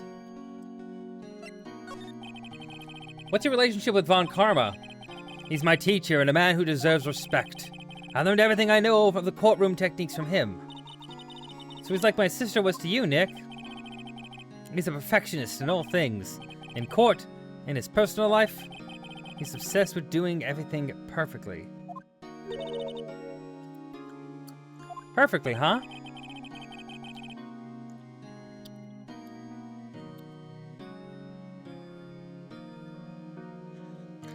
In all the cases he's taken on, none were left unsolved. And not one suspect ever declared innocent. Ever.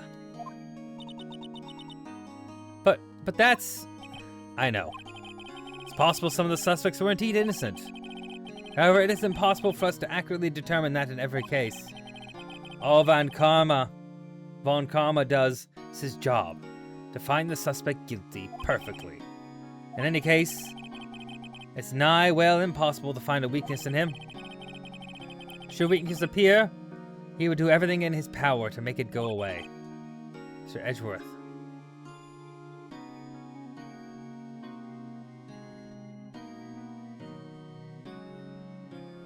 I'm Edgeworth? If what you're saying is true, you're headed for a guilty sentence tomorrow. He's right. Now's no time to praise the enemy, Mr. Edgeworth. It's a strange situation I find myself in, I admit. No kidding.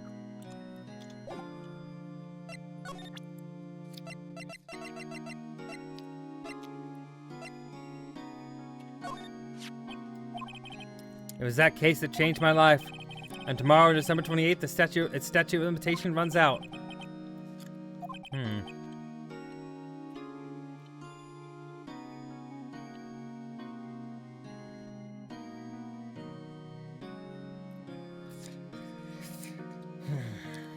But even if the case is finally closed on paper, it will never be erased from my memory. Never.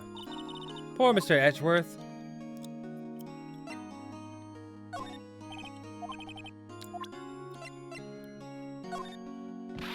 Nick, no! It's a photo of his father. Don't show him that. You're right. Now probably isn't a good time to dredge up those memories. What is it? Nothing.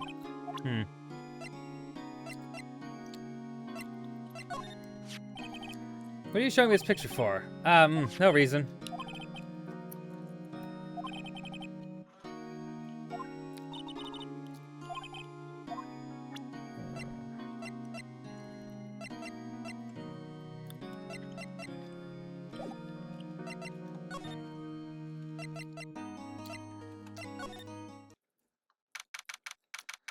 Let's see how Grossberg has anything to say.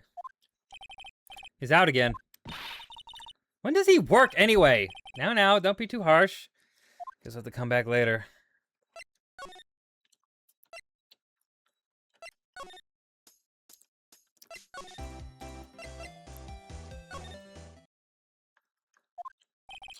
Looks like Gumshoe hasn't gotten back yet. Gumshoe! He won't be coming back today. Oh, really? He says there was some guy he had to arrest by tomorrow. The boat shop caretaker. He shouted something about catching him if it's the last thing I do, pal. Good luck, Gumshoe.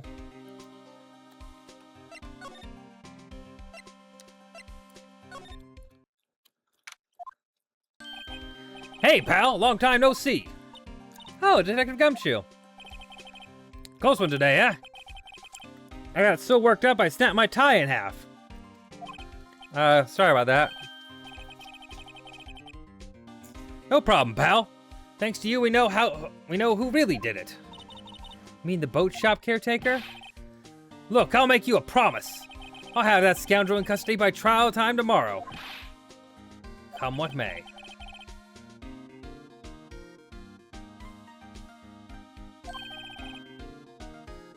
Now I'm off to catch a criminal.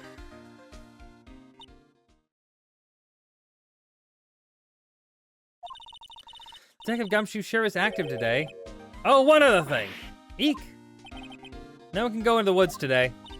The woods? Where Lotta was camping? The woods are off limits to camping, and apparently the park ranger found out. He got pretty mad. No one can go in there for a while. Guess Lotta's in a lot of trouble. Anyway, I'll be seeing you tomorrow.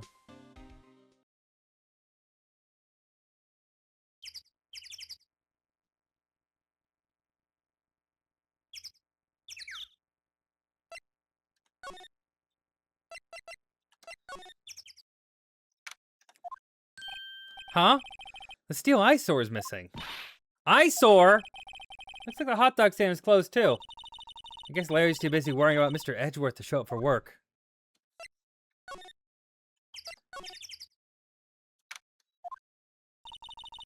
That old caretaker got away. Yep. I never imagined he might be the real murderer.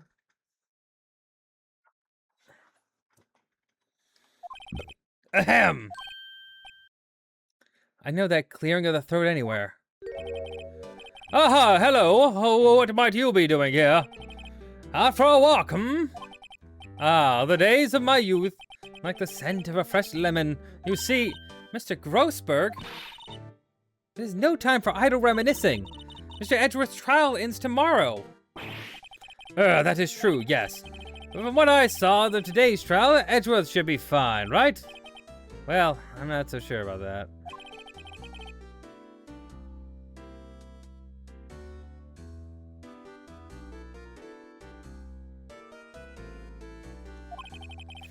Well, I'm not sure.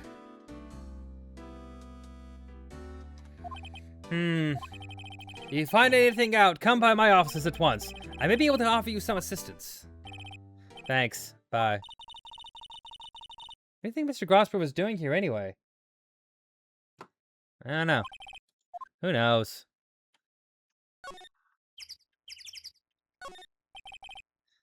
Okay, no one's around. Caretaker must have gone to the hills. Yeah, it looks like it. He didn't seem like a bad person. Yeah.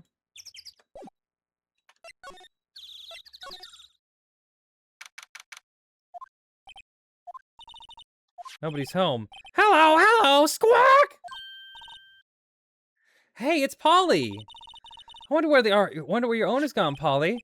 Hello, hello, squawk! I can't believe he'd run off and leave this poor parrot to fend for himself. Herself. Hello, hello, squawk!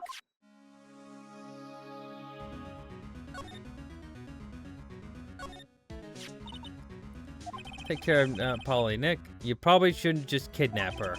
Police know about her anyway. I'm sure they'll do something. Well, okay. Sorry, Polly. He says he can't take you. Right, now the bird's gonna hate me.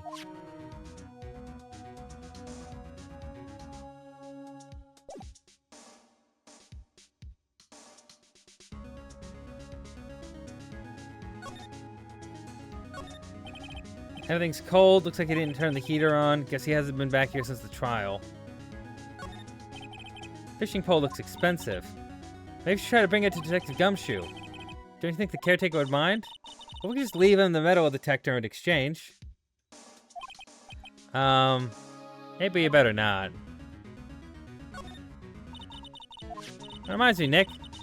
Polly here knows the number of the safe, right? That's right. Polly, what's the number to the safe? 1228. Let's open it, Nick. Come on. I'm sure there isn't any money in there. Aw. But hey. It's locked up, right? That must be value of something.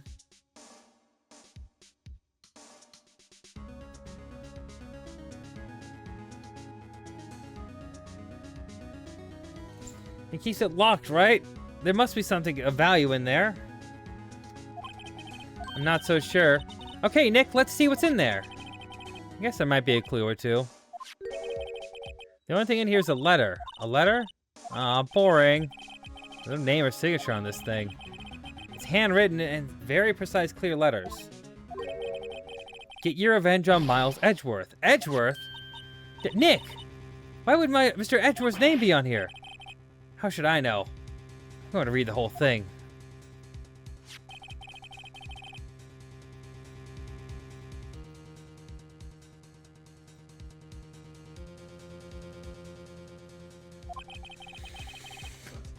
It also says this is your last chance. Now is the time to get revenge on the 2 men who ruined your life. The rest of the letter goes on to describe the murder plot in detail. How to kill Robert Hammond and frame Edgeworth. Pulling Edgeworth out of the lake, getting on the boat, firing twice. This is exactly what I figured out today in court. It's all here in perfect detail.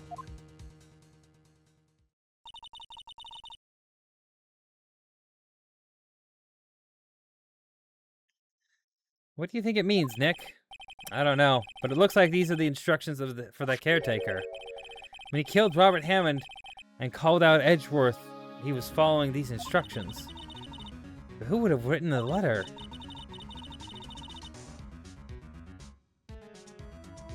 And what does it mean to get revenge on Miles Edgeworth?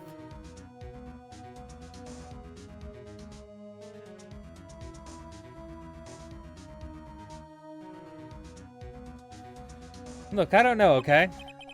But one thing's for certain. This letter is an amazing clue.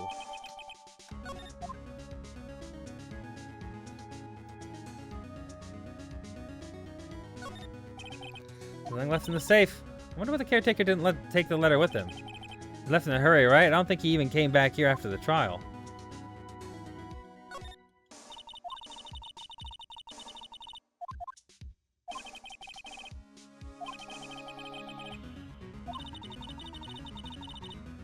The ones that got away from us was the caretaker, and we did see him. Why do I feel like we're having 2 different conversations here?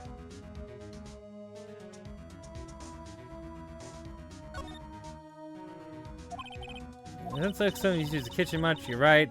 I guess the whole pasta restaurant thing was a lie. Well, you thought he was telling the truth?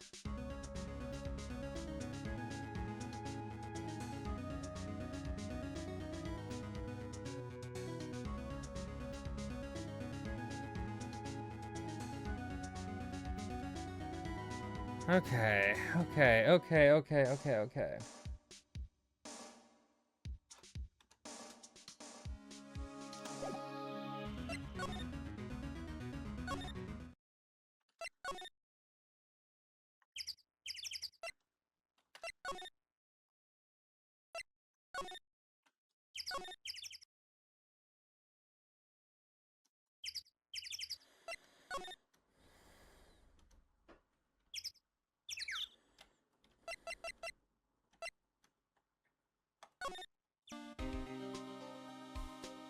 He's not here.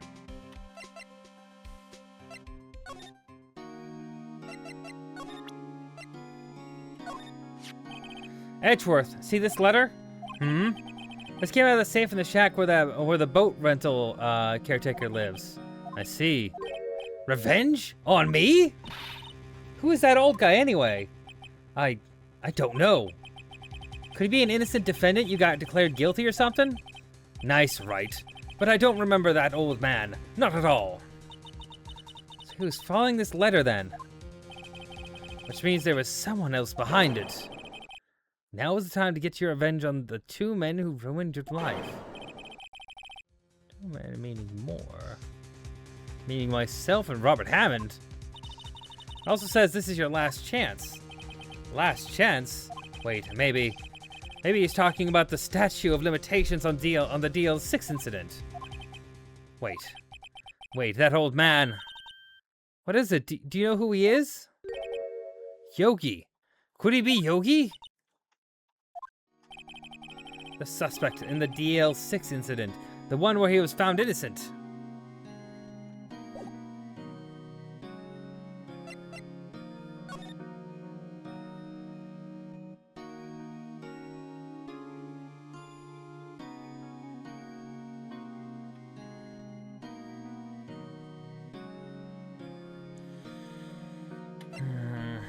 Let's go to Grossberg. He's not even here. Okay. 1 day left, Nick. Yeah, I know. Well, no time to waste. Let's get going.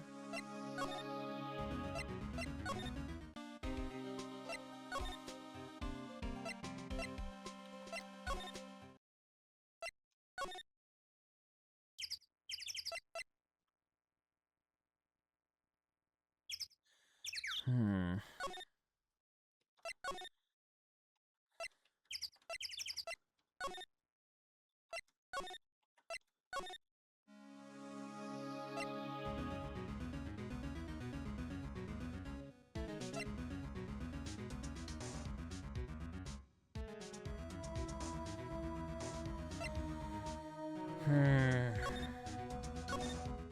I don't see anything else to look at here.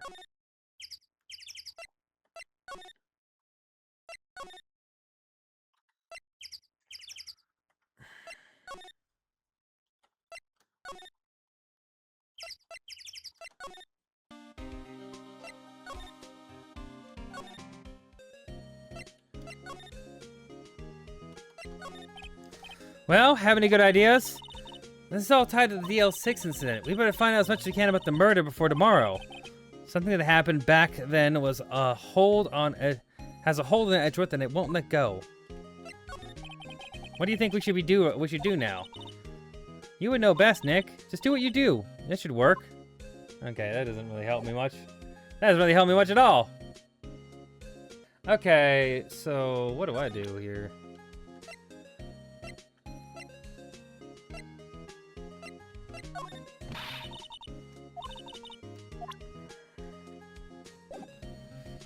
Right, we gotta figure out where to go. Maybe we present more things to him. I'm not sure I could help you with that. Tomorrow, could that be a coincidence? But even the case is finally closed on paper. That'd be erased from my memory. Never. Poor Mr. Edgeworth. So edgy. Okay, we already showed him that and that. I don't think that would do him any good.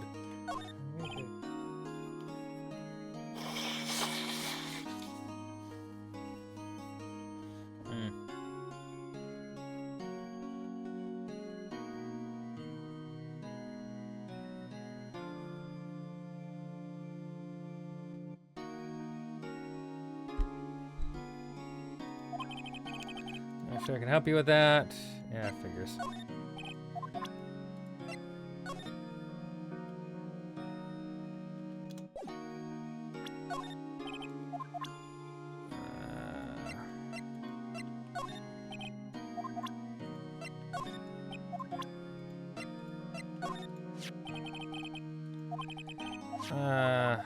Okay.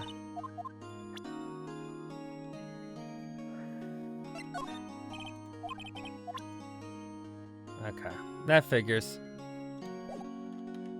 Alright. Nothing to talk about? Oh, there is something to talk about. Oh, shit.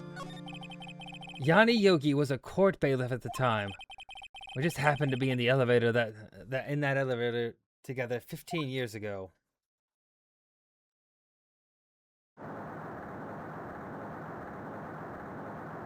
Oh, it was an earthquake. The quake was incredibly strong. Well, that makes sense now. That all tracks. That all tracks and makes sense.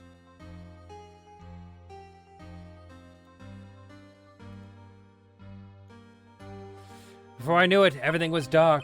We were there for so long it felt like forever. The air thinned and the darkness closed in on us in that little box. We became unsettled.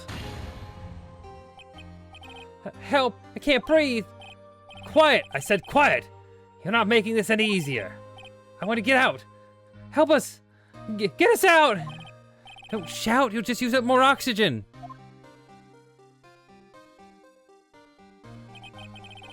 That's all that I remember. When I came to, I was in the hospital bed, staring up at the ceiling. In court, Yanni Yogi's mental condition was called into question. They claimed the oxygen deprivation and stress had caused temporary insanity. In the end, the claim passed the court, and Yogi was found innocent. But isn't that strange? The Slayer tells him to get revenge on Edgeworth. Why would he want to get revenge on you? Right. Yeah? There's something that's been troubling me the last few days. I didn't know whether I should tell you. You mean the nightmare?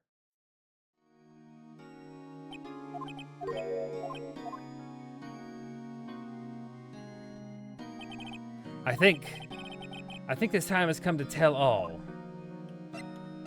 The nightmare. For the last 15 years, I've had the same dream almost every night. I wake up in a fearful sweat every time. What kind of dream? The dream about my father's killing in the dark. Help! I can't breathe! Quiet, I said quiet. Don't make it. Get out, I want to get out. I can't breathe. You're using up my air. What? Stop breathing my air! I'll stop you! Ow! What are you doing? Stop breathing my air! No! Father! He's attacking Father! Then I see the pistol lying by my feet. I don't know if it was evidence from that day in the court or the bailiffs. The days I pick up the pistol. Get away! Get away from my father! Bang! Yeah. Father, no! Tosan! And with that scream, I wake. It's a bone-chilling scream. A scream that has rung in my ears for the past 15 years. But, that's such a dream, right? Right? That thought is the only thing that's kept me sane the last 15 years. But what if I'm wrong? What if it's real? They say that sometimes people shut out memories in self-defense. Maybe it was I who killed my father. What? If you think about it that way, this doesn't make sense. Get your revenge on Miles Edgeworth. Think about it. Yogi was really innocent. That's why he wanted revenge against me. Wait, Edgeworth, you mean... It was me. I was the true criminal of DL6. I shot my father. This is bad. What do you want to do, Nick? What can we do? I don't know. I don't think there's anything we can do, like it or not. If there's someone else who knows a lot about the DL6 incident, maybe... There is, Nick! There is someone else who knows about DL6.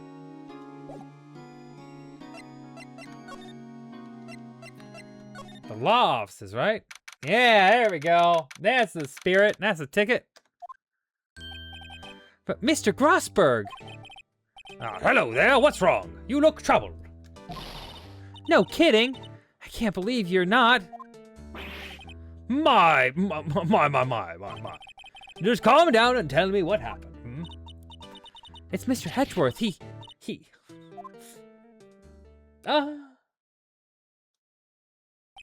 I see. So Edgeworth dreamt he shot his own father. It's only a dream! Only a dream! I wonder. What? If that's the case, then why do you two look so troubled, Well... Everything smells... Also consider this. Yogi quite certainly holds a deep grudge against Miles Edgeworth. So deep, he'd want to frame him for murder. This leads me to surmise that Mr. Edgeworth's dream was not a dream, it was real, as you imagined. Miles Edgeworth threw the pistol to save his father. The pistol fired, and the deed was done. No! I don't believe it. Yogi was suspected of murder, and his career as a bailiff was irrevocably wrecked. Thus he sought revenge on Miles Edgeworth.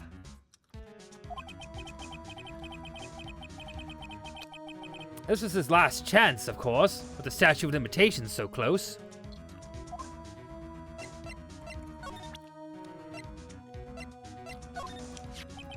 Oh ho! So this is the letter. It does seem that Yogi was following this letter when he killed Hammond. Why kill Robert Hammond?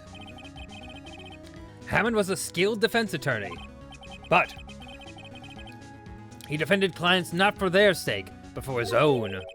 His own sake? What? He never trusted his clients, that one. The only thing he trusted was his own ability. But he got his clients found innocent, so why should it matter?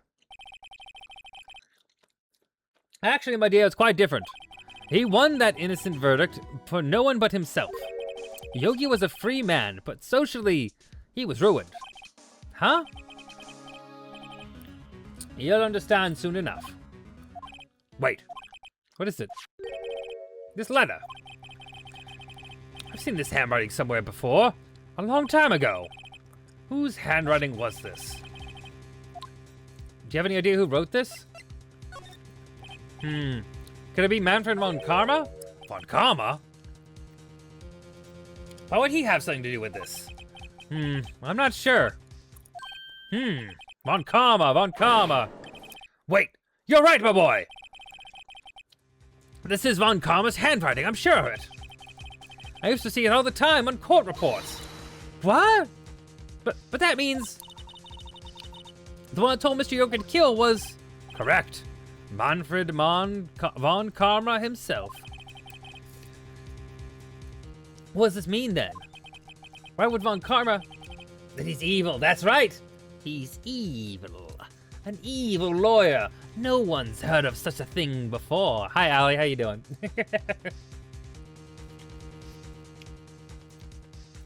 Why would Von Karma want to frame Edgeworth?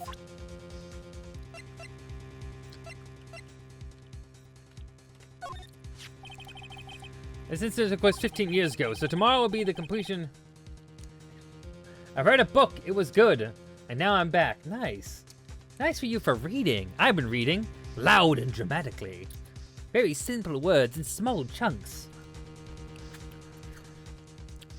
So tomorrow we'll see the completion of not one, but 2 trials. All thanks to the statute of limitations. However, I'm afraid the damage from DL6 incident has been done. The damage the DL6 incident has done will never be erased.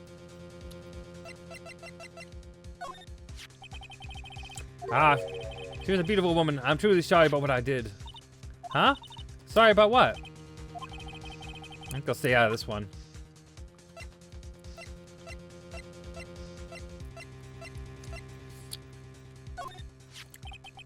Gregory Edgeworth? He was a gifted man. His death was truly a loss. I wonder what would become of Von Karma were he alive.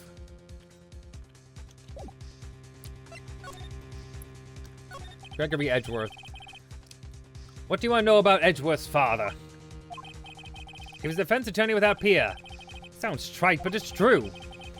Well, he may have had one peer, now that I think about it. No, mentor, Mia Fey. My sister? Gregory Edgeworth was very disapproving of Mr. Von Karma's techniques. That's no surprise. Von Karma is an extreme man. Forged testimonies and evidence are nothing to him. You read beautifully. Thank you. I appreciate it. The result? He has a perfect win record in court. To beat him, Gregory Edgeworth tried to call attention to his methods. And? He lost. And died in despair, as it were. I see. When Gregory Edgeworth was killed, the police called on a spirit medium. That was your mother, Misty Fey.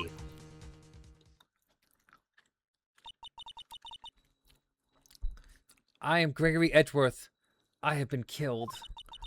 The one who shot me was the bailiff, Yanni Yogi.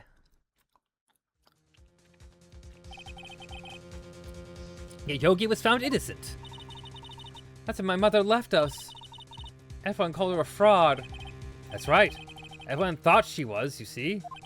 Yet, now that I think about it, it seems there was one who lied. The one who lied was Gregory Edgeworth's ghost. Gregory Edgeworth must have known who shot him. I don't believe it. I don't believe it. She's saying he falsified his testimony? That Edward's dad lied to protect his son? It's only a possibility, mind you. But a possibility nonetheless. If it was truly Von Karma who wrote this letter, then he would know the truth. He would know that Mal Edgeworth had accidentally killed his own father. He'll say as much tomorrow in court, I should think. He'll press the point until the court finds Miles Edgeworth guilty. Oh no. But how could Von Karma know about Mr. Edgeworth's past like that? Even Mr. Edgeworth thought it was just a nightmare. That I do not know. I do know that Von Karma is both persistent and a perfectionist. He may be seeking to satisfy a grudge against Gregory Edgeworth by hurting his son. What do you mean? It was 15 years ago.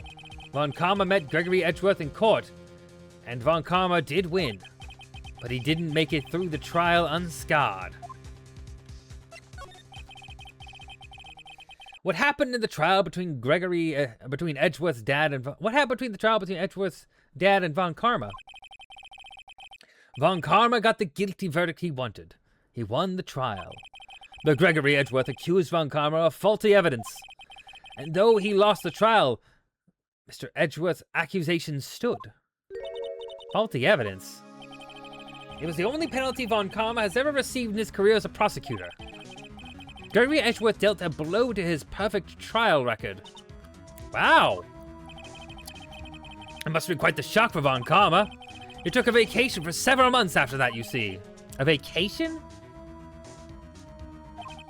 Yes, an unusual event for the man. That was the first and last vacation he's taken in many years of prosecuting. Really? He doesn't take vacations? Like, go to the sea or to the mountains? Don't tell me he's never been to Europe. You have a strange idea about vacations, Maya. I've never been to Europe, but I've taken some lovely vacations. In any case, that was the only time he took a vacation from work.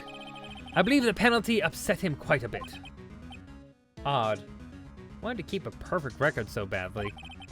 Why would he take such a long vacation? What do we do, Nick? Well, Karma's gonna bring up DL6. You can bet on it. What if Mr. Edgeworth pleads guilty to DL6? I won't let him. Let him, yes, Mr. Wright. I hate to say this, but even accidental murder is murder, you know? I know that. I just believe Edgeworth's innocent. I can't believe he'd kill someone. But Nick, Mr. Edgeworth admits it himself. His father must have lied to protect him from beyond the grave. I don't care. I know he's not guilty. Mr. Wright, if you say so, I suppose I could go check again. The police files might hold something of interest. Mr. Grossberg, thank you. I can't promise anything. In fact, I think there's a chance of finding something. The chances of finding something are slim. I understand. Police materials, huh?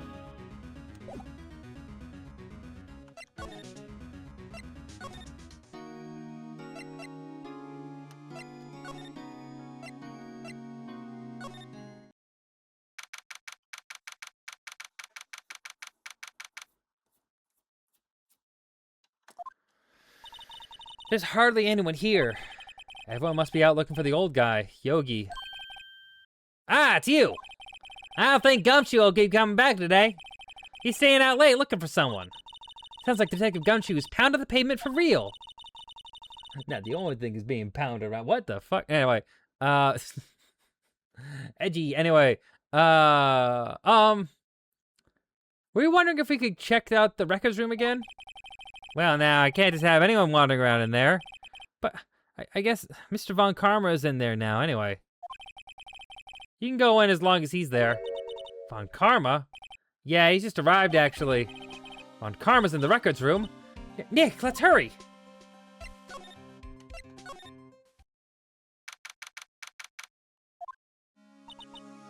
Dusty as always. We were only here just yesterday. I'm sure they haven't had time to clean.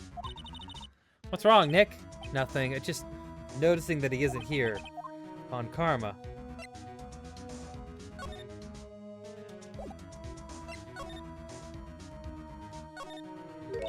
Huh? One of the drawers here is open. Someone must have been looking in it recently.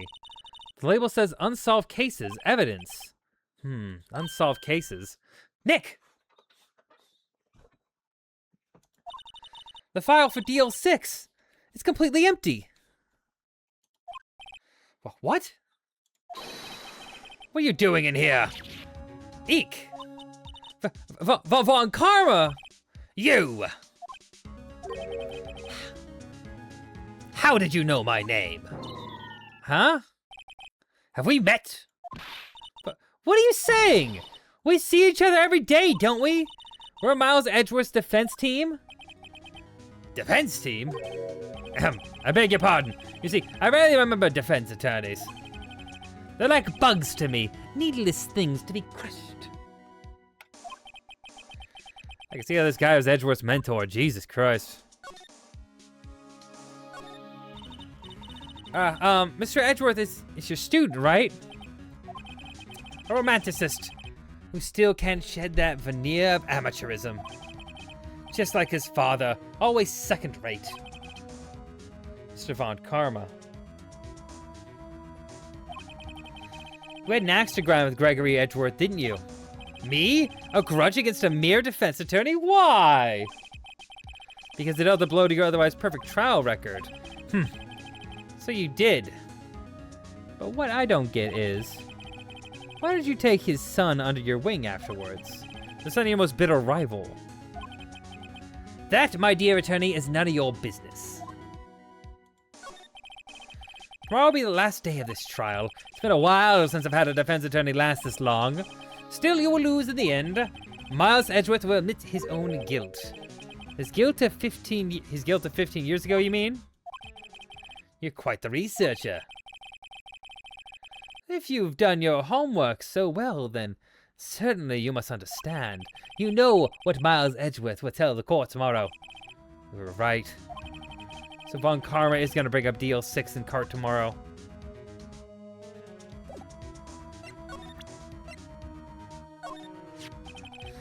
Mr. Von Karma, have a look at this. This was you, wasn't it? You instructed Yanni Yogi to commit murder. Yanni Yogi? How many years has it been since I've heard his name, heard him called by that name? He's a fool. I told him to burn it after he read it. So you admit it? You wrote Mr. Yogi this letter? Yes, my dear defense attorney. Thank you for taking the trouble to bring it to me. You saved me from a lot of needless hassle. But what? Nick, what is that thing? A stun gun? For self-defense, usually. Indeed. 600,000 volts will course through your body like a dog touching an electric fence. 600,000... Oh, don't worry. People don't die from it usually. Now give me the letter. No. No! Whoa. What are you? Nick, run! Ah! Maya! Out of my way! Whoa!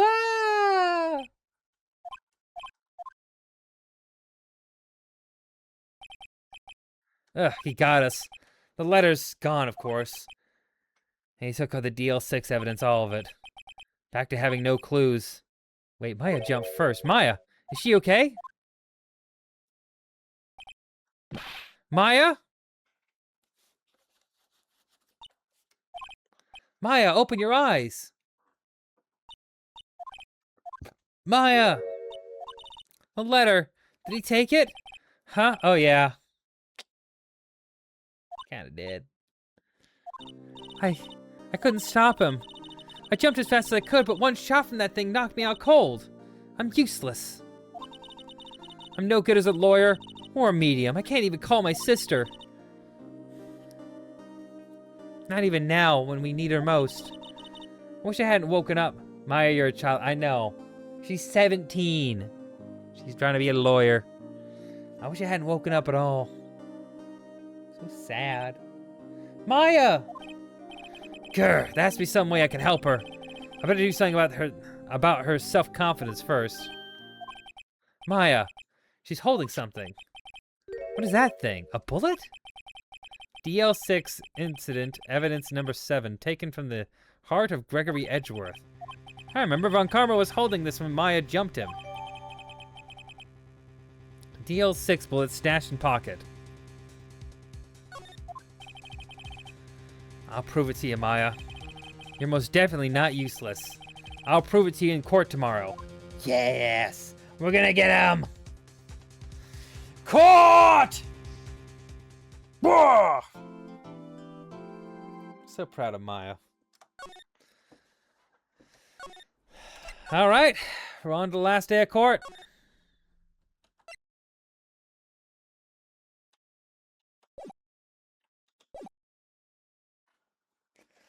Let's go, let's go. We're getting so close to finishing this game.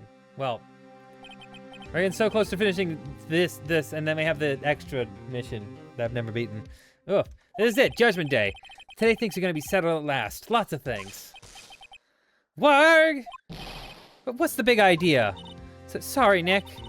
I only touched your shoulder. I guess the shock hasn't worn off from my run-in with the stun gun yesterday. But also, the extra one is very long, but also very gay. Yeah, no. I am actually gonna have to. I don't know if I'm gonna be able to beat all these by Saturday night, but I'm gonna try. Anyhow, today's the last day of the trial. Good luck, Nick. Yeah, thanks, Maya. Edgeworth is looking glum as always. I hope Von Karma doesn't push him too hard. Whoa! What are you doing? Sorry, I'm sorry. I just thought I'd cheer you up with a pat on the back. The pat on the... Maya, Smooch and Phoenix. Maybe you should go outside and discharge. Right, good idea. Try not to electrocute anyone on your way out. Whoa, yeah, pal!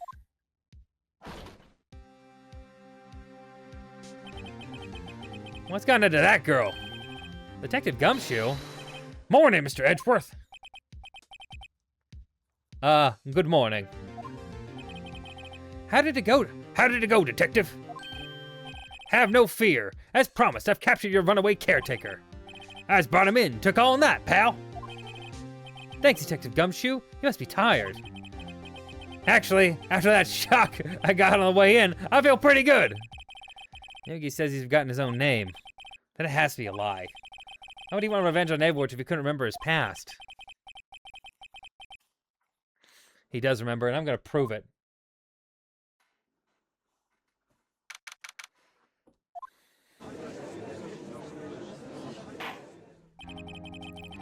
Court is now in session for the trial of Miles Edgeworth. The defense is ready, Your Honor. The prosecution is ready. Right, very well. We have reached the final day of our proceedings in this trial. I ask that the prosecution submit decisive evidence. Understood? Come on. Don't be awed into silence every time he says, by every little thing he says. Very well, Mr. Von Karma, your opening statement. Right. Thanks to the Detective Gumshoe's efforts, the boat rental shop caretaker has been arrested. In yesterday's trial, the defense asserted that the caretaker was the murderer. However, the caretaker has yet to confirm this. I would like to ask the defense to cross-examine him as much as necessary. Very well. Please bring the witness into the courtroom.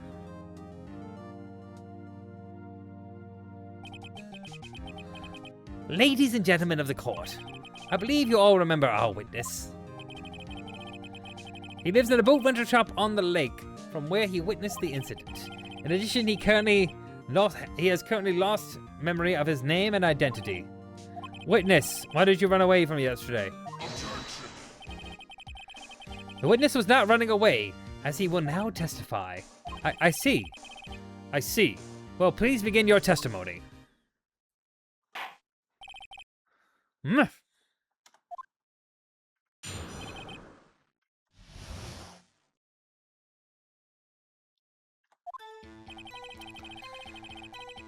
I'm real sorry about just leaving yesterday like I did. But I wasn't running away from nothing. I went to buy some food for Polly, see? I figured it got nothing to do with this incident anyhow. I ain't one of those motive things, right? I don't got one. So my testimony yesterday stands as is. Hell yeah, Polly.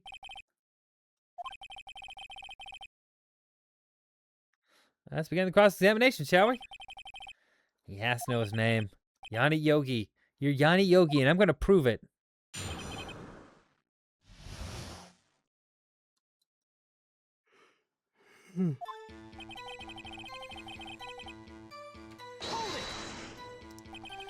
I'd call you did running away, not just leaving. You heard Larry's testimony and realized you were in danger. Now, Mr. Wright, there's no need to rush to conclusions. As I said, the witness was not running away. Listen to the testimony. He sure seems relaxed. In fact, they both do, Von Karma and Yami Yogi. Yami Yugi? Oh no! In defense mode?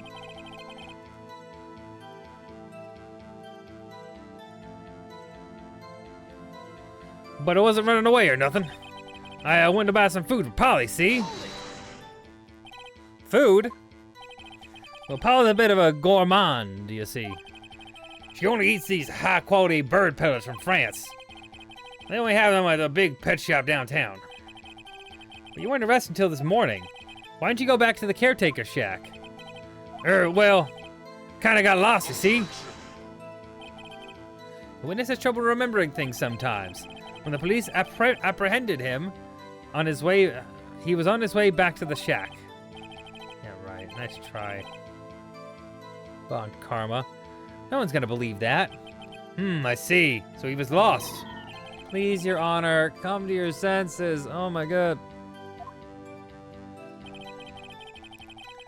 I figured I got nothing to do with this incident anyway. Anyhow. You've lost much of your memory, is that correct?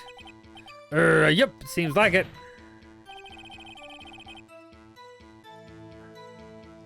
How could you know that if you don't have anything to do with this accident? Or maybe you're lying about not having your memory, huh?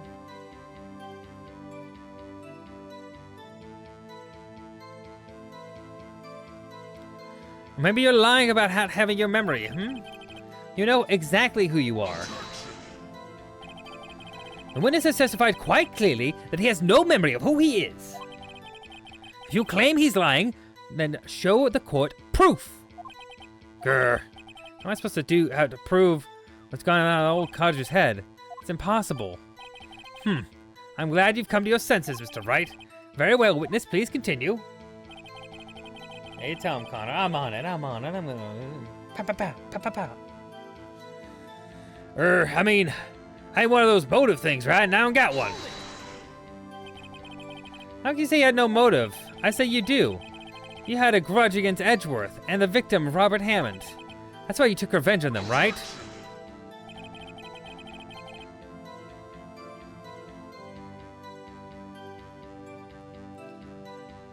Please don't make me repeat myself, Mr. Wright. This witness has no memory of anything beyond several years ago. He cannot hold a grudge. It's impossible. I have to prove he's lying about his memory. Otherwise, it's going to be the same thing over and over until this trial ends. Might I say something, Mr. Wright? Yes, Your Honor. You've been saying the same thing now over and over again. You've been calling the witness's memory of the past and or lack thereof into question. But does this really have anything to do with the current case? Of course, Your Honor. The witness has said he has nothing to do with this case and no motive. Both of those statements are lies. Order! Mr. Wright, this is a serious problem with your claim. Or are you saying you know who this witness is? Of course, Your Honor. Oh ho, now this is interesting. I'd like to know myself, so who is he? Don't play dumb, Von Karma.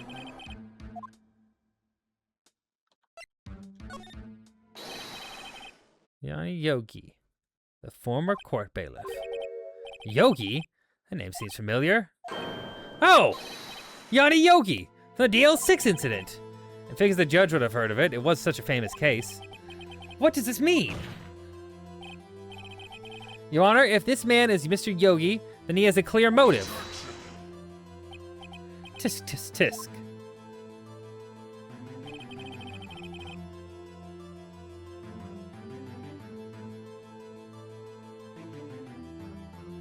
Jump to conclusions again, Mr. Wright. This witness is Yanni Yogi. Fascinating. However, how do you propose to prove this to the court? This is a court of law, and as you may recall, drop his socks in water. That's a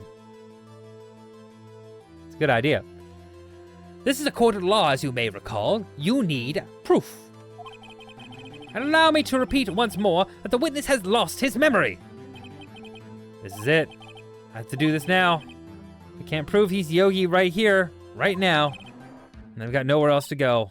Nick, how are you gonna prove it? How can you prove that he's Yanni Yogi? It's okay, it's actually quite simple. Your Honor, please take this man's fingerprints. Then we'll compare them to the fingerprints on file for Yanni Yogi 15 years ago. I see, that makes sense. Tisk, tisk, tisk. Huh? I'm so very sorry, Mr. Wright. But why? The witness has no fingerprints.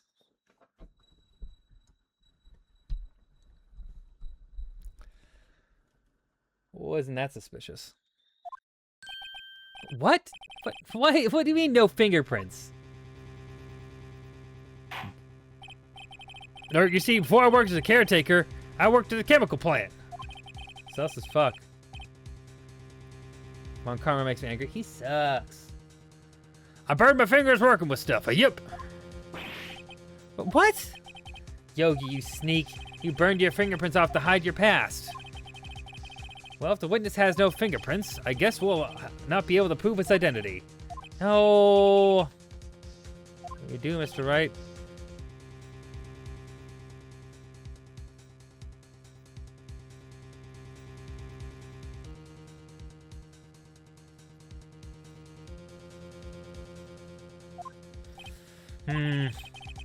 It seems that the case has been decided, no? No! I know what happened. I know everything. I just can't prove it. But no, I can't let it in like this. I can't lose. There has to be another way.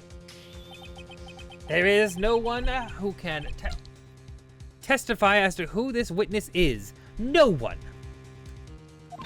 Nick, what are we gonna do? I didn't even consider that he might have erased his fingerprints. What do I do? Tisk, tisk, tisk. Well, Mr. Wright, perhaps you'd like to cross-examine his parrot for a little comic relief, hmm? Yeah, very funny. You're a sore winner, Von Karma. Wait a second. Cross-examine his parrot? What is it? No, you're not going to. Your Honor? The defense would like to take Mr. Von Karma up on his proposal. Take Von Karma up on my proposal? Exactly, Your Honor. I would like to cross-examine the witness's pet parrot.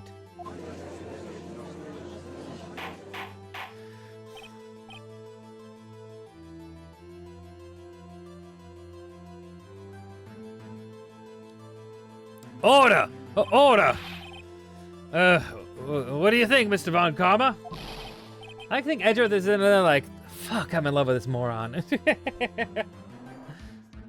Need you even ask? This is a farce. I object.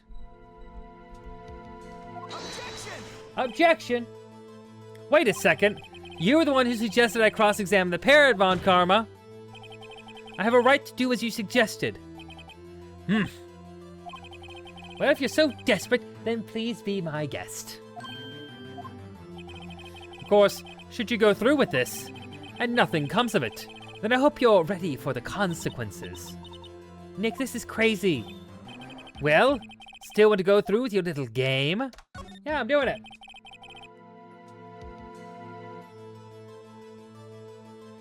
Let the parrot take the stand. I will cross-examine her, Your Honor. This is the most ridiculous thing I have ever heard. Von Karma's rigged every person's testimony and every piece of evidence. Parrot. It's the last chance. At least I think so. Bailiff, bring in the parrot.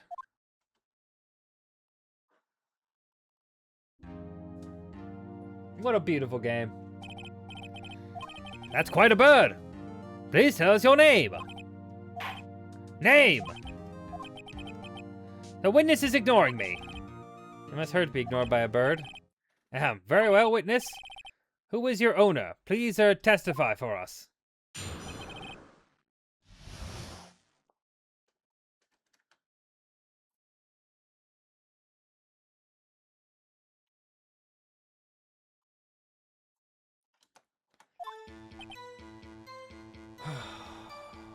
Okay. This is how you know it's a good game. Yeah, exactly. This is quality work. This is quality work. Hello, squawk! Certainly the most concise testimony we've heard so far. Very well, begin your cross-examination. Right. What are you gonna do, Nick? I don't know. What do we do?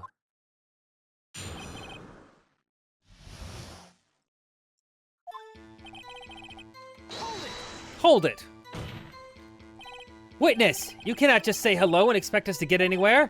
I want you to testify. Maya, you talk to her. Right, what do I say?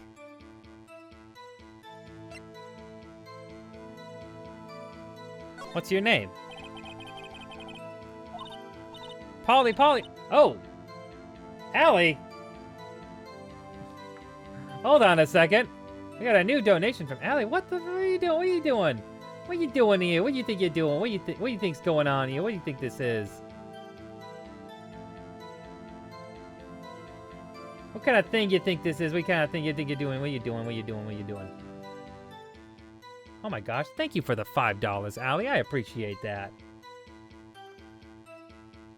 Here, let me add...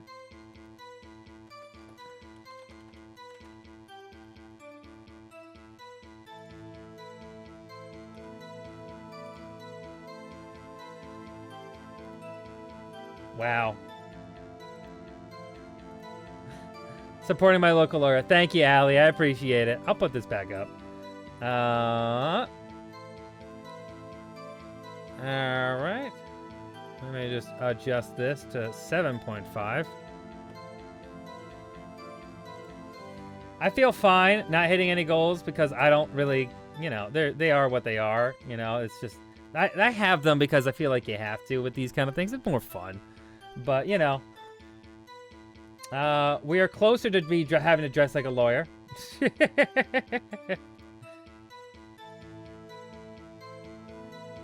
Closer. I've got a lot of time left, so I won't say I won't hit some of these, but, you know. There you go. Thank you, Allie. I do appreciate that.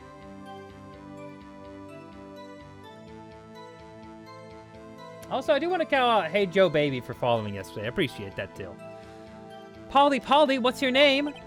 Polly, squawk! Mr. Wright, I think we've established that this parrot is named Polly. What does this have to do with her owner's identity? Of course. Yes, it does. Fascinating. You claim that the parrot's name will prove her owner's identity? Then show us this proof. Nick, don't you think you're taking the bluffing a little too far? Listen, we're not here to answer the question of who is the caretaker. We're here to prove that he is Yanni Yugi. All you have to do is tie the name Polly to Yogi. Your Honor, the proof is that the parrot's name reveals the caretaker's identity is...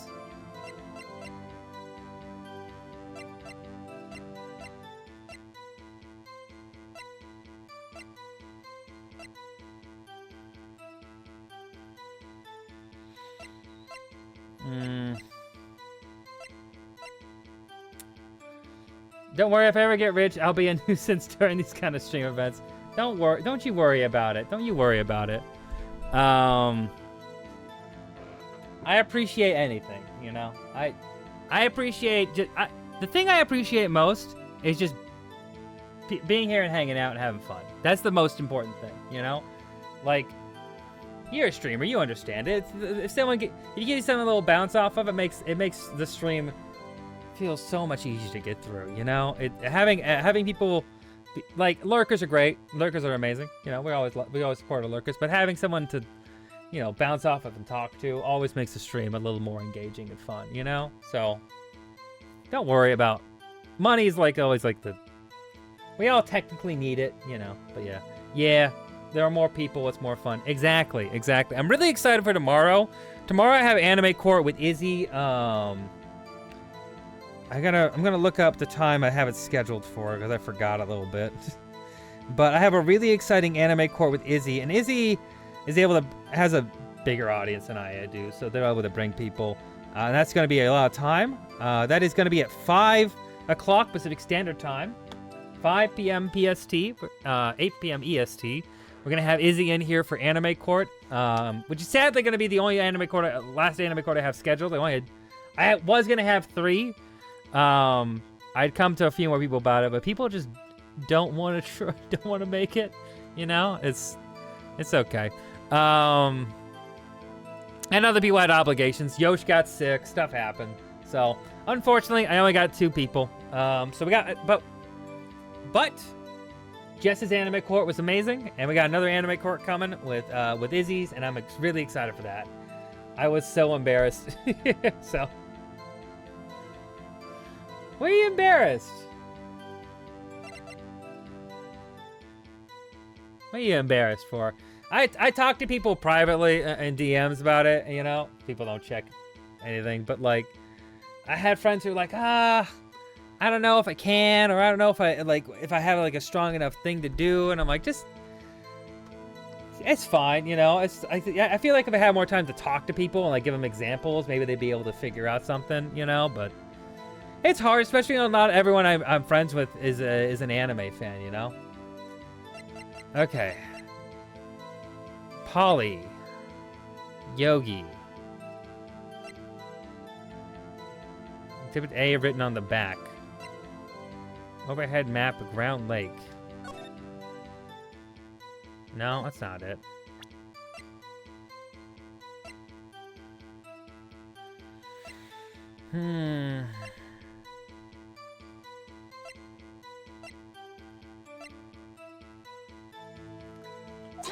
Is it the file? The DL6 case file? That's quite a large file you have there. Which page is this proof on, then? Show us or stop wasting our time. Very well, Mr. Wright, show us the page. Where in this file is the information connected to this parrot's name? Case summary. Victim data. Suspect data.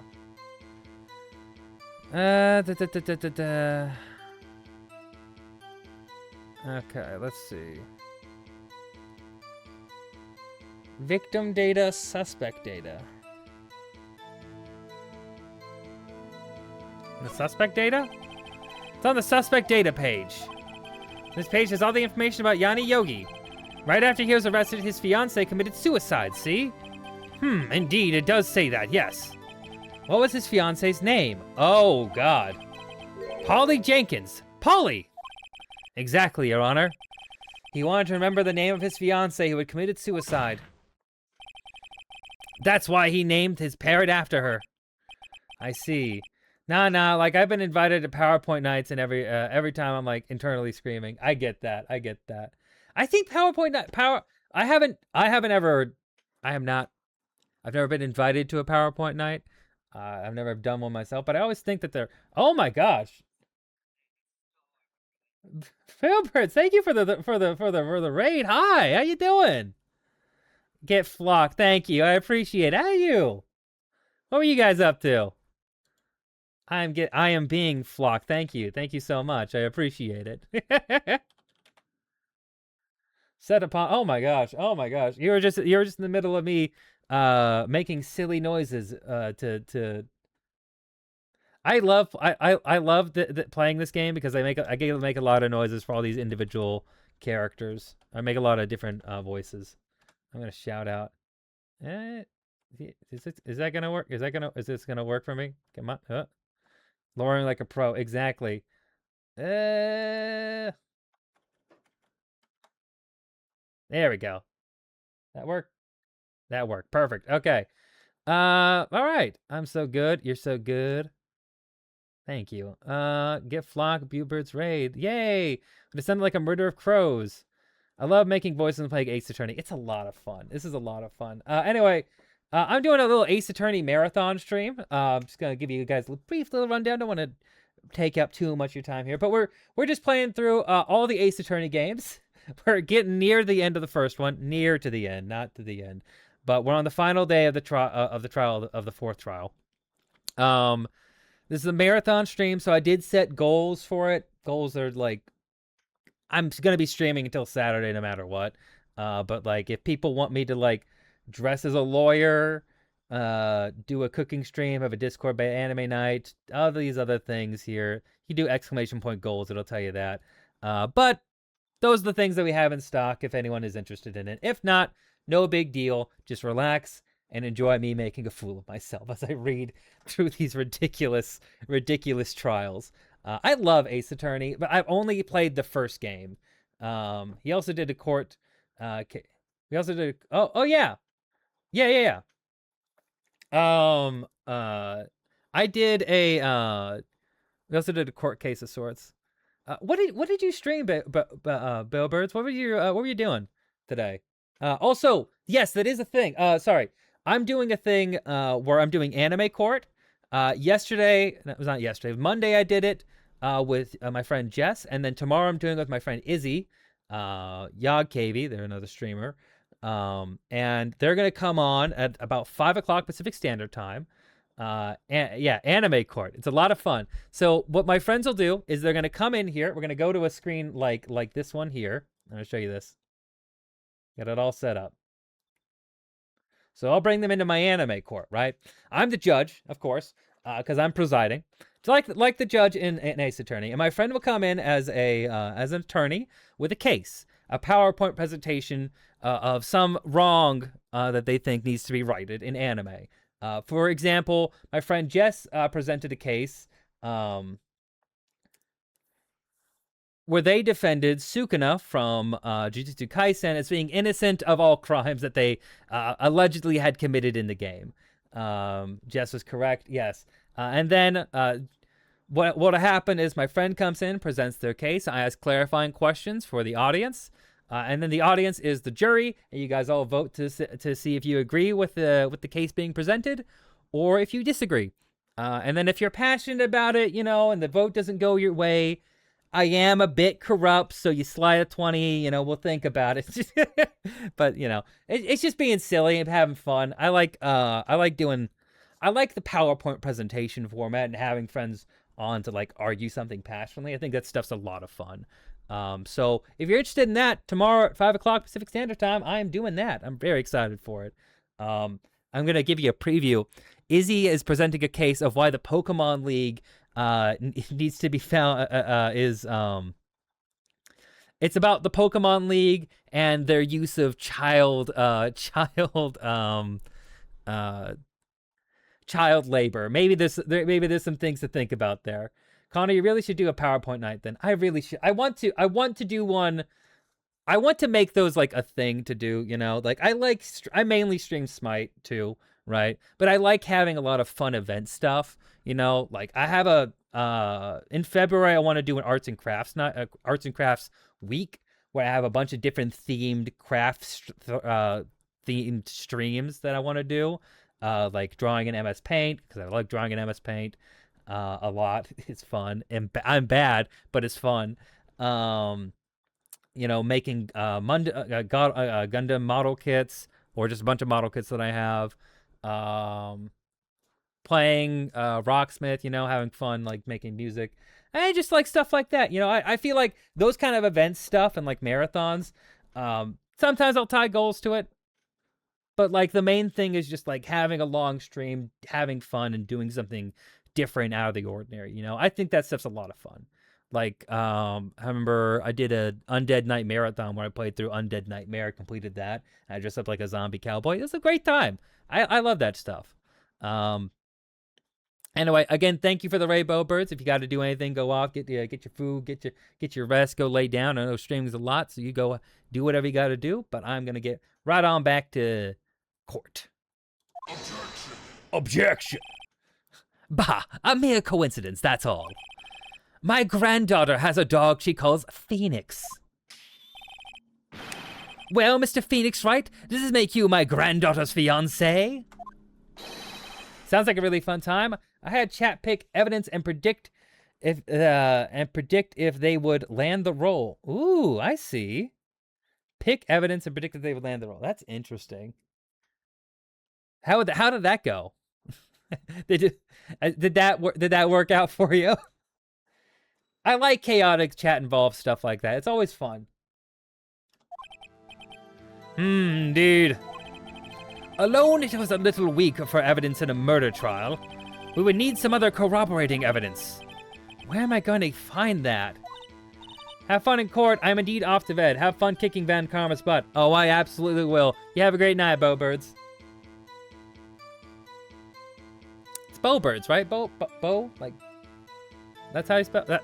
Surprisingly well. Perfect. Perfect. I'll make sure I'm pronouncing your name right. If I fuck it up, just always be sure to correct me, okay? But thank you again. I really appreciate the raid, and I hope you have a great night. Nick, we're getting close. One more. If we could just get one more piece of evidence. Right. But what? Surprisingly well. Oh, yeah. Surprisingly well. Yeah. Wait, hold on. If Von Karma has a granddaughter, does that mean Fran has a secret older sibling? I don't know. You too, mate. Thank you. Very well, witness. You may continue. I love this witness. Hold it! Witness, you're here to speak. You must speak to me. Frankly, I can't believe you're speaking to that parrot. But, well, I guess we should try to get some information out of her. We need to show the judge that her owner is Mr. Yogi. Squawk! Okay.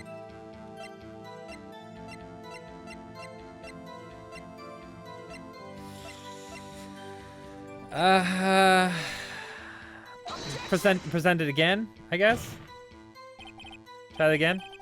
No, that doesn't work. Trying to guess on that one. Maybe I should press it again. Hold it! Witness! Can't just say hello. I want you to testify. Honestly, I don't remember the answer to this. Yeah, it's a bit of a hard one. Maya, you talked to her. Right, what do I say? Have we forgotten something? As I recall, 2 days ago. But Polly, have you forgotten something? Squawk! Don't forget DL6, squawk! I got Polly to say that here. That will prove that the caretaker had something to do with DL6. Polly, have we forgotten something? Hello, squawk! That's not what you're supposed to say. Forgot. Something we forgot. Hello, squawk! Uh-oh, it's not working, Nick. She won't say it. This is ridiculous. Why won't she say it? Tisk. Something in the matter, right? Wait. Don't tell me Von Karma expected this. He couldn't have retrained the parrot, could he? Did he train her not to respond when we asked if we'd forgotten anything?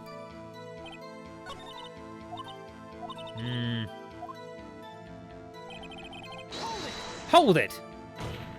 Let's press it again. There's another option we haven't tried yet.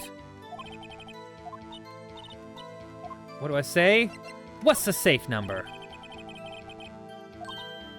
Huh? The safe? Why? Let's try to get her to say anything, okay? Polly, what's the number of the safe in the shack? 1228! 1228! My, what a reckless parrot. Well, Mr. Wright, you aren't claiming that the number has something to do with the caretaker. Actually, it does. That's why I had her say it. Ridiculous. How can the number to the safe tell us who the caretaker is? Show us your proof. What could possibly link the number to the caretaker's true identity? That actually does make sense, actually, because 1228, 1228, December 28th, which would be the final day until the statute of limitations runs up. So that's what it is. The DL6 case file? What is this obsession you have with that case? Mr. Wright, where in this file is something relating to the safe number? Case summary. It's on case summary page. The case summary? Specifically the date on which the DL6 incident occurred. The date of the incident, December 28th? Well, that's today's date, 15 years ago. And the number on that safe is 1228. Ah! He used the date of the DL6 incident as the number for his safe, Your Honor. That's how important the date was to him. I see. It certainly is an interesting coincidence. People often do set their secret numbers to dates. Objection! I love that deepness. Objection! Bah! This is not tangible proof. I set my ATM card's number to 0001 because I'm number one. We gotta steal his debit card now. Me and these funky little numbers on the back. We gotta steal his debit card right now. Chat, write that down. This has nothing to do with a date. Nothing. That's enough. I think we've reached a conclusion here. This is a mere coincidence, that's all. True, that is a possibility. However, two coincidences at the same time seems more like a pattern to me. What are you saying? Summon the caretaker of the boat shop immediately.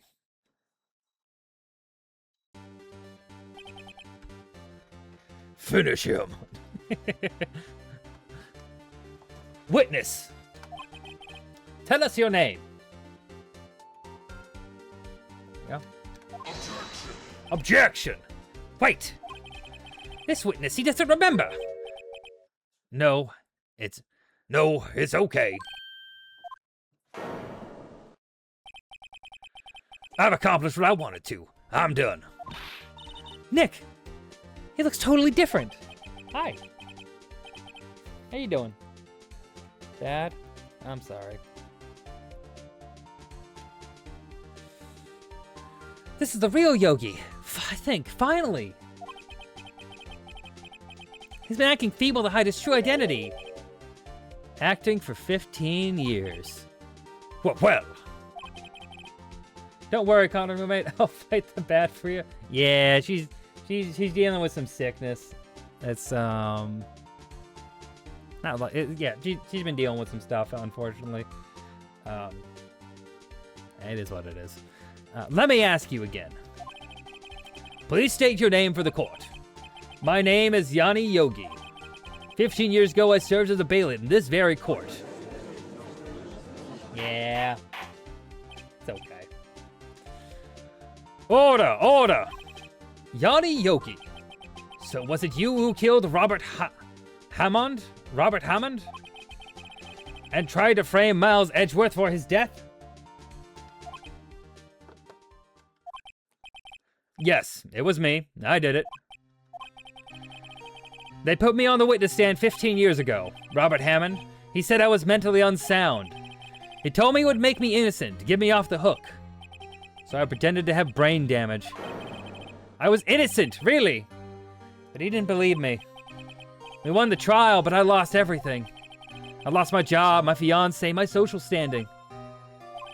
Then, this year, 15 years later, a package arrived. It was a letter and a pistol. The plan was written out in careful detail.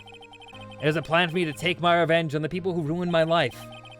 I didn't care who had sent it. I thought this was my chance after 15 years. This was it. Finally, a chance to have my revenge on Robert Hammond and Miles Edgeworth. I have no regrets. But wait a moment. Revenge against Miles Edgeworth? Sorry, that's the wrong voice. Revenge against Miles Edgeworth? What do you mean? I'm not at liberty to speak in the matter. Why don't you ask Mr. Edgeworth yourself? Anyway, I admit it. I was the one who killed Robert Hammond.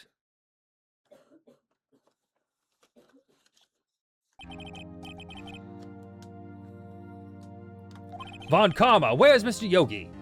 Under arrest, Your Honor. I saw no room for error in his confession. Then the defendant, Miles Edgeworth, is innocent. In this case, at least. Very well.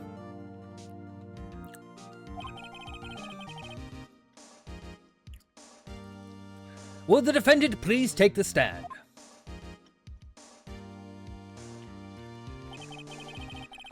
There are a few mysteries left unsolved.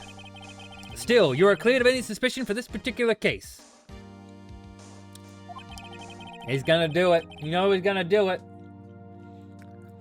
So I'd like to pass judgment on the murder of Mr. Robert Hammond. Any objections? I don't believe it.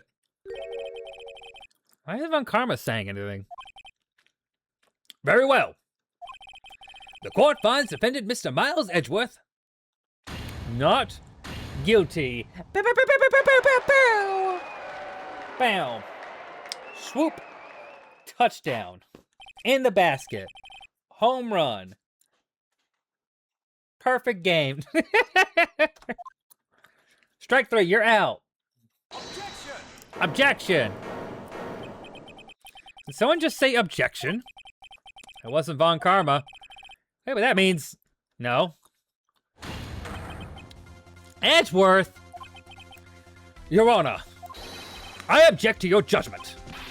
But what do you mean? I'm not innocent at all. As we have heard, Yanni Yogi killed Robert Hammond in revenge. But revenge for what? Nick, Edgeworth is trying to confess. He's trying to say he's guilty. He's gonna tell me he was the murderer in the DL6 incident. He's gonna tell me he killed his own dad. Uh-oh, what do I do? Objection! The judgment has already been passed. I object to the Edgeworth's, I object to Edgeworth's, outburst. Objection! Didn't something like this happen yesterday, too?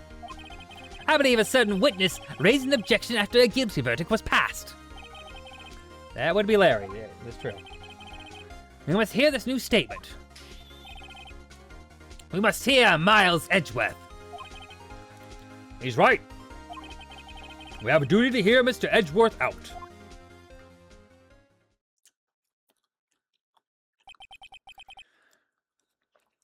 For 15 years, I've had a recurring dream. A nightmare. It's only a nightmare. That's what I told myself. But now I know it wasn't a dream. Yanni Yogi wasn't the killer. You mean in the incident where your father died? From the distance of the shot, it wasn't suicide either. It was a dream, dude. Everything was as clear as day. The murderer, the criminal in the DL6 incident. It was me. Bum, bum, bum! Your Honor, I confess my guilt. Take me away, boys. I'm guilty. I'm guilty for DL6, the statute of limitation of which ends today. The culprit is me.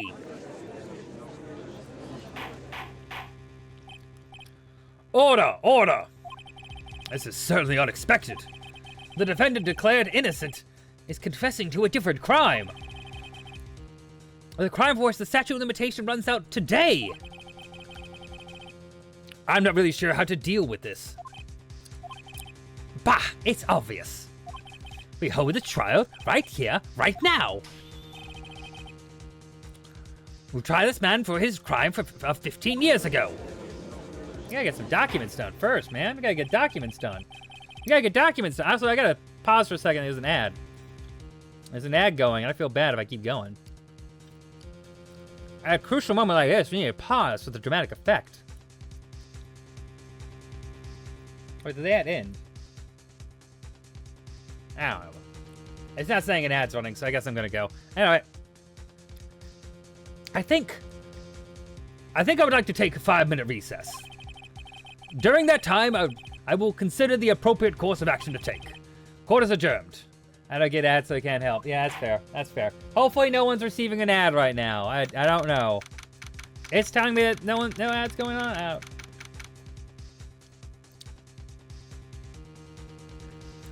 Let's get in the lobby. Get in that lobby. I'm sorry, Wright. I've just wasted all your effort.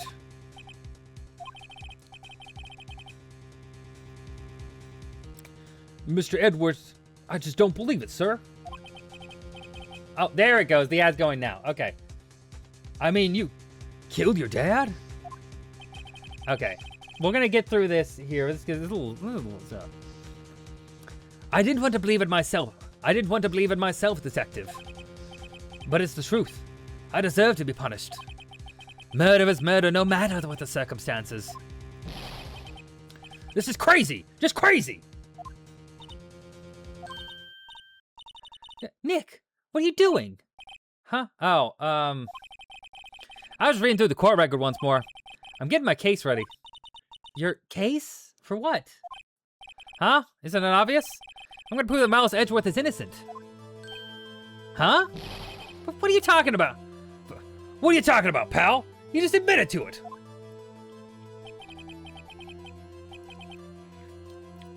He confessed that he did it in court. He confessed that he did it in court.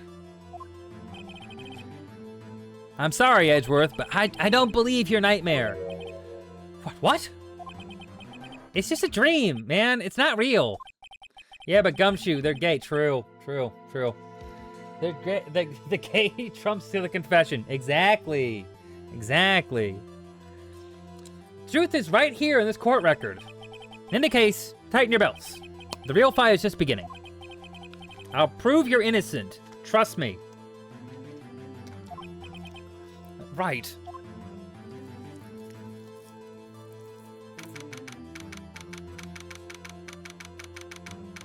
I mean, it's very obvious he's innocent. All right. Give a few seconds.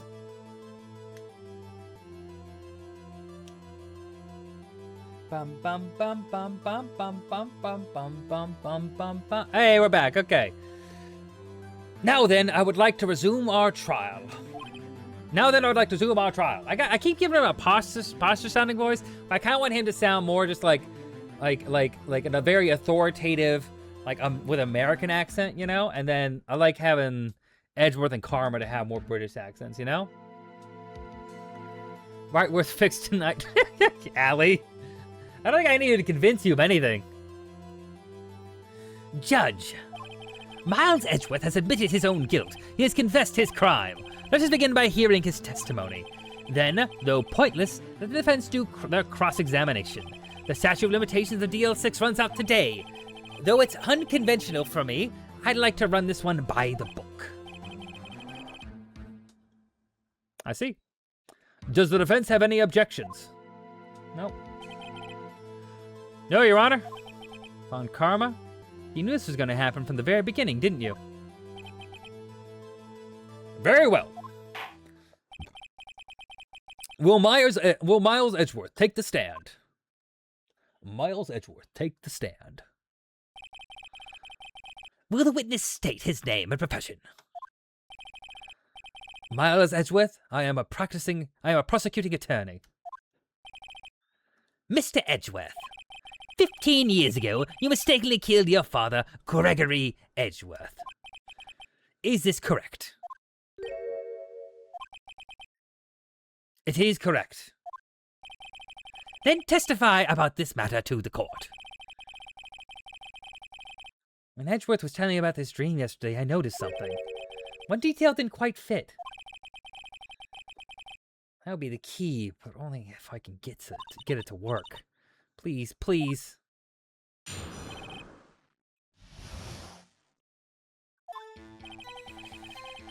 That day, I had gone to the courtroom to observe one of my father's trials. As we went to leave, an earthquake struck, trapping us in the elevator. My father and Mr. Yogi lost their composure and began to argue. Just then, something heavy fell at my feet. I picked it up and threw it at Mr. Yogi. I wanted them to stop fighting. A moment later, there was a single gunshot, and then a scream. It was a terrible scream. I remember it to this day. That's all. I know you're dying to read some Wrightworth fix. You know what? I could make one of the goals. I could put in a goal to read fix Phoenix Wright and Miles Edgeworth fix here. I could find a slot for that. Maybe like an early one, you know? Honestly, there's some solid ones. Yeah, I like reading. I do enjoy dramatic fanfics reading on stream. It's fun. It is a fun time. And until now, you thought your memory And until now, you thought your memory was a dream. We were stuck in that elevator for 5 hours. The oxygen in the elevator ran out, and I lost my memory of the events. Bah! The same claim Mr. Yogi has made. Very well. Mr. Wright, your cross-examination, please. Yes, Your Honor.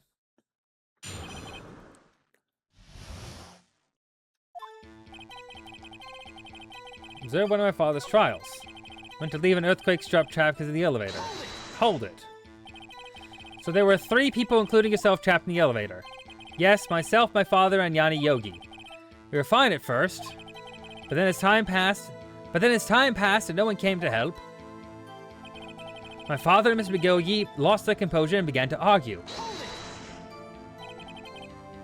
What did you do then? I was a 9-year-old boy at the time. What could I do? I was scared, trembling in the corner. But then, just then, something heavy fell at my feet. What was it? A pistol. I assume it was the bailiff Yanni Yogi's. The safety must have come off when it fell from his holster. And you picked it up. What happened next? I picked it up and threw it at Mr. Yogi. I wanted them to stop fighting. Hold it. Did you know it was a pistol when you threw it? I think I knew. I think I knew. I knew it was dangerous. But the air was getting so thick, I panicked.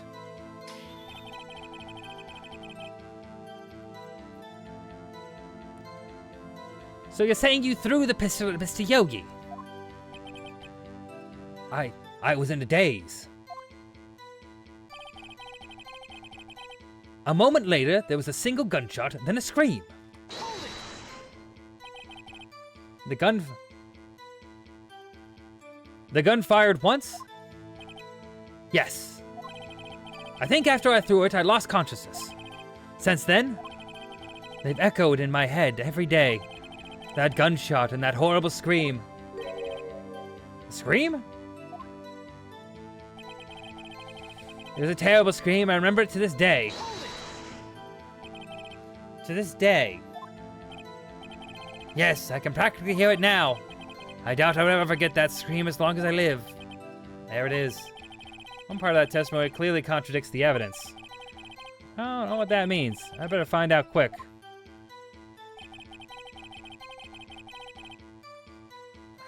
Okay.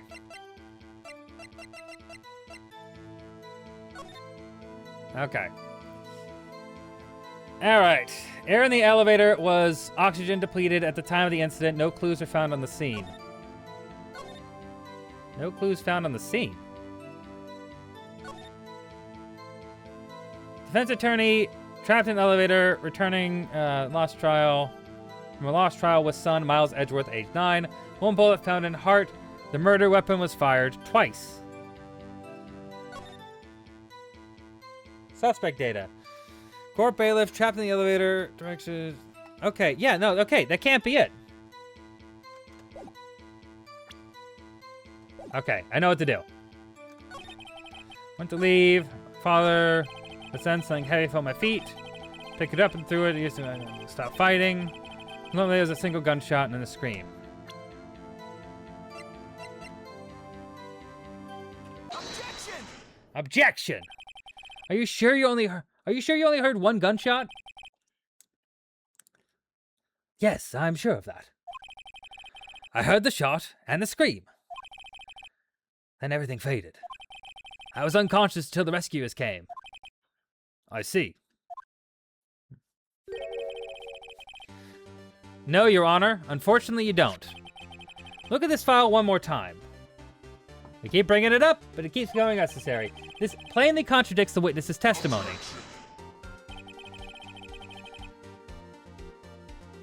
You do enjoy dragging out that file, don't you?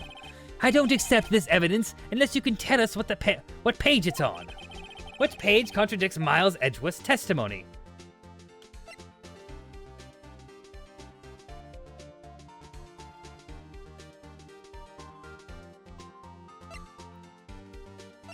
The victim data.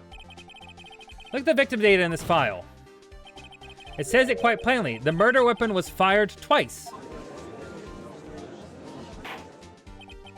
Miles Edgeworth only heard one gunshot, yet the murder weapon was fired twice. The first shot was the accidental firing when the pistol was thrown. So who fired the remaining shot?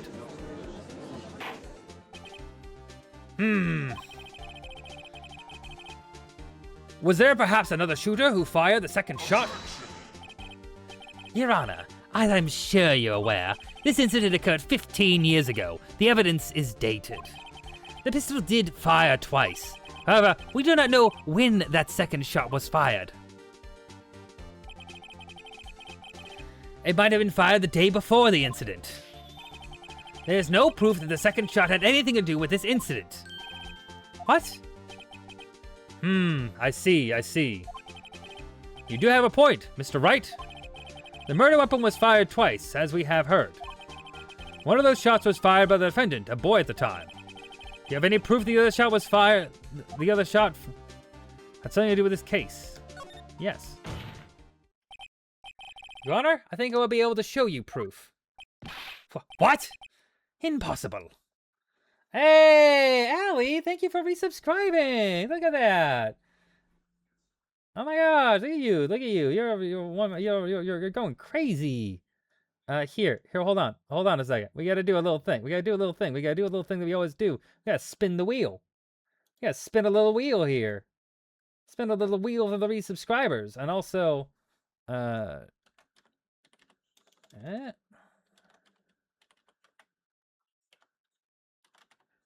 didn't spell that right, but that's fine. 1. Perfect. We're at 10 points. You know what? We're only 40 points off. We're only 40 points off from having to dress like a lawyer for the rest of these streams. Overlay. Here we go.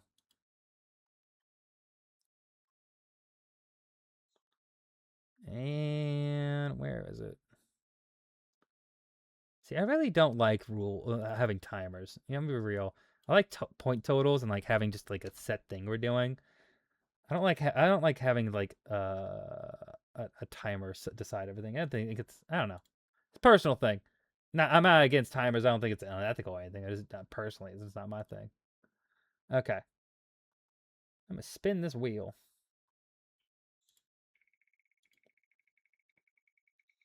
Mule with the spinning wheel. Gotta do what's most fun for you. Exactly. The wheel is underneath. Okay. Well, no. Ooh, on the spot. Oh my god. Oh my god. Allie, you got an on the spot fanfic, which means that you get to choose characters and a situation, and I will have to on the spot verbally create a fanfic for you. Give me a right word, Connor. Give it to me. Choose a setting. Give me a look. Okay, of course it's gonna be Phoenix Wright and Miles Edgeworth. But give me a little setting. Give me a little idea. What's the general vibe you want to go for here? And as you think of that, take your time. Think about it. I'm gonna continue this here. This case right now. Oh my god. In this courtroom. Oh my god. Oh my god. Okay. All right. Well, got to give the people what they want. Got to give the people what they want. Allie, you've earned this, and you're gonna get everything you so desire. All right. 1 second here.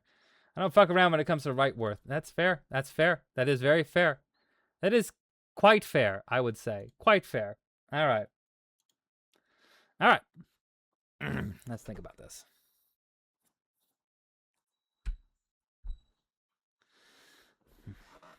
All right. There we go. As Miles Edgeworth. Hold on, I might get to a scene where I actually can see Edgeworth or Phoenix. I don't like this guy. This is the most. I don't like this guy staring at me while I'm doing this. Okay. What? Impossible. Now, Mr. Von Karma, save your surprise for after you've seen the evidence. Very well, Mr. Wright, show us your proof. Do you have any evidence that second firing of the pistol is related to this incident? Ooh, hold on a second. Let me... No clues found on the scene. The weapon was fired twice.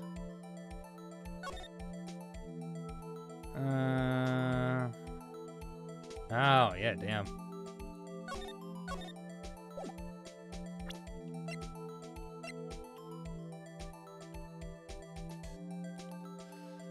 Okay.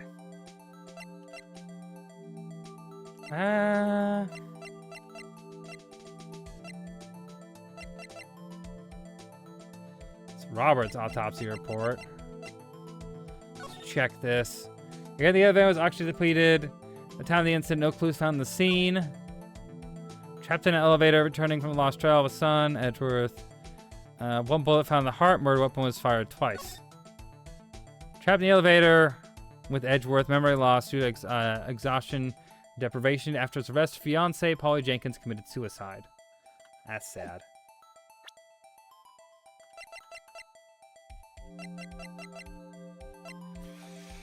The bullets. Let's say the bullets. Mr. Wright, please think you're right.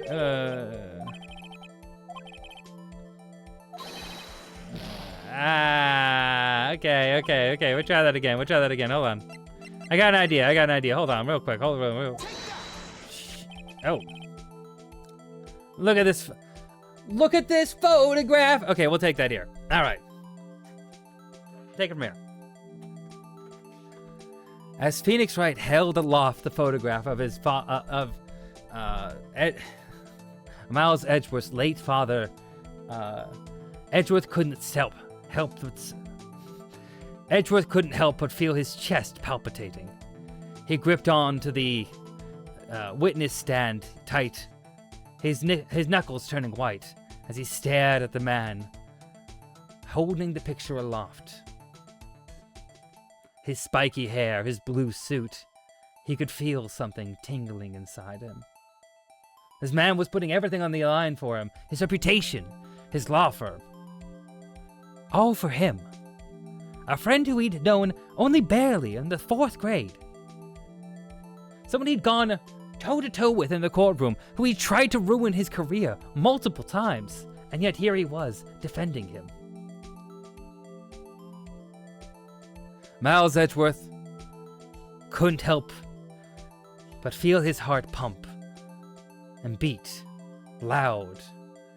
It felt like it was going a mile a minute, but at the same time, he could feel his perception of time slowing down, every beat echoing through his mind as he stared at his gray eyes and squiggly eyebrows. He knew what he felt was a deep desire. A desire to touch that man, to give everything he could to him,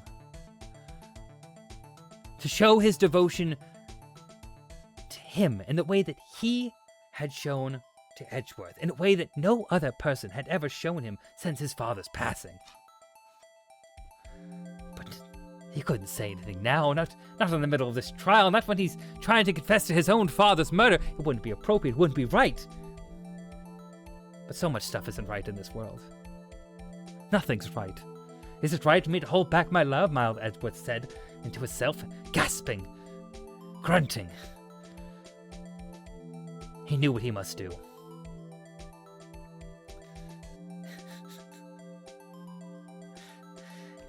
He yelled into the court, "Objection! Objection, Your Honor!" Everyone stopped and stared at him, stared at the deranged prosecutor, on the edge of being found guilty for his own father's murder. They stopped and stared as he pulled open his jacket and tossed it to the ground, grabbed onto his shirt and pulled the buttons off. Bare-chested, he stopped and stared at the court, his eyes locking directly onto Phoenix Wright's. "Phoenix! Nick," he gasped. "This burning heart, this burning passion I feel, I cannot contain myself in this shirt. You must know my feelings for you.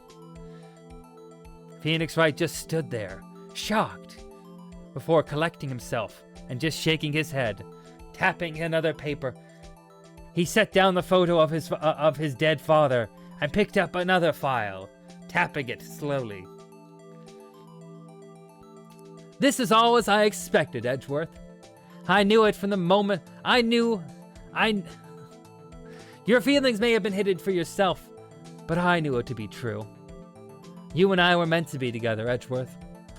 And as soon as I get you off of this murder, I'm gonna get you off in the bedroom. Bum bum bum bum bow! Bum bum bum bum bum bum bum bam! And then the court goes, oh! And then immediately Von Karma is aghast. He cannot believe what he's hearing. And he decides, instead of going further in this trial, he just admits he's guilty right there. Hold on a second. I don't need to hear any more of this. I'm guilty. I'm the one that did it. Edgeworth is innocent. Let's just get this over with so I can get out of here. The judge shakes his head, shrugs his shoulders, and says, whatever, I don't give a fuck. Kill that guy. Bailiff, shoot that guy. And the bailiff takes aim and fires. Von Karma, riddled with bullets, falls to the ground, lifeless. Miles Edgeworth jumps into Phoenix Wright's arms, and he carries him like a princess out of the courtroom, over Von Karma's corpse, and into the soft yellow sunset. The end. Okay, thank you. I hope you enjoyed your fanfic, Allie. I hope you enjoyed. And remember, if you too want a fanfic, then the wheel may decide your fate. All right, we're back. We're back. We're back to this. All right, look at this photograph. Oh shit! This is a photograph of the scene of the crime 15 years ago. I could see the victim lying there as Gregory Edgeworth. This proves the murder weapon was fired twice at the time. This proves the murder weapon was fired twice at the time of the incident. This photo proves it. So let me get this straight. This photo proves 2 shots were fired. Where? Your Honor, please get a clue.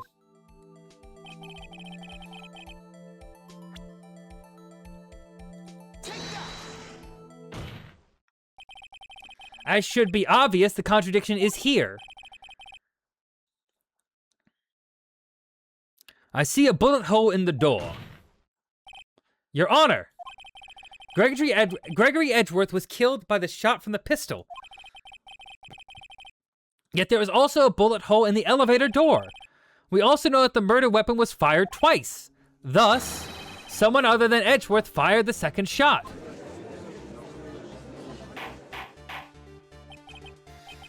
Order! Mr. Wright, what are you driving at? It's simple, Your Honor. At the time of the incident, 2 shots were fired. One went into Gregory Edgeworth's heart. The other hit the elevator door. Remember that the defendant lost consciousness after the shot he fired rang out. In conclusion, we must agree that the second shot was fired by someone else. Mr. Wright. But who could that someone else be? The murderer, of course. I'm glad it's everything you wanted, Allie. I appreciate it. I appreciate the resubscribe. 14 months, damn, okay. I knew I never should have stepped in before your wild fantasies got out of hand. Mr. Wright, look once more at the DL6 incident case file. Look closely. Try the case summary page. The case summary on page 1. Look what is written there. Not a single clue was found on the scene. If the pistol had indeed been fired 2 times, then the other bullet would have been discovered on the scene. He does have a point. The second bullet has never been found. Why? Because the second bullet does not exist. The bullet that claimed Gregory Edgeworth's life was the one fired by his own son. This is the truth of the matter, the whole truth. It was undoubtedly something else that made that bullet hole in the door.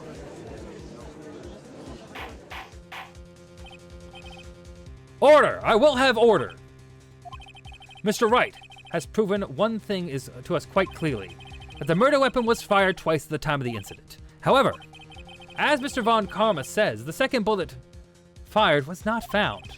It's highly unlikely the police merely overlooked this second bullet. So all we have is the single bullet fired. I'm afraid I have to discount the defense's claim. Tisk, tisk, tisk. I praise the judge for his wisdom in this matter. Gah, how did this happen? Literally the flimsiest argument. Something else made the bullet hole because we didn't find the bullet. Yeah, I know, that's absurd. That's absurd. I don't believe the second bullet didn't exist. Was I wrong? I've been wrong about this whole incident? What are you doing, Nick? Why are you even raising an objection? Why aren't you raising an objection? What? It looks like I was wrong. Nick, if the second bullet wasn't there, then all the my conjectures are for nothing. No. But you said you'd do it, Nick. You said you'd get Edgeworth declared innocent. I'm sorry. It's just, when I saw the photograph, I thought the 2 shots had been fired. I was so certain of it, I thought I'd won. I thought there was another person, someone else who would fire the killing shot. But how? I was wrong to think it could be that simple. This case has stood unsolved for 15 years, Nick. Well, it seems that we have finally cleared up this incident. Only 1 bullet was found at the scene of the crime. And that shot was fired by Miles Edgeworth. Precisely. I would like to ask one thing of Miles Edgeworth before passing my verdict. It's that simple. Have you been paying attention to the trial so far? Yes, Your Honor. Do you have any objections? No. No, I do not.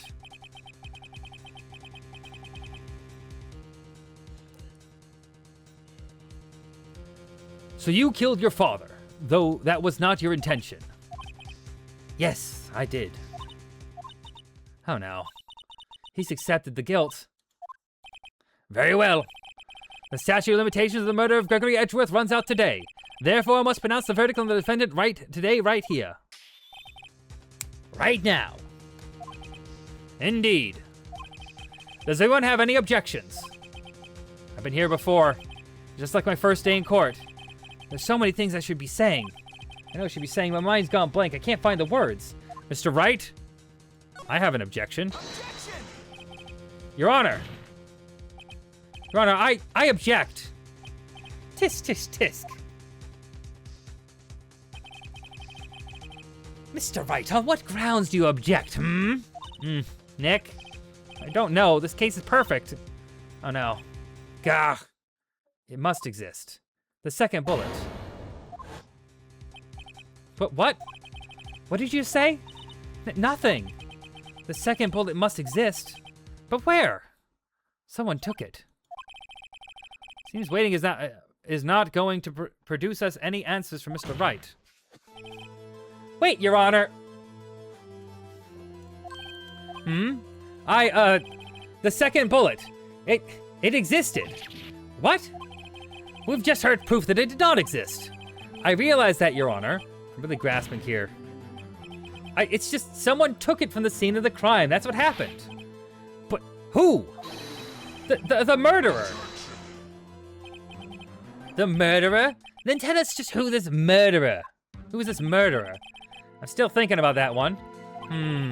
So the criminal took the second bullet, but why? Huh. First of all, how would they have found it? It's not easy to find a stray bullet, Mr. Wright. Was there some pressing need for the murderer to search for the bullet? For that bullet? The murderer had to find it. Of course there was a need. That's why they took it. Bah! What possible reason could they have had? Well, the reason the murderer took the bullet away from the scene with them is...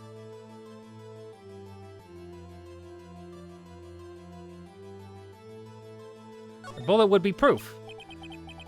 The bullet would be used as proof? Proof? It was a special bullet, so they took it with them. If that was the case, then they should have taken the bullet from inside Gregory as well. Huh? Why would they only take one of the 2 shots fired? Oh, right. Getting penalized on that one. That was dumb.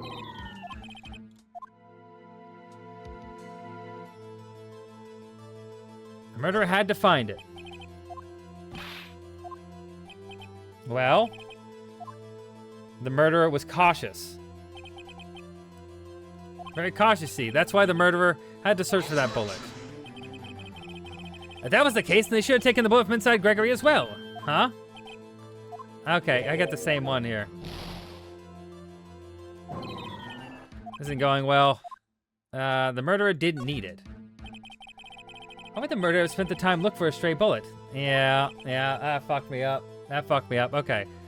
I haven't got a clue. What's wrong, Mr. Wright? Bah! The murderer had no reason to take that bullet. You don't want to admit it, but it's true. Eric. Had to take it. Had to take it. The murderer, what does that mean? You're thinking too normal. Think crazy. Don't think why the bullet was taken. Think why the bullet had to be taken. Mr. Wright. Yes, Your Honor. I have no idea what I'm doing. Well, the murderer had no intention of taking the bullet from the scene, but the murderer had to take that bullet. Had to, Mr. Wright? What do you mean? Well, for instance what? Maybe the bullet hit the murderer. The bullet hit the murderer? Just saying, for instance. I mean, if it hit you, you would have you would have to take it with you, wouldn't you? It's not like you could perform surgery right there, you know? Wait a second. I was just talking off the top of my head, but what if that really was what happened? Let me get this straight. So at the time of the murder, the murderer themselves was shot, and they left with the second bullet still inside of them, thus leaving only one bullet at the scene of the crime. Yeah, I guess you could, I guess that's how it would work. Yeah, but there's a problem with that. The other two people rescued from that elevator, Miles Edgeworth and Yanni Yogi, were both unharmed. That would mean... The murderer came from outside, yes.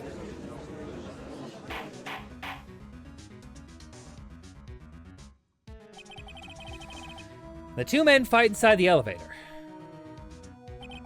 Trying to stop them, the boy picks up the pistol and throws it at from a seat. Throws it. The pistol discharges and the bullet goes through the elevator door and hits the murderer outside.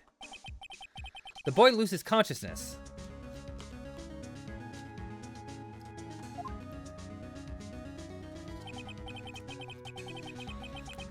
Then the murderer opens the elevator door and sees the men inside. Mr. Wright, you are truly the most unpredictable defense attorney I've ever known. I can tell you're grasping, yet I cannot deny the possibility of what you say. What are you saying? Deny it! Deny it! No one involved with the incident was wounded. There was no murderer. No one was wounded at the time of the incident. He's right. I can't think of anyone. Hey, Nick. I just thought of something really crazy. Crazy? Remember what Mr. Grossberg said yesterday? Gregory Edgeworth was dealt a blow at his perfect trial record. Wow. But the shock of Von Karma because he took a vacation after. Yes!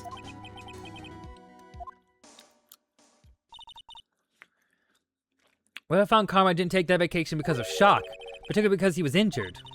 Which would mean... It could only mean one thing. He was the murderer in the DL6 incident. He was the man who shot Gregory Edgeworth. It was Von Karma! Oh, man. Something wrong, Mr. Wright? You seem dazed. No, Your Honor. Well... You have indicated that the possibility that the murderer came from outside. You've indicated the possibility that the murderer came from outside. Can you give us the name of your suspect? Uh-oh. Say it, now or never. Your Honor. There was a suspect, one lone suspect. Well, this is certainly interesting news. Very well, Mr. Wright. Who is your suspect? My hands are shaking. For what? Von Karma!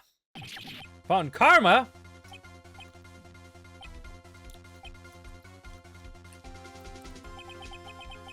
You mean the Von Karma, the prosecutor? The one standing right there? Bah! You don't object? I see no need. Why honor this ridiculous outburst with my objection? Because you took a vacation for several months starting the day after the incident. Yet you pride yourself on your perfect record. Why would you take such a long vacation without any reason? So you're claiming that I took a vacation to heal my injury from the incident. Fascinating. Prove it. I would have needed surgery, no? Where did I go under the knife at, Mr. Wright? Bring the doctor that operated me. Have him testify. Nick? Let's find out who his doctor is. It's no use. Edgeworth. I know Von Karma, perhaps too well. He's perfect. He wouldn't leave clues. He probably did undergo surgery. I would leave a doctor as a witness. Grr, nobody's that perfect. So what, Nick? Did Von Karma pull out the bullet by himself? That's insane. No, he couldn't have. You can't just pull bullets out of yourself. Wait. What does that mean? That bullet has to be somewhere. But where? Tisk, tisk, tisk. Well, Mr. Wright, can you produce evidence to prove I was shot? I can. All right, Von Karma, I'll prove it. I've used evidence I know how much you like to use it so much. But what?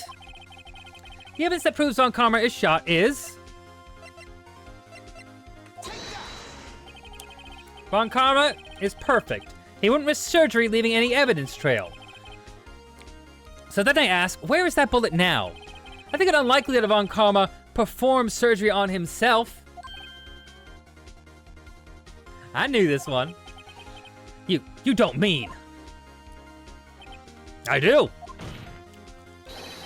There's a possibility that the bullet's still inside Von Karma.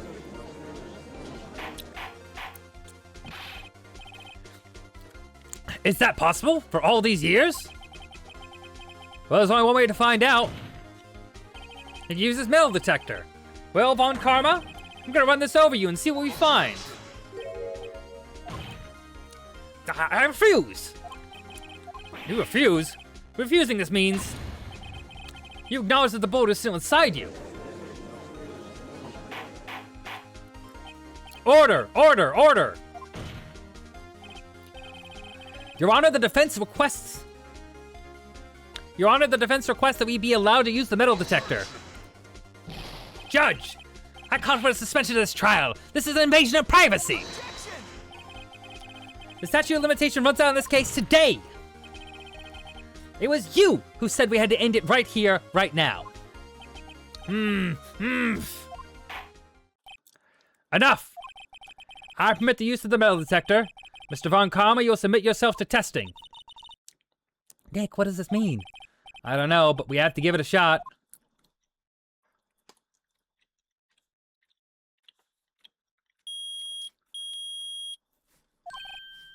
It reacted. Something's inside his right shoulder.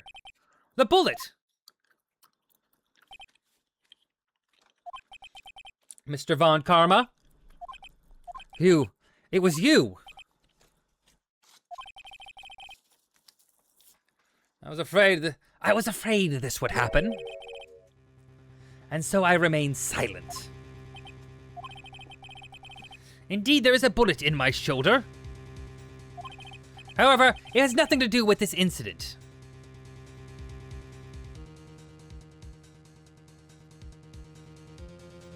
Yep.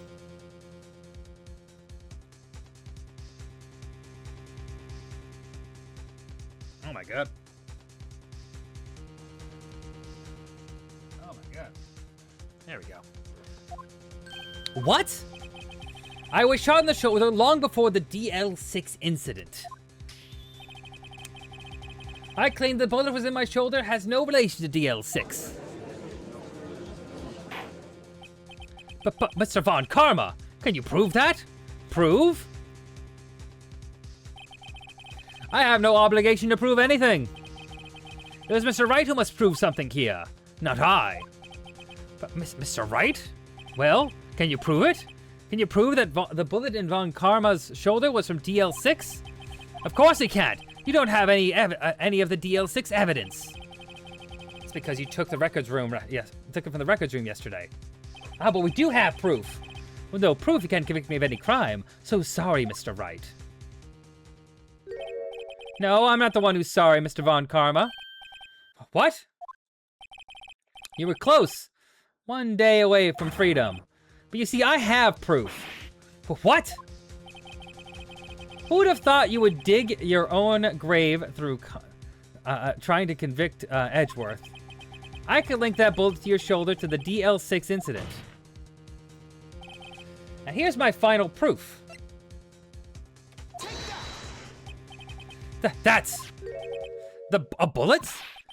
Where did you get that? This is the bullet used in the DL6 incident. This was taken from the heart of the victim, Mr. Gregory Edgeworth. The bullet is preserved quite nicely, with all the ballistic markings still intact. Ballistic markings? You may recall the term. It came up in the first trial 2 days ago. Ballistic markings are the fingerprints of a weapon. All bullets fired from a gun are marked with that weapon's unique pattern. By examining the markings, we can tell which weapon fired the bullet. It's quite accurate. We have 2 bullets in our possession. 1 bullet removed from Gregory Edgeworth's heart. The other, Mr. Von Karma, is the bullet buried in your shoulder. We could analyze both bullets. Then if the markings matched, we would know that both bullets had been fired from the same gun. The very same pistol, in other words. The murder weapon that killed Gregory Edgeworth. Mr. Von Karma, you will let us remove the bullet from your shoulder. Then we'll compare the ballistic markings to those on this bullet. And solve this case once and for all. Well, Mr. Von Karma? Warg!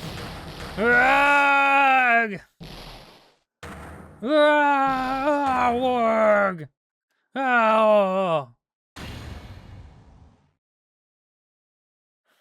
That scream. I've heard that scream before. Wait, I know. Help, I can't breathe! Quiet, I said quiet. Don't make the oxygen. Do the thing. Get away! Get away from my father! Bang!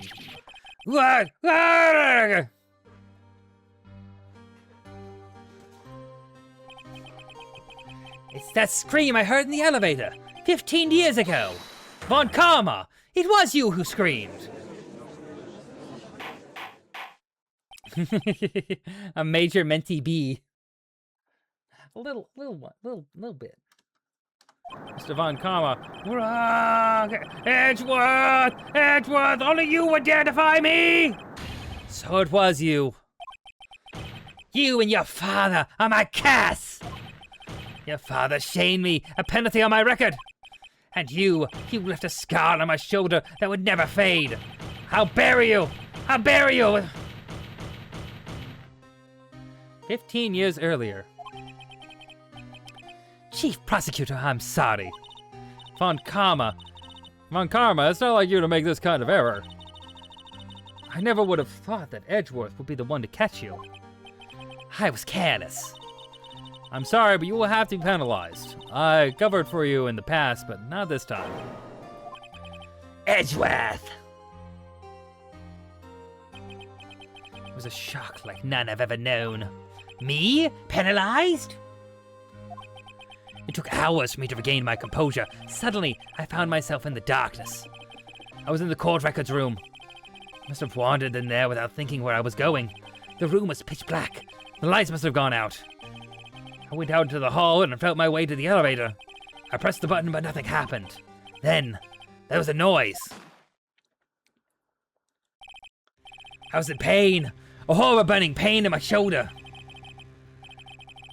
Just then the lights came back on. The elevator door opened before my eyes.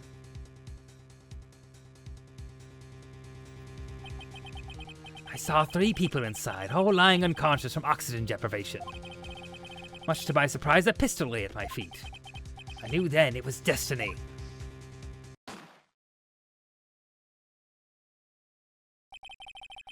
In his last moments, Gregory Edgeworth was still unconscious.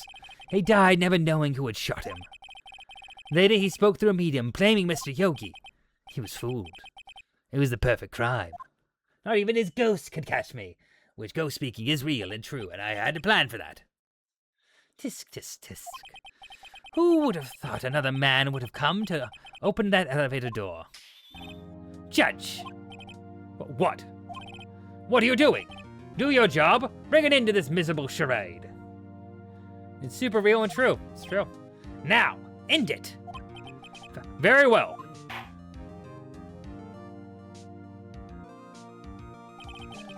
It appears to have come to a very long way to the end of this maze. 15 years later, Mr. Miles Edgeworth? Yes, Your Honor. You were innocent. You are innocent. As you said, it was all a nightmare. Yes, Your Honor. This court finds the defendant, Mr. Miles Edgeworth, not guilty. Hey, they got confetti! That is all. This court is adjourned. Hello. You eating anything? No. Your stomach hurting or your back? Both. Yeah. I'm sorry. After a day of feeling better, too. Super real and true. Yay, we get to celebrate. Nick, we did it! Did you see his face? Oh, Karma looked even paler than usual. He's pretending to be all cool, but inside you crushed him, Nick. Crushed! I gotta say I'm impressed. It was pretty close, though. I was sure we'd had that. I know, I was on the verge of tears the whole time myself. But now it's all just good memory. So it's finally over, Edgeworth. Right, yeah? I'm not sure how to say this. I know. Try thank you. I see. Thank you, right. You're welcome. I think you could have done better than that. Sorry. I'm not good at this sort of thing. You got a lot to learn, Edgeworth. She's got you there. Whoop! Amazing, pal. You pulled through just like I thought you would. I'll never forget this. I owe you one, pal. And tonight, let's party. Dinner's on me. Yeah, my salary went down a bit this month. But who cares?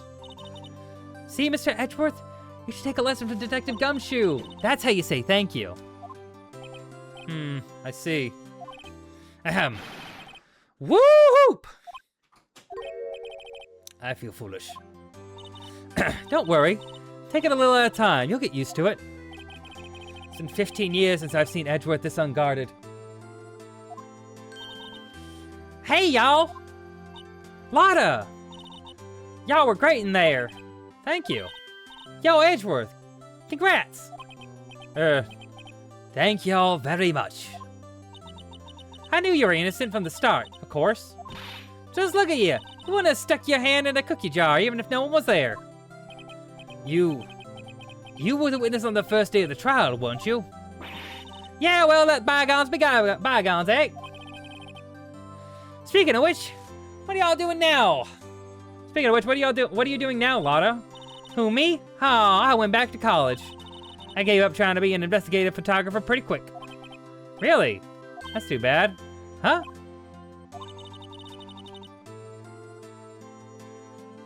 Isn't that hot dog guy from the park? Huh? It's over, Nick. My life is over. Why the sad face, Larry? What happened now? Oh, Nick, I'm not long for this world. I'm gonna die. I'm Larry Butts. You don't look sick. It's Kianse. She's gonna live in Paris. Paris, Nick. She's leaving me behind. Should have seen that coming. Him and poor Kianse. Yo, Edgy, there you are. How's it like you get so many girlfriends? I don't know. Women love a soul patch, I guess?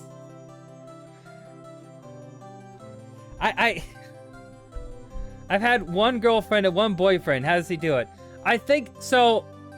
The first thing, you know what they say about wimpy, skinny guys, I guess. You know, maybe that's a factor. Can't grow a soul patch. Ooh, that's true. That's true. That's true. You can work on it.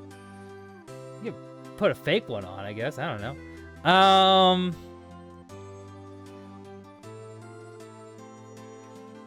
Guy more pathetic. I mean, I think what he's doing, he's providing a reasonable. Someone has to be there for the Findoms. You know what I mean?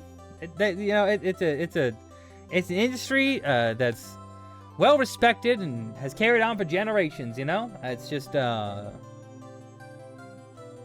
you go. Yo, Edgy, there you are. Okay, yeah, that's fair. Yes, here I am. Congrats, Edgy. Here's a little gift for me in celebration. Celebration? That's unusual for you. Harry Butts, you come a long way too tonight too. My treat, pal. Huh? Thanks. Looking forward to it. Yo, Nick. That's the suit that questioned me. When he says treat, that's not police talk for prison food, right? I think you'll be fine, Larry. Right. Yeah, what's up? That envelope that Larry gave me, it's got money in it. Well, yeah, that's not strange. People give money to celebrate, a way to celebrate sometimes. It's $38, right? Huh? What a weird amount. I mean, it's not a little, but it's not a lot either. $38 exactly. Oh, no. Nick! Was that exactly the amount of lunch money that was stolen from Mr. Edgeworth in school?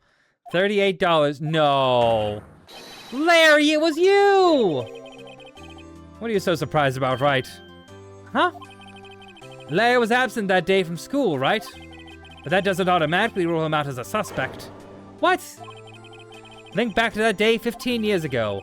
Larry took the day off, but he was bored, so he came to school anyway. Then he saw the money lying there, and the rest is history. I was never good at history, huh? Edgeworth, you didn't know, did you? I suspected. I just couldn't picture Larry protecting you like he did that day. Everyone else was saying you did it. The whole class was against you, remember? Yeah, too well. Larry, you're the worst. He really sucks ass. Right? You may not know this, but we used to have a saying back in school. When something smells, it's usually the butts. I know. Believe me, I know. Really, right. I'm surprised you didn't figure it out. Well, this sure is an unexpected turn of events, eh? Edgeworth. Hmm? You should have told me. Now, Nick, it was 15 years ago. Don't you think the statute of limitations has run out, Mr. Edgeworth? I'd say so, yes. There you have it. Grr. Where does that leave me? I became a defense attorney because of what you two did. Well, you've always been something of an insufferable emotionalist. Yeah, you get worked up too easily, too. Death, the death sentence for the both of you. Man, if I had known, I would have become a prosecutor. The same goes for me, only the other way around. For the longest time, I thought I might have killed my own father. I thought I might be a criminal. I became a prosecutor in part to punish myself.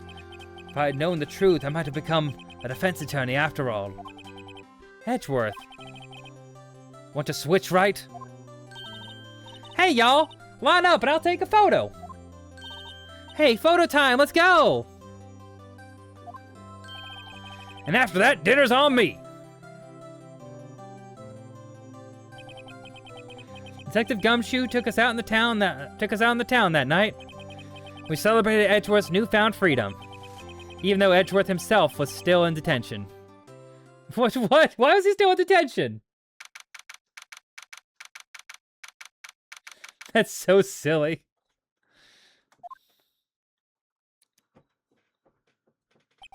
Whoa! Went a little overboard yesterday. My head hurts. Huh? It's still only 5. Maybe I should go back to sleep. What's this? A letter?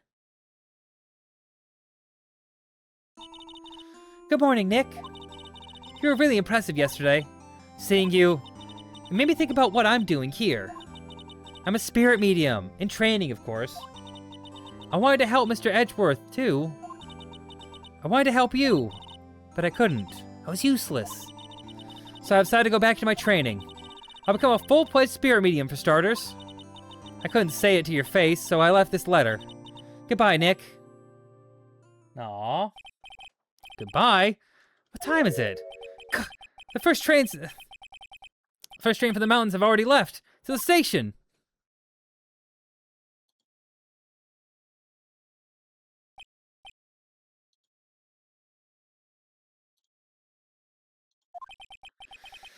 I guess I'm too late.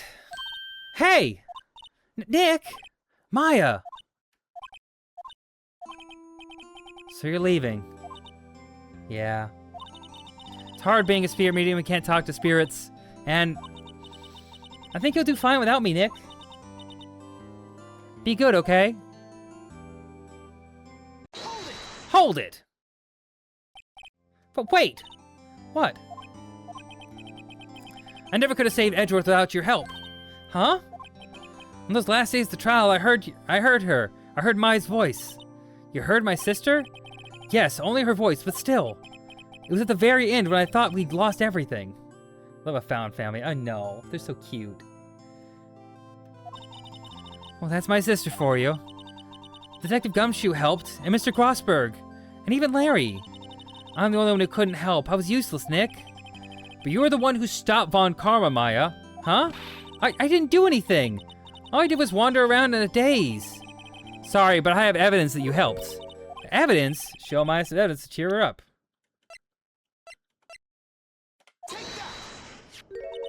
A bullet?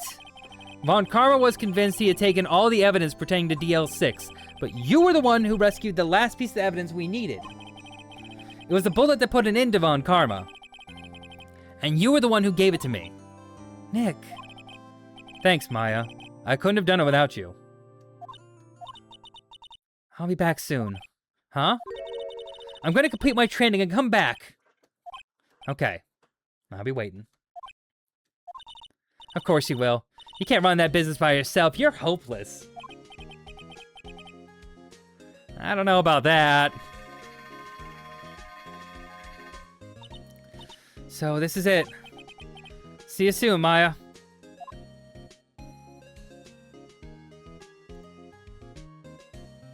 Aw, there she goes. Thanks, Nick. Aw.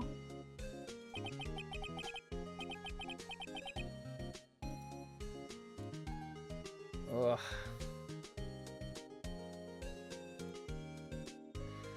And so my story ends. Time to turn a new page and say goodbye to the novice defense attorney that I once was. Now a new story begins. With the same old crazy cast of characters. There she goes again. Ha! Don't think you... Mr. Wright, perhaps you'd like to rethink that claim. Yes, Your Honor. Uh-oh, I got a bad feeling about this. Objection!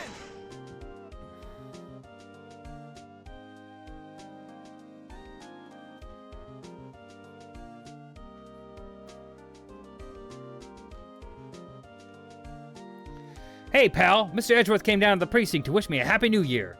Talk about a pleasant surprise. Whoop! Detective Gumshoe! Then he hung his head low and went right back outside. Kinda like he was embarrassed or something. Strange, huh?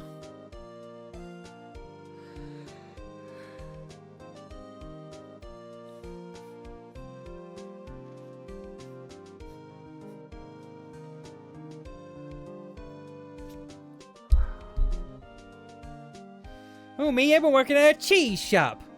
That miss is a nice lady, but she's not exactly what I'd call a cheap date. Huh, she's in Hawaii right now, yeah. See, he's a pay pig. He's a pay pig.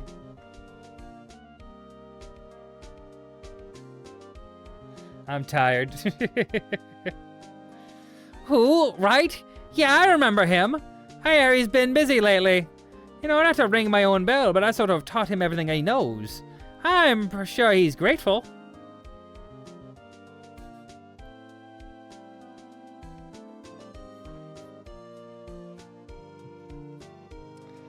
Thanks, Kofi Bot.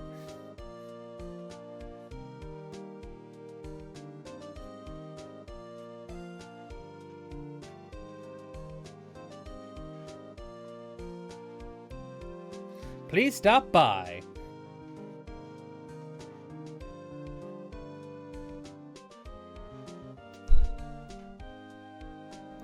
Thank you, thank you. We're getting crazy with it. It's hard with the microphone here, but ahem. Oh, it's you, Phoenix Wright? Ah, yes, Mia's understudy. I wonder what he's doing now. I haven't seen him of late. Ah, the days of my youth, like the scent of fresh lemon. You see, I wish I still had the Kara dancing. I know, Kara's dancing emote was great. Oh, that was a good damn dance emote.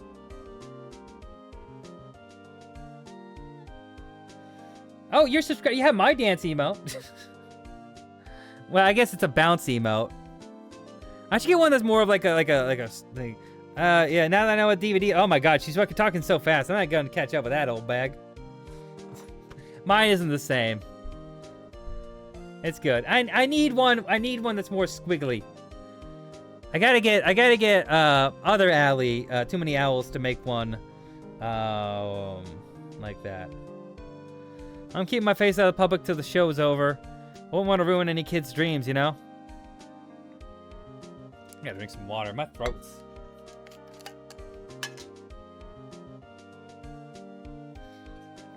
You dancing with it? You should talk to Allie, honestly. Allie's got pretty good rates.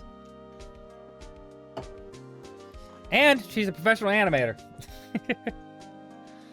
I wanted to visit, but I didn't have time, so I sent her some Pink Princess trading cards. She said she can't buy them where she is. What kind of place is she living at anyway? You should. She's really good. Really good. Really easy to communicate with. Has a lot of experience making emotes. She's did like almost all of Yoshi's. She's cute art. Yeah, she does. She has real cute art. But, you know, I snuck into the studio the other day and I saw her, the one inside the Pink Princess suit. Ugh, what a dog. I was kind of shocked for a boy my tender age. What? Oh my God! What the fuck? Is he calling them ugly? What the hell? Slap this kid. Yeah, I remember, right? That lower guy. Huh, me? I'm in training to become a paranormal photographer. You know that picture I took of everyone? Well, just behind them, there's a ghost. For real? That's talent. I'm gonna be famous. Oh, actually, she probably did take a picture of a ghost.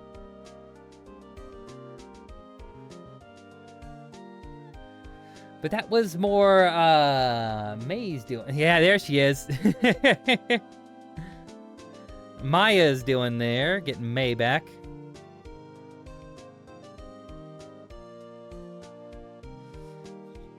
Kid needs a spanking. Hold it! A brand new episode has been added.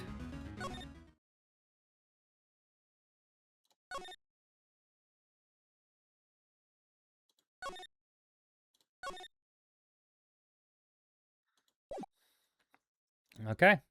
We're on to the bonus episode. Ooh, look at that.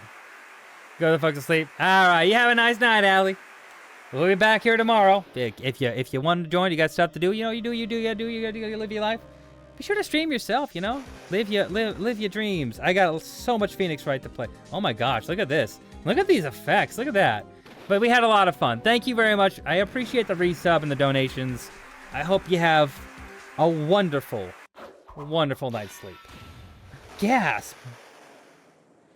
If I'm free of pain again tomorrow, I'll bop in. All right. Hopefully you're free of pain. But also be sure to enjoy your day. It's been 2 months since Maya left the office. 2 months without a single trial. I've had offers, but none I took. That is, till the day that girl showed up.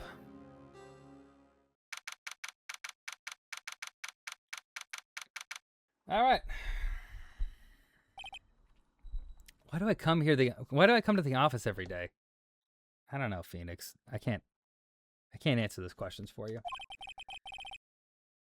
It's not like I want to work. There you are, finally.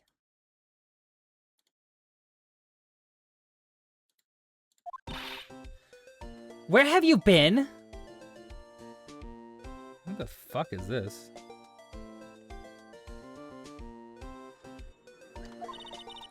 My sister's trial is tomorrow.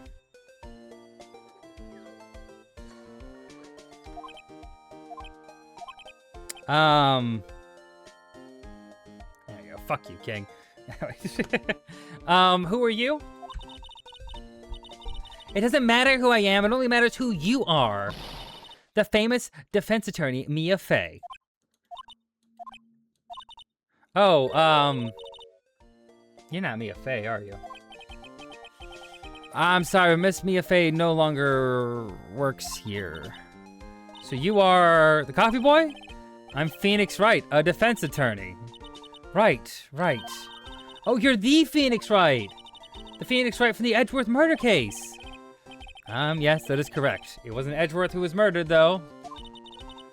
That's a relief. Then you're better than anybody, than nobody. I mean, actually, it was a Edgeworth murder case because his father Edgeworth was murdered. So, I mean, technically. Anyway, you're better than nobody. I'm sorry. I'm afraid I'm not taking any cases right now. But you are Phoenix Wright, right? The undefeated defense attorney?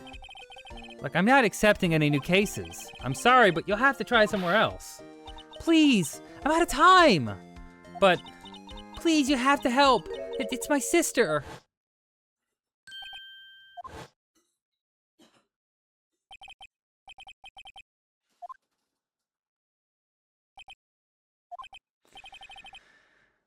Okay, I'll hear you out. Really? Thank you so much. My name's Emma. Emma Sky. I'm a scientific investigator. Scientific investigator. Emma, was it? So you're a scientific investigator. Yes, that's right. Is something wrong? No, it's just you seem kind of jumpy, or maybe just young? Young? I'll be 16 years old this year. Oh, I see. Wait, only 16? I'm set to be formally assigned to the forensics in 3 more years. My work is becoming quite well known, at my age no less. So what exactly is your current position then? Well, legally speaking, I guess you'd call me an 11th grader. But I'm ready to do my job. At my age, no less. Great, another future professional in training. Great, okay. The case. So what's this about a case? You said there's a trial tomorrow. My sister didn't do it. She wouldn't stab someone with a knife. She wouldn't. So it's a murder case? I don't care if there's a witness who saw her do it. She didn't do it. I know she didn't do it. It's a scientific fact. And there's a witness. Just talk to her. You have to talk to her. Right. I suppose I will. Okay. I promised her I'd bring Mia Fey, but that's interesting. How would she know Mia? So you want to be a scientific investigator when you grow up? Excuse me? I'm not a child, I'll have you know. Still, it's good to have a goal, albeit a very unusual one. I believe investigations should be done scientifically. Don't you? Yeah. Sure can't fault her for a lack of enthusiasm. If this case is handled scientifically, I'm sure my sister's name will be cleared. Your sister? I've been doing research, you know. I'm developing a new scientific method in case of case investigation. I'll show you when I'm done. I'm looking forward to it. I got to get down to the detention center. Talk to her sister. My sister asked for Mia specifically. This Mia Fey person. That's a few years below her in school. So they went to the same school, huh? She always told me that she always told me to go to Mia if I ever needed a defense attorney. And well, I need one. Incidentally, Mia is a woman. Now that you mention it, I guess it is more of a woman's name than a man's. Well, it's nice of you to help your sister out like this. You must be close. Well, actually, when she gets like she is now, I kind of hate her. Huh? But she's my only family. your only family. What happened? What about your other parents? They died in a car accident when I was little. Oh, I'm sorry.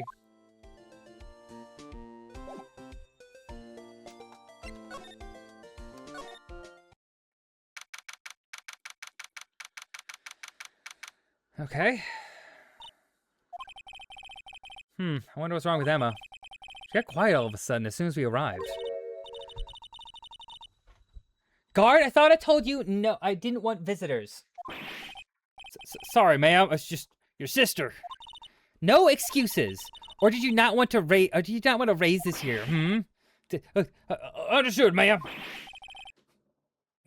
Wait. What was that all about? Oh.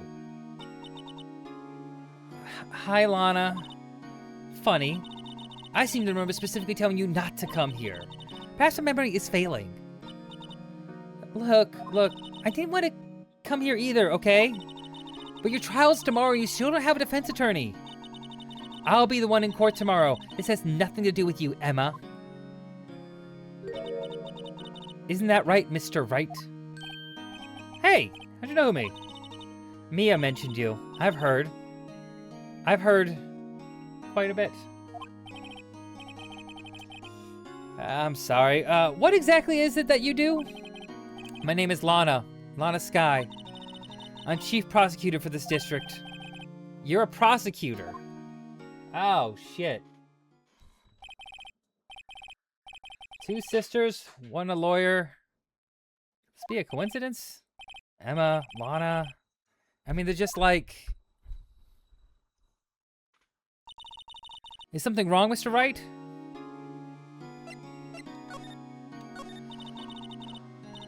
There's something you should know from the start. Which is? The suspect in this case has confessed to the crime. Huh? What? But the suspect... Me. I did it. Well, Mr. Wright? Well, why don't you begin to tell me exactly what happened? The crime took place yesterday, February 21st, 5:15 p.m. That's quite specific. It's quite specific. It was in the witness's deposition. A witness clearly saw me committing the crime. Alright, that was a bit of bad luck, wasn't it? The crime took place in the underground parking lot at the prosecutor's office. The body was found in the trunk of my subordinate's car. The prosecutor's office, huh? In your subordinate's trunk. Classy move. I was arrested on the spot, caught red-handed as it were. Well, that's just great. So who was the victim? An investigator with the police department. I suppose the correct term is detective. A detective? Death was due to loss of blood. He was stabbed once in the stomach. By you? Death was immediate, but the wound was fatal. Death wasn't immediate, but the wound was fatal. I see. Allow me to repeat myself, Mr. Wright. The victim was a detective. You know what that means, don't you? Uh-oh. What? Mr. Wright, what does it mean? Well, it means the police department will consider it a matter of pride to have me found guilty. They will use any means at their disposal to do so. This case gets worse with everything I learn. Jesus Christ. She admits to stabbing a cop. So you're the chief prosecutor? That is correct. I am responsible for overseeing every trial handled by the prosecutors in this district. I make sure the prosecutors have what they need to do the job and manage every aspect. Those are my responsibilities in a nutshell. It's an awfully large nutshell. Still, I'm a little surprised. I would think you would recognize the district's chief prosecutor, Mr. Wright. Huh? In fact, it seems impossible. You wouldn't. Lana? What happened to your hand? Oh, this? I cut myself by accident when I stabbed him, that is. Huh? I'm not very good at being a criminal, I suppose. How am I supposed to defend this? Time to change the subject. Wait, she was in class ahead of Mia, wasn't she? You were in school with Mia, correct? A few years above her? Emma told you that, did she? Emma told you that too, did she? Why not? I did drag him all the way here from the office, from his office. Although it seems he has very little in common with Mia. Hey! It was in law school. It was in law school. I was in my 3rd year and she was auditing the class. She was different than the other students. Different? She was strong. She'd do anything to become a defense attorney, anything. That was probably why she was attracted to me. Excuse me? Oh, we got, is that some lesbians? What are we talking about? What? Intellectually attracted. Lana was the top of her class in school. I see. You had to clarify there, huh? I was the best there was. Oh. Okay. I was doing pretty good in school too, by the way. Sounds a bit different when Emma says it. Well, Mr. Wright? Excuse me? As you can plainly see, I'm admitting my guilt. I think it's safe to say there's no way you can take this case. None. But Lana? Why are you doing this to me? You never think of anyone but yourself. I know you didn't do it, Lana. I know. So how can you say you did?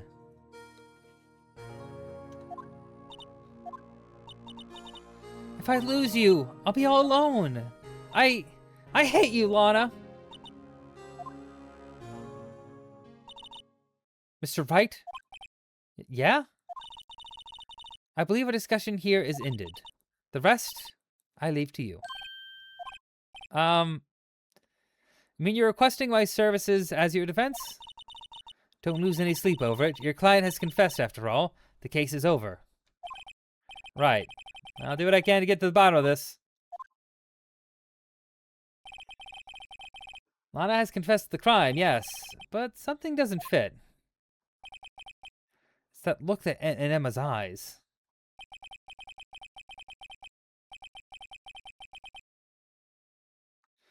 There's something else going on here. I'm gonna find out what. I'm sorry, Mr. Wright. Huh? About what? My sister. She's not always like that, you know. I just never expected to be defending another prosecutor again. She's changed a lot. She used to be so gentle, always smiling. Everyone liked her. I see. Sorry, I'm having trouble imagining that. What happened to her? I don't know for certain myself. I think maybe well, maybe not. Sounds like there's something that defies a simple scientific explanation. Let's go check out this underground parking at the prosecutor's office, shall we? Okay.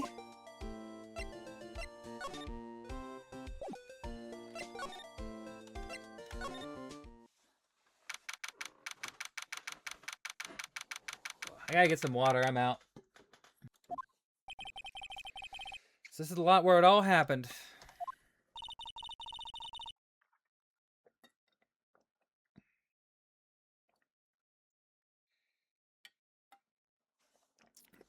Looks like they're still investigating.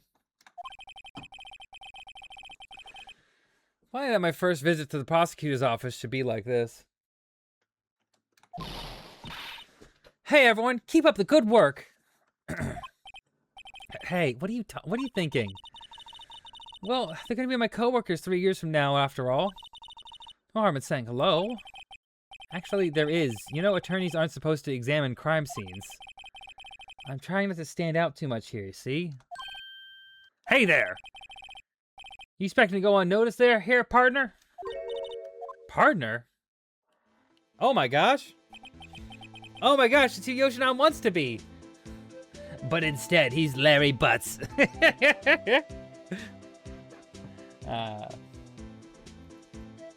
Oh my gosh.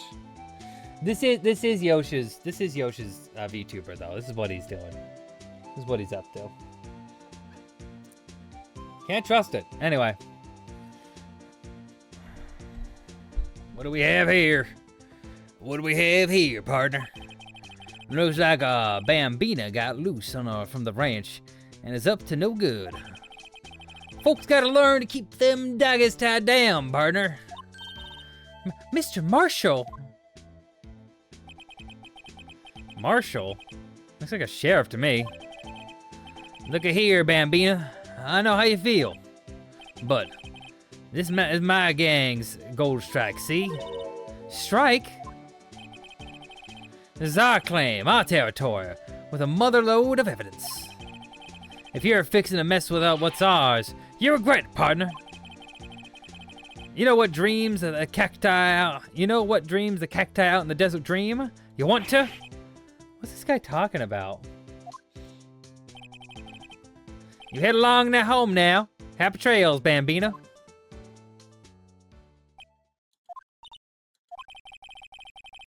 Was that hombre a friend of yours? Kinda, sorta. He's a detective who thinks he's a sheriff from the Wild West, it seems.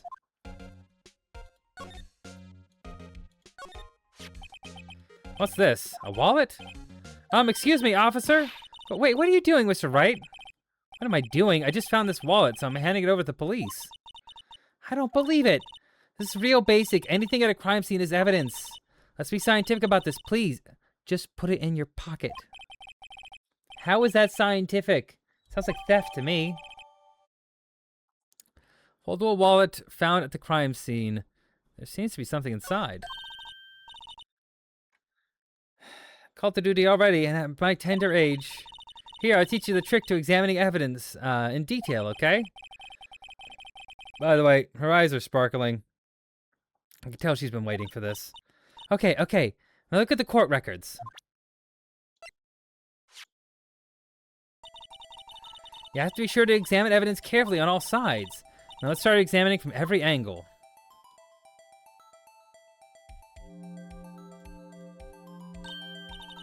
Oh look, I think there might be a clue here.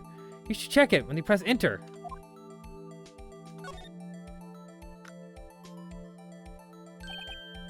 This is an ID card. Sergeant Bruce Goodman, 584-2189.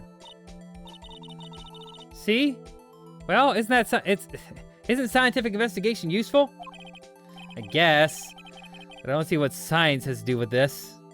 Can't I just open someone's wallet. And it's fine.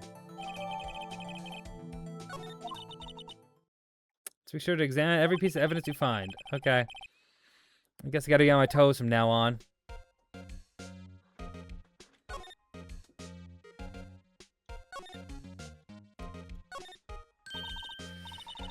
Well, no time to waste. Let's get hunting for clues. I wonder what this is. Well, partner, it looks like you got no intention of going home quietly. The sheriff. Like I said before, this is our claim. You best been moseying along, unless you're fixing to bite a bullet. God, scary. Could you just tell me one thing? Who owns that car? Well, the little filly's got a good nose on her. You wanna know who rides that red Mustang with the body on their saddle? Please? No problem, partner. About time for victuals, anyway. Get yourself to the saloon up on the 12th floor of the prospector's office. Might just find you a cerveza you like. Prospector's office? What does this guy think he is? And when for that matter? Note to self. Look up Vittles Saloon Cerveza. Maybe we should check out room 1202, the High Prosecutor's office. In any case, stay away from the car. You can look around here all you like, just keep your paws off the claim. Right, great. Great. Maybe we could find some clues around here, Mr. Wright. Let's check it out. Excuse me? Were you two all set? Us? Oh my. What's this? She couldn't be... You're selling lunches here? This is the crime scene. Hello. Half and half, was it? Oh, thanks.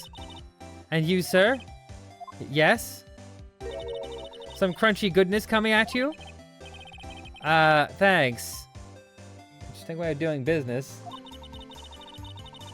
This area is open. Sorry. This area is open. Is off limits to anyone without clearance, especially passers-by, or are you officers?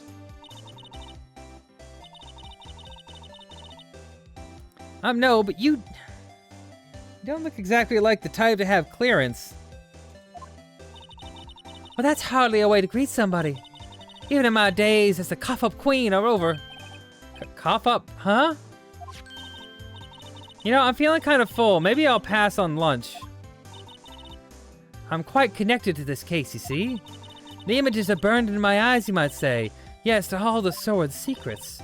Secrets? Dear me, you are a slow one, aren't you?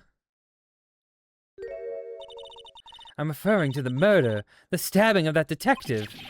What?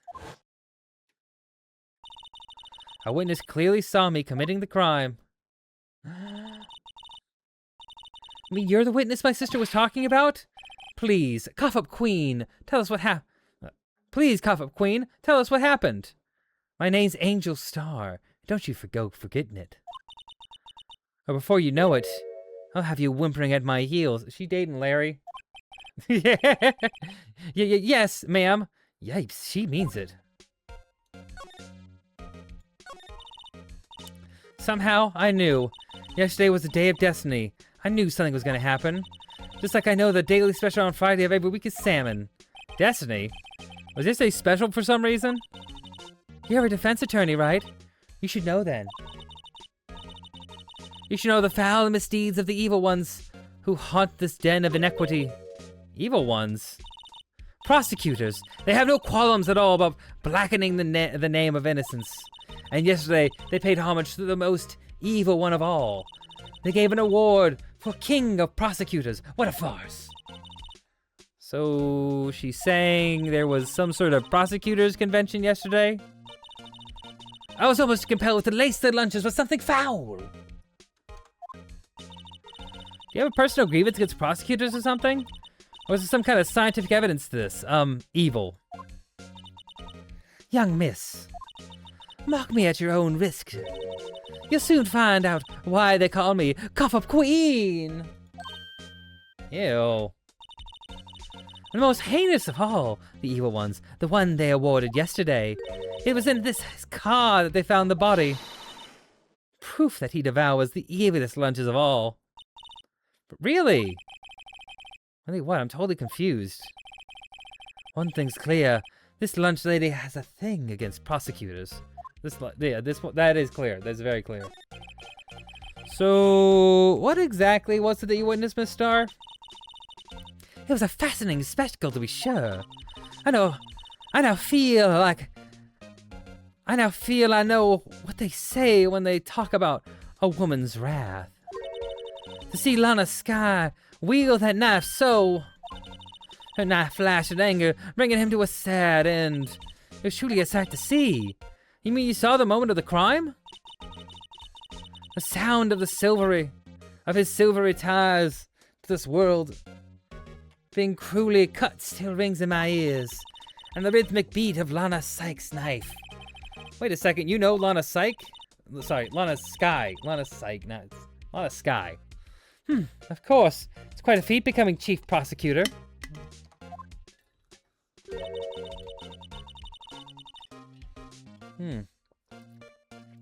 How many lunchboxes of sin did she pack to make that journey, I wonder? She always travels light. Why would this pretty lunch lady know the chief prosecutor's name? Can we ask a bit about yourself, Miss Star? I come here every day to sell lunches. I import only the freshest and best from the Far East. For some reason, the box lunches are a hit here. Why not make the lunches here rather than import them? Did you say something? No. Only true connoisseurs can understand. The kind who can only tell someone who has traveled to the General Sal's triplet lunch set. Ah, never mind, you win. I don't even want to appreciate part of the triplet's flavor. Ugh. Anyway, I come here every day to sell lunches. My boyfriend works the security room here at the prosecutor's office. Your boyfriend? See in the security room over there? The glass-walled booth? I sell my lunches, and since I'm here anyway, I drop in to see him. Since you're here anyway, I guess selling lunches is more important than romance. So to scientifically analyze the data available so far, you, Miss Star, are a lunch vendor that with an ulterior motive for coming here. Useful analysis, not. Useful analysis. Not. Do you have a bad experience with the prosecutor, Miss Star? I sense some hostility. Hostility? Ha, perhaps. Prosecutors are all alike, and the bigger they get, the worse they smell. Kind of like a 10-day-old clams in the chowder. I wonder if Miss Star was involved in some sort of illegal trouble in the past. That'd be a sure cause food poisoning, scientifically speaking, of course. I mean, now you're talking, cough-up queen. I thought she was just a lunch vendor, but now I'm not so sure.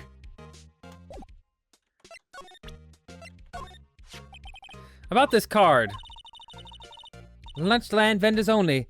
Accept cash, no cards. Especially not a card belonging to someone else. No, this isn't a credit card, it's an ID card. It belongs to a detective. And you're showing me this to me, the lunch lady, why? It's like showing a fine honeyed ham to a detective. Why do I feel like I'm always being mocked?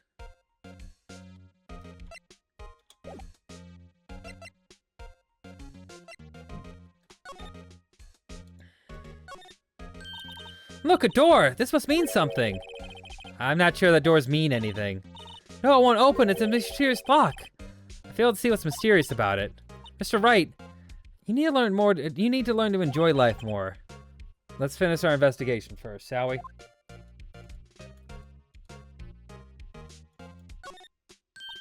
Aha! A ladder! The step ladder. What's the difference in scientific terms, please? Scientific, huh? Okay. Look at the basic nature of things, Mr. Wright. This all seems so horribly familiar somehow. Here, a phone. Let's see if it works. Hey, don't touch stuff you don't need to be touching. I can't hear anything. My ears. No, my ears. Maybe it's due to barometric pressure. What is she babbling about? Hey, what did you just say? See, you can hear just fine. The phone's broken. An oil drum? Looks like it's filled with water. It's heavy. It can't even budge it. The drum over here is on its side. Wait, I know.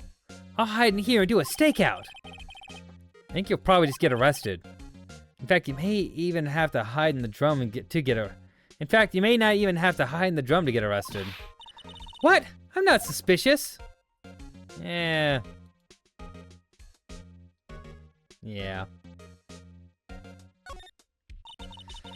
As for the cars, leaves a lot. The arrows on the ground make it look a lot more like an entrance. What are you talking about? It's plainly an exit. Maybe it's both. It's kind of a dual purpose. Aha! The theory of relativity. What? I've got to write this down. Ah, hey, Mr. Wright. Maybe you know... Was Mr. Relativity German or was he British? Mr. Relativity? Are you sure that was his name? Look, a stylish glass-walled room. Very nice. You can see the whole parking lot from in there. It says security. Perhaps it's a cafe. Huh? Cafe security. Yeah, that must be it. Let's check it out later. I hate to break it to you, but I think that it's probably just a security guard office. You know, I scored a 97 on my science test the other day. But I don't have a test for common sense.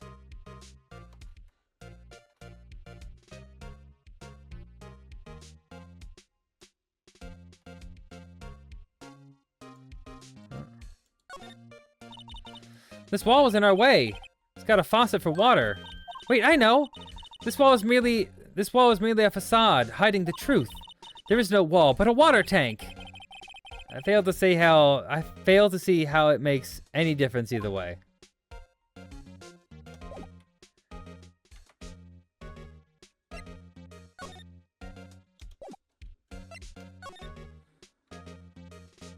Nah. High Prosecutor's Office. February 22nd, High Prosecutor's Office, room 1202. I wonder whose room this is. Oh, I wonder whose room this could be. What's this? Why am I getting that? Okay, that's fine. Okay.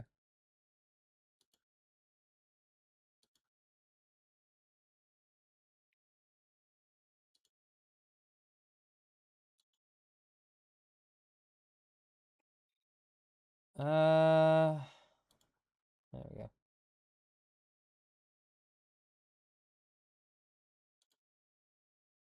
Yeah, 1 second.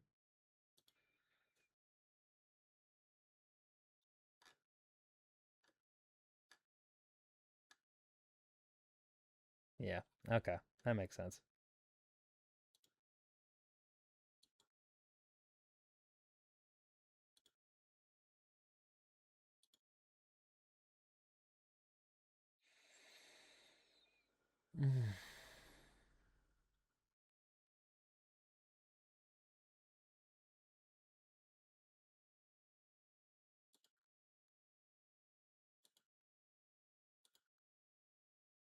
Okay. All right. This is just the kind of one that screams, I can do the job. Quite a charge from your office. Quite a change from your office, really. Thanks. Ah, look, look. There's a trophy or something here. A trophy? What, that shield? Takes real nerve to display stuff like this. Whoever's office this is, they must be a real stuck-up jerk. Phoenix Wright. You never try prying into other people's business. You never tire of prying into other people's business, do you? That voice. Edgeworth! Long time no see, Edgeworth! Huh? Aha! Mr. Edgeworth! You know him from somewhere?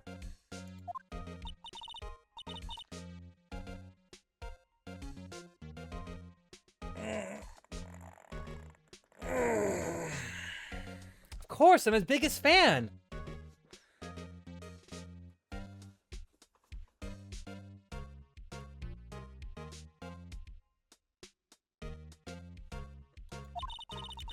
My sister...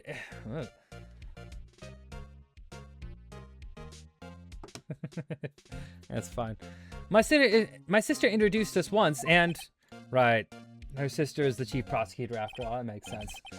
Well, what brings you here? Well, what brings you here? I'll warn you.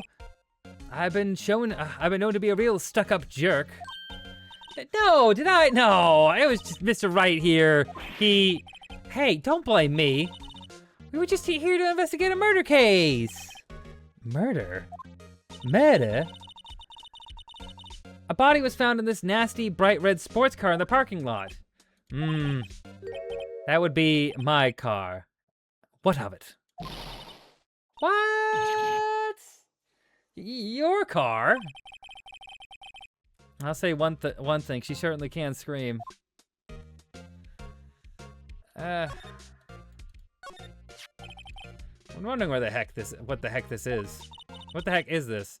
There's a big K on it. Of prosecutors. What? It's the King of Prosecutors trophy. King of Prosecutors?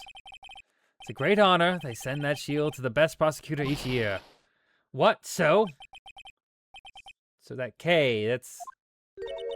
K stands for King? Yeah, you've got a problem with that? I didn't design the thing. King of Prosecutors. Kind of like an Employee of the Month, only better.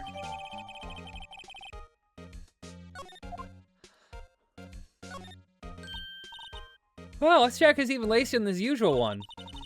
That's why his lucky trial jacket. Lucky jacket, right, I've never seen him wear it. I'm sure there's a story behind why it's in a frame. Maybe I'll be naughty and take a picture. Just getting way too excited about this.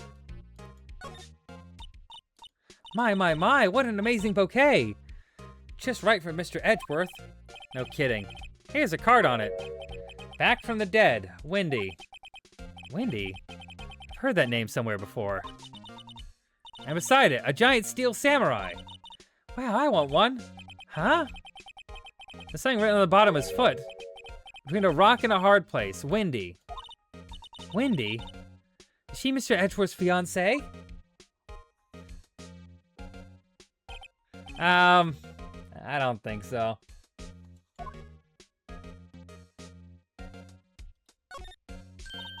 Hey, a chessboard! I'm not too up my chest, but it looks like blue's in a bit of a tight spot.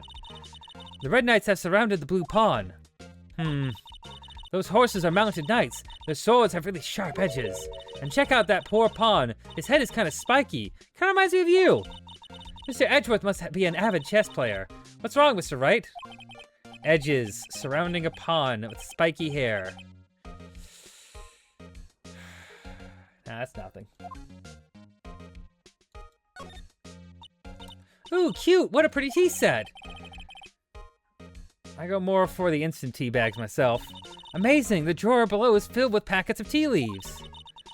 They're all sorted by place of origin and flavor. Look at this royal blend! What an exquisitely splendid concoction!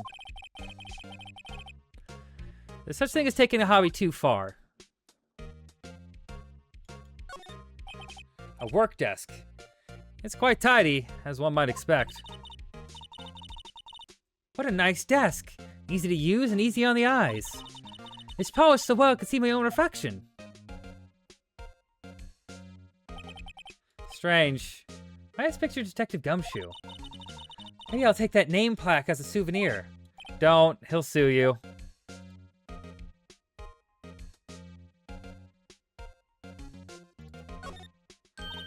Whoa, these are all case files? They're stacked up to the ceiling. There's even a ladder. Odd. Thought Edgeworth wasn't good with heights. He must have someone get them for him. Strange. Why just picture Gumshoe again? Is he cheating on me? Anyway. He must study these case reports so closely. He's so cool. You wouldn't say that if you saw him sweating bullets up on that ladder. Whoa, what a view! It must be nice to have an office on the 12th floor. I guess you'd feel rather important. Incidentally, were you to jump out this window, the jump until the time to impact the ground would be... Got it, approximately 3.2 seconds. That's handy to know, I guess.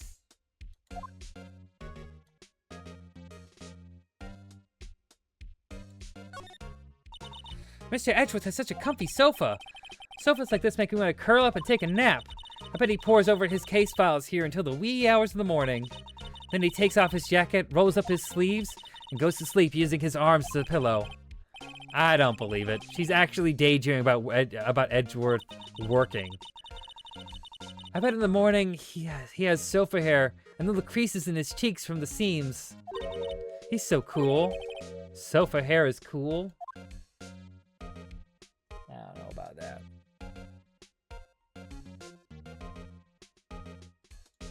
Okay. All right, Edgeworth, the case. So, the body was found in your car? Go ahead, say it right. You think I did it, don't you? After you went through all the trouble to help me last year, no less. No, we don't think you did it. I mean, it was my sister who stabbed him. Oh, wait, no, she didn't do that. I mean... Wait. So you're Chief Prosecutor's little sister, then? Yes, sir. Emma Skye. It's nice to meet you again. That didn't sound forced at all. Now I remember. You've really grown. I'll admit it was a surprise for me, too. To think my own car would become the scene of a murder. More surprising still, I'm being forced to prove my superior's guilt. I can understand. Wait, what did you say? Emma Skye is the chief prosecutor, the top prosecutor in the district. She can't prosecute herself, so I'll be the prosecutor at the trial tomorrow. You? Mr. Edgeworth? To be honest, it's a bit of a miracle I'm still here at all. What do you mean? Rumors. You've heard the rumors about me, haven't you? Miles Edgeworth. It's hard to remember a time where there weren't rumors about this guy. Forging evidence, arranging false testimonies, legal searches, you name it. Thanks to you, my innocence was established in the trial at the end of last year. However, there are some who say I'm the one responsible for the current incident. What? That's crazy. Some people need very little excuse to think ill of others. It's a fact of life, impossible to stop. But some even go so far as to present me with toys like this. They think it's funny. Toys? That bronze shield? There's got to be a story behind that one. Chief Prosecutor Skye? Yes, we first worked together on a case 2 years ago. It was my first big case. That's right, I remember. 2 years ago. I wasn't even a lawyer yet.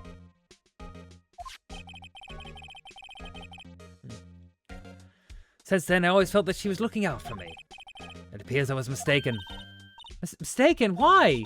I mean, I know she's not the warmest person, but I'm sure she felt some responsibility for you. Then, why? Why did she stab someone in the trunk of my car? Not only that, she stabbed him with my knife. What? What? Mr. Edgeworth, your knife was the murder weapon? To be specific, it was the knife I keep in the toolbox in the trunk of my car. Edgeworth's knife has been added to the court record. Edgeworth? What? Are you sure you didn't do it? Can you take a joke? Come on, man, it's fine. I have a strange sense of humor, Mr. Wright. Yeah, it's fine. Say, Edgeworth, I was wondering about this. Mr. Wright? Huh? What? Are you sure you should be showing it to Mr. Edgeworth? Oh, he'll take it for sure, won't he? Sigh, I wish I could be on the same side as you, Mr. Edgeworth. But then my sister will be found guilty. If she sighs any deeper than that, I'm gonna start getting depressed. So basically, this says you were the best of the best last year, huh? You can take that foolish grin elsewhere, Wright. I lost a day of work to receive that travesty. Huh? Why is that? I had to go to the police department to receive that broken shield. The police department? Yes, right next to the police station downtown. You've been there, haven't you? Where Detective Gumshoe works? Yeah. I was wondering something about your shield. Why is it broken?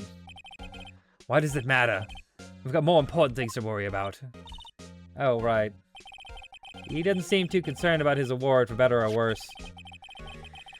Yesterday was a very busy day for the prosecutor's office. Maybe we should ask him more about yesterday.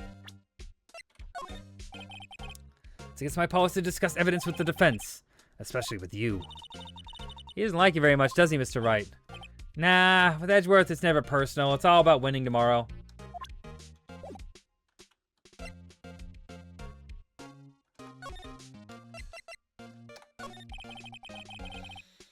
Could you tell me about yesterday, the day of the murder? Yesterday was the annual cleaning day at the prosecutor's office. Cleaning day? Working with the police department, we sort and file all evidence for solved cases. We call it evidence transferal. Wiping your hands of old cases, in other words. Oh, and another thing. A ceremony was held at the police department. There's an annual review of awards for outstanding police officers and prosecutors. And that's when you got the shield, right? I was at the police department yesterday afternoon. I got back here at 5:12. That's very precise. People like myself and Mr. Edgeworth pride ourselves in our precision, Mr. Wright. No, I place little faith in my memory. The only thing I trust for is solid evidence. Oh, look at that, he's got a ticket. This is the parking stub for the underground parking lot. The murder took place around 5:15. So the murder happened right after you got back. What, what, Wright? I'd appreciate if you directed that suspicious glare elsewhere.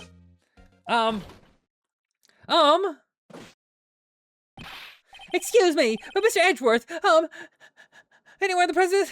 Is Mr. Edgeworth anywhere on the premises? I'm Edgeworth, what is it? I'm here, sir, at the request of the chief, sir, to get your report, sir. Report? What?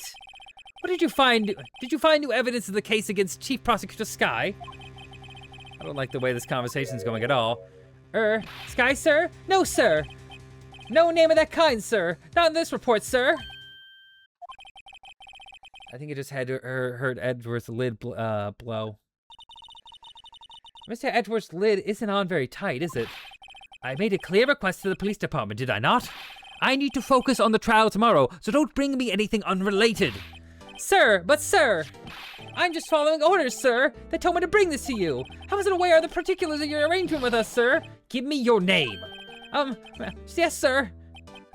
Meekins, sir. Officer Meekins. Right, Officer Meekins.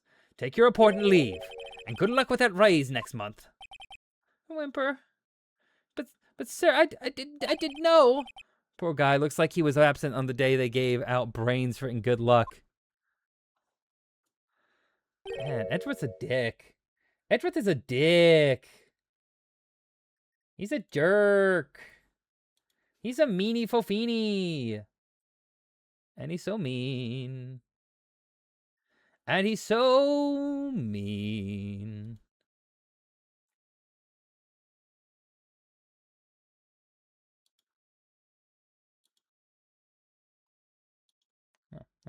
Nice. All right. Right. Yes, sir? It caught me off guard. As you can see, I'm busy. You may leave now. Let's do what he says, Mr. Wright. The victim was a detective from the same.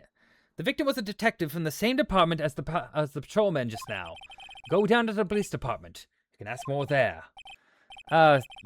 Thanks. He seems to have finally calmed down, at least.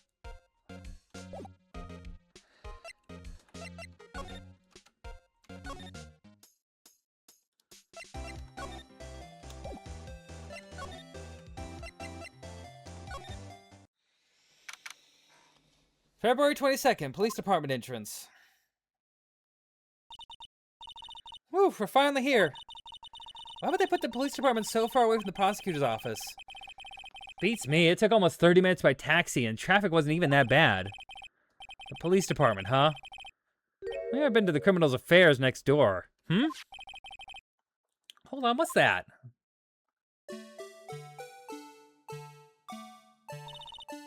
Disturbing. Why does it undulate like that? Oh wait, I know. This is the blue badger. They're trying to make him the police mascot. Wow, Mr. Wright. You sure know a lot about the police. Still, he does seem familiar somehow. Forget the blue badger. What's that next to him? Someone appears to be dancing with the blue badger. Uh-oh, he noticed me. He sure is running here. He's just running over here fast. Hey, pal! What are you doing here? That's my line, Detective Gumshoe. Specifically, why are you dancing over there? Why are you dancing over there? What? Well... At least he doesn't seem too busy. This is our chance to get information. Hey! I'll have you know I'm very busy, pal! I'll give you one word of advice, pal. You better not agree to defend the suspect in this case. But why not? Huh? Well, it's just that the chief prosecutor has confessed to the crime. She said she summoned the detective to the prosecutor's office, and she killed him. But what if she's not telling the truth? Yes, well, no. Come on, pal. There's plenty of evidence against her. But what if the evidence was faked? Hey, pal. Can I speak to you for a second? Huh, me? Why is this little girl so peeved at me? She's a relative of the suspect. She's Lana Sky's sister. Whoa! The chief prosecutor's little sister? Just please investigate this case carefully, okay? Scientifically. Yes, sir. Oh, by the way, you might want to keep your voices down. You don't want to be overheard using words like faked. Huh? It's a sensitive issue with us these days. So, what are you doing here, Detective Gumshoe? Me? Oh, well, nothing really. They kicked me out of criminal affairs. Detective Gumshoe, what did you do this time? What do you mean this time? Then what happened? I know things are busy right now. I mean, with my sister's case and all. It's true. We never had a chief prosecutor murder anyone before. Only the highest-ranking people are being led into criminal affairs now. The lowest-ranking guy in there is our chief of detectives. They're not letting any of the rank-and-file detectives in at all. None of you? I know this is an important trial, but isn't that a little odd? So anyway, I thought to spend the day getting the badger dance down pat. Isn't there anything else you could be doing? The chief of police himself is directing this investigation, pal. An Officer Marshall was assigned to the underground parking lot. Officer Marshall. Then I think about it, Emma did seem to know that Marshall guy. A patrolman in charge of the crime scene. It's unheard of, pal.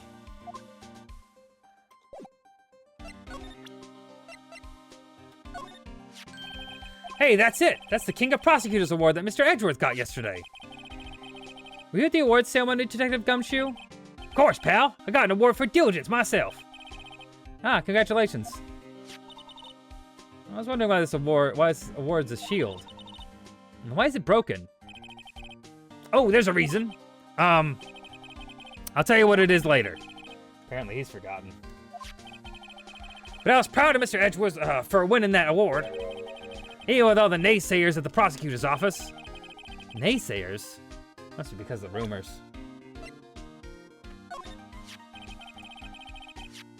Found in Mr. Edgeworth's car, stabbed with Mr. Edgeworth's knife, huh?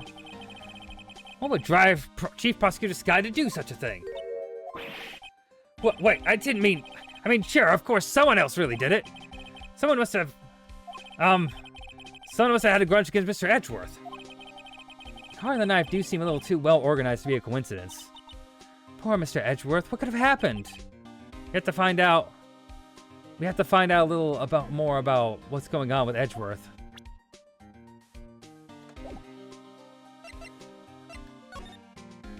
Edgeworth's troubles. He's in a tough spot again. Again? Oh, right. The murder case they helped solve. Whoops! I could, rough times, rough times. You know how it is, you know how it is. Rough times, rough times. You know how it is, you know how it is. Well, it started with that murder of the defense attorney, Hammond. But Mr. Edgeworth was found innocent. Listen, pal, there have been rumors about Mr. Edgeworth. Forging evidence, making deals with witnesses. Nothing outright, but there were always whispering rumors. Ever since he was accused of murder, no one's whispering. They're practically shouting. But there's no evidence against him. Well, Mr. Edgeworth's always had unusually strong ties to department higher-ups. It's only natural that people will be suspicious. I had no idea he was under the gun. Anyway, his latest case has started a new rumor. People say the only reason he took this case is because he's aiming to be chief prosecutor. He's aiming for the chief prosecutor position himself. What? But I know the truth, pal. Nobody wants to be the one who has to prosecute the chief prosecutor. Mr. Edgeworth is biting the bullet on this one. He's doing it for all of us.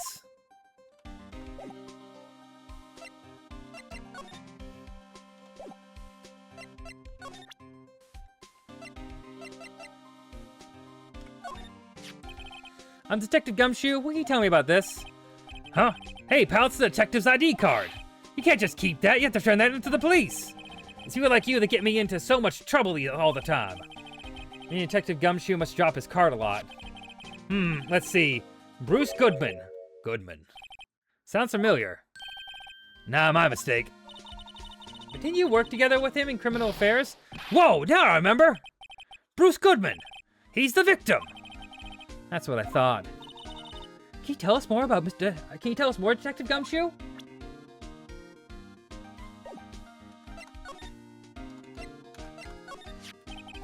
So this ID card belonged to the victim?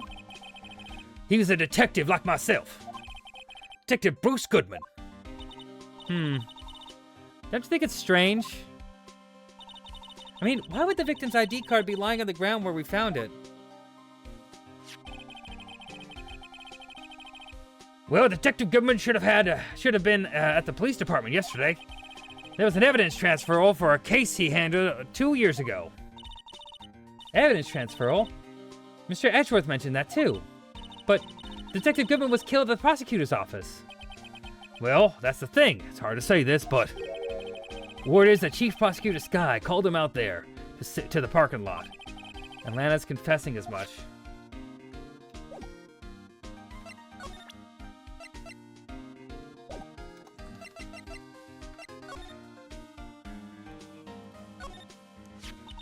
I was wondering about that.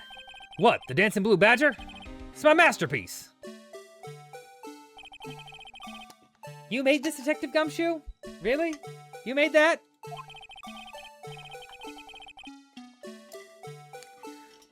The chief threw together some designs, and I just did my thing, pal. Nice work. It's battery powered, so it can't go anywhere. There's no switch, so it just dances and dances and dances until the batteries die. Poor Blue Badger. Fated to dance until he drops. That's all I know about that. I'm not officially on the case, you know. Thank you. Why aren't you handling the case, Detective Gumshoe? I meant the guy who is... What was his name? The guy in the parking lot? That'd be Officer Marshall. He was appointed directly by the chief of police. Officer Marshall, is he some kind of Wild West sheriff or something? No, Jake Marshall's just a regular officer. From West LA.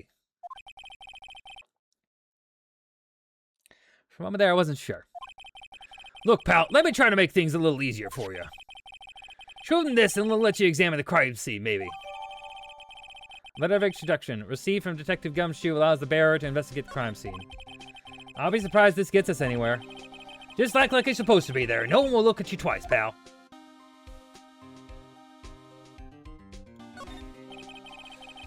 Look at that patrolman is saluting the other guy. He must be a detective. And then I said, hey, you do that, your soup will get cold, buddy. That's hilarious, sir. I laughed so hard I cried. Guess he wasn't saluting, he was just wiping his tears from his eyes. They make a good pair. They're lovers. Mr. Wright, do you know patrol cars are painted black and white? No idea, why? Well, I think they're designed after a panda. A panda? Not that I have scientific proof, it's just a theory. Do you mind me asking how you came up with that theory? When I was on a school trip, I saw a patrol car, and it came to me. It had just been in the zoo, see? What about zebras? Or do they not have those at your zoo? The usual wanted posters are hanging on the bulletin board here. Do you know this face? If you do, dial 911. You know, Mr. Wright, I've always thought it was kind of funny. I've never seen anyone who looked like the people in those posters. They hardly even look human. She has a point. I always get excited when I come to the police station. Why is that? It just feels like I've jumped into a movie. Huh? You know, with all the police and criminals? Well, I don't mind if this is all, that exciting. I don't know if this is all that exciting. Sure it is. Look at those two officers over there.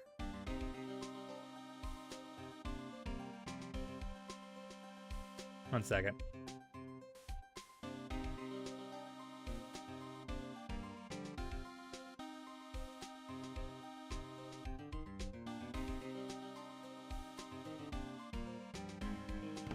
Okay.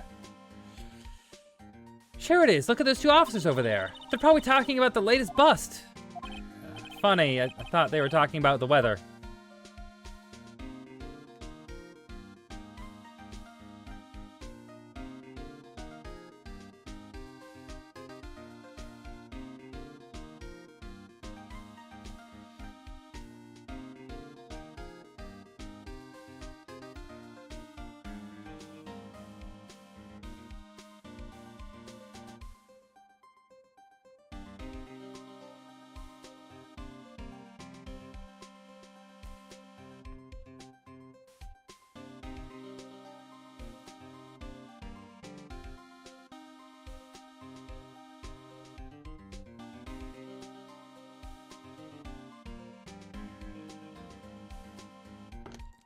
Okay, sorry. Neha's got some stuff going on.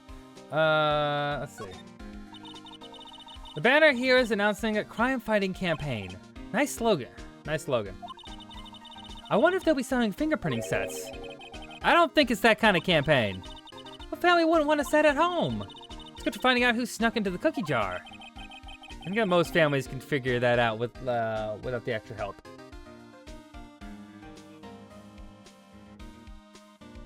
Okay.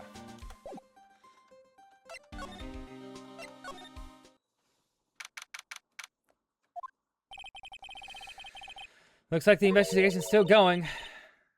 I have to be getting back to the shop. Sorry, looks like I'll be stuck in this pit till the sun sleeps. I'll see you in my dreams tonight then, baby. Oh, still here? Ah, hello. Why are you surprised? Why the surprised looks? Didn't I mention? I've got a boyfriend in criminal affairs, too. What happened to the security guard?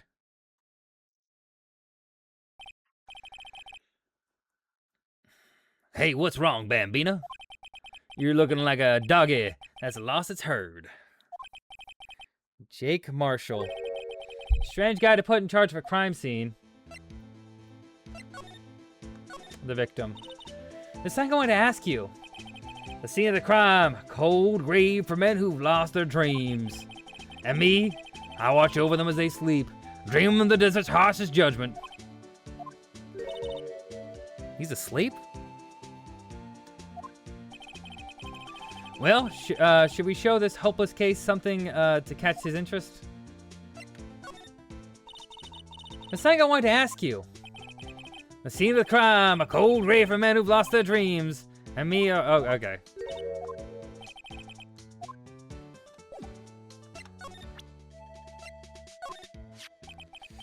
Would you mind reading this for me? What's this? I warn you, fan letters to me go right into the spittoon. It's a letter of introduction from Detective Gumshoe. May we investigate? Gumshoe? Oh, that old cow dog? He's holding a birthday party or something? Huh? Look, where it should say letter of introduction, it says invitation. I think he just miswrote it. Wait, why am I getting all defensive here? No worries, this proves it's from Detective Gumshoe. Better than a blood test. Guess I better let you in then. Thank you, Officer Marshall. Oh, that's right, he's a patrolman, not a detective. Which reminds me. Hey, wait a second. Isn't a crime scene supposed to be handled by a detective or higher? Well, folks, the clues are calling. Welcome to our gold strike. But like the settler, strike out for lands unknown. Manifest destiny. Let's have a hootenanny. Note to self, police investigations are like settling land. Well, Mr. Wright, what do you say? I say I won't be needing this anymore.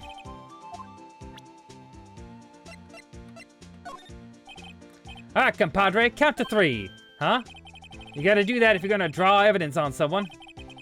That's what we do in Texas. I'm having never to visit Texas. That's a good thing. That's good advice. That's some good advice. Solid advice there. Okay.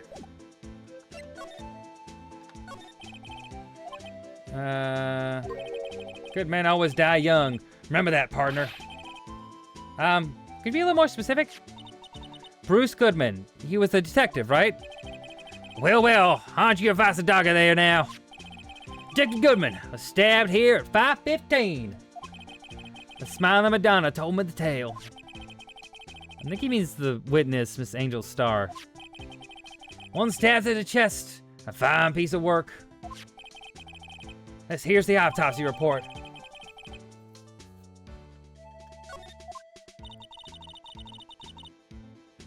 Was my sister involved with the victim in any way? Funny you should mention that, Bambina.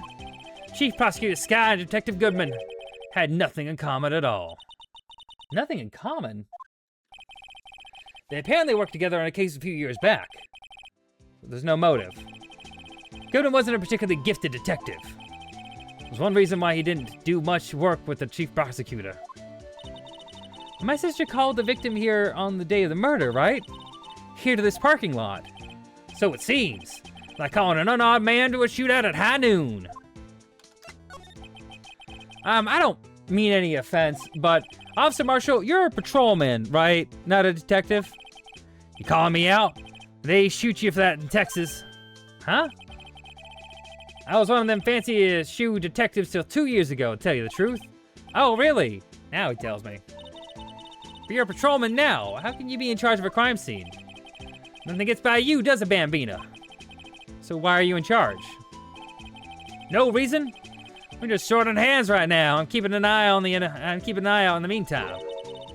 It's odd though. Detective Gumshoe was saying he had nothing to do. Nothing important, at least. He's nothing but a sad old cow dog, can't fight his tail. Maybe it's because he runs with that Edgeworth, eh? Edgeworth?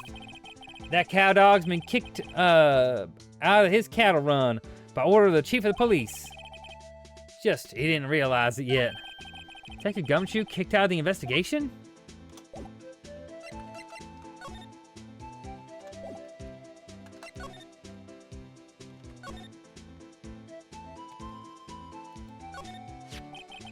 It looks like a cell phone, and she used to call me on my cell phone. Scientific analysis suggests it belongs to the victim. I can't think of anyone else it could belong to. What's so scientific about that? Should we check it out? Check it out. Right, let's check it out.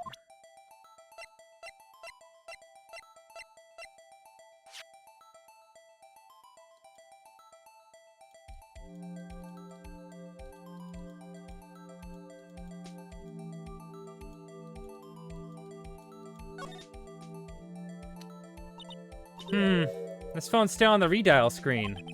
Redial?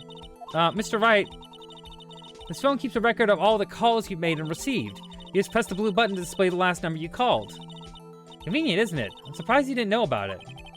Sorry to disappoint you. I know, but even I know about things like. Sorry to disappoint you, but even I know things like redial. Huh? Oh, I'm sorry. It's just you never know of people from your generation.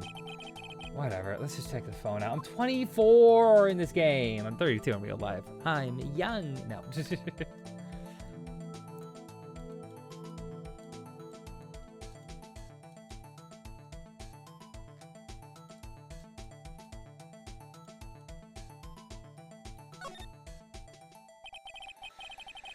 I'll see who the owner phone called last. Note to self, the defense attorney doesn't think first, he just pushes the button.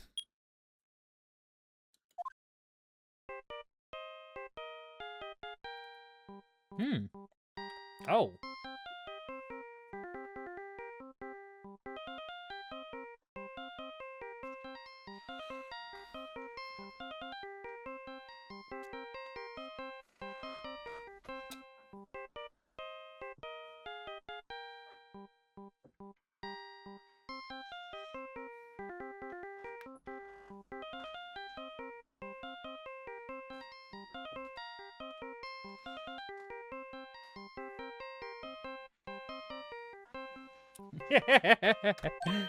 Hey, that song! I know that!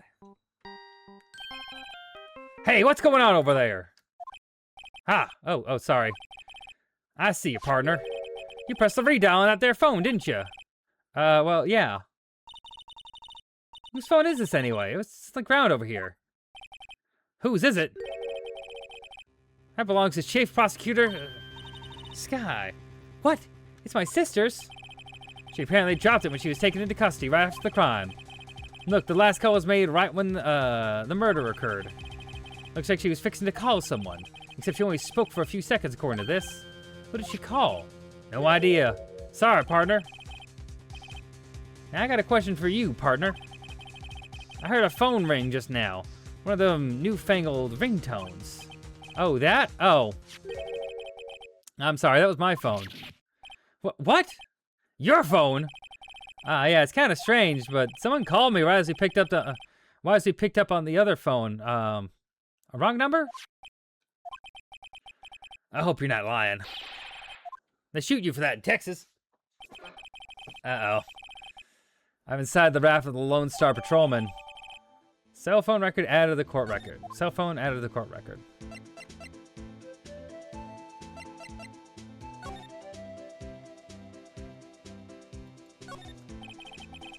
This is the car where the body was found. Looks like the lock of the trunk is busted.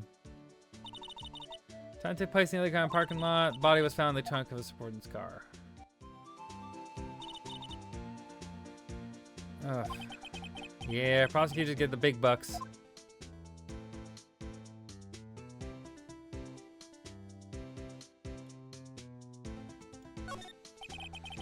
B block is through there. That's the visitors park. I can see the lunch land. I can see a lunch land over there, far in the distance. Hey, you're right. I like the cute designs on the door. I can see a cartoon cow munching down a juicy-looking steak. Doesn't that strike you as a little creepy? Yeah, that's some cannibalism there. I just don't think too deeply about it. You'll be fine.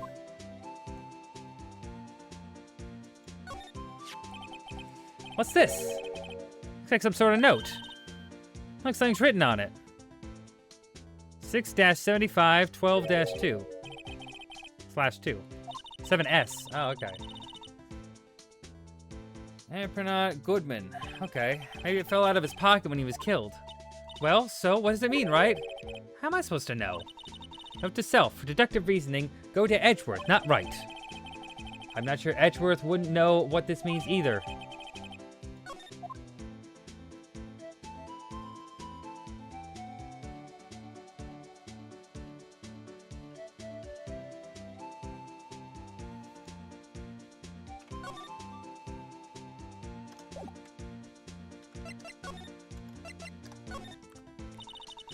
So there's no connection between Detective Goodman and my sister.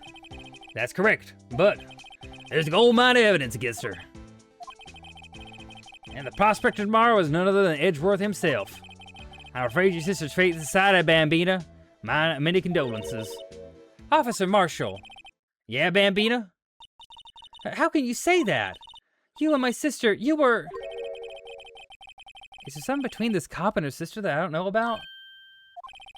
I apologize, Bambina. Something must have gotten into me. Maybe it's that dry wind that's blowing through the prospector's office.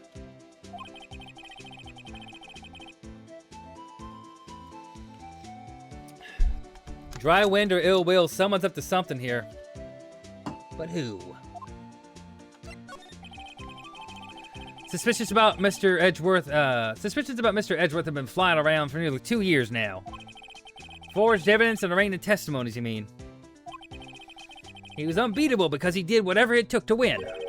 Unbeatable, that is, until he met you. But rumors are just rumors, aren't they?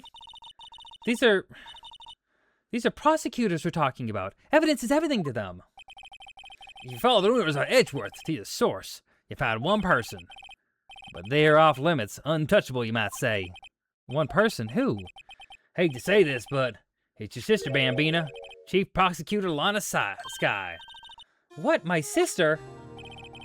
Edgeworth couldn't rustle all those cattle by himself. Some people load their guns with bullets, some people load them with deals. What? You're saying Edgeworth was making deals to win trials? Where there's gunshots, there's bound to be bullets. That's what the old-timers say. There's a big old secret hidden around here somewhere. Everyone knows it. Is that why Detective Gumshoe was taken off the case? Did they target him because he's closest to Edgeworth? So, well, how are we doing, Mr. Wright? I guess we got some clues. We have an autopsy report, a note from the victim, cell phone. So you think we'll be okay? Well, the only thing still bothering me is that Lana is confessing to the crime. She says she did it. No problem. I can guarantee that she's not the criminal. Oh, by the way, Emma? Yes? I know that song of your song. I know that song your phone plays when it rings. What?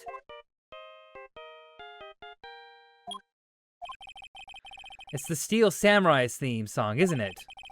That popular TV show for kids. The phone that rang earlier wasn't mine. It was yours. At 5:18, just after the murder took place, your sister called you, didn't she, Emma? I'm sorry. Can you tell me what you talked about? She hung up right away. I see. Okay. Now we know what happened. We know what you called.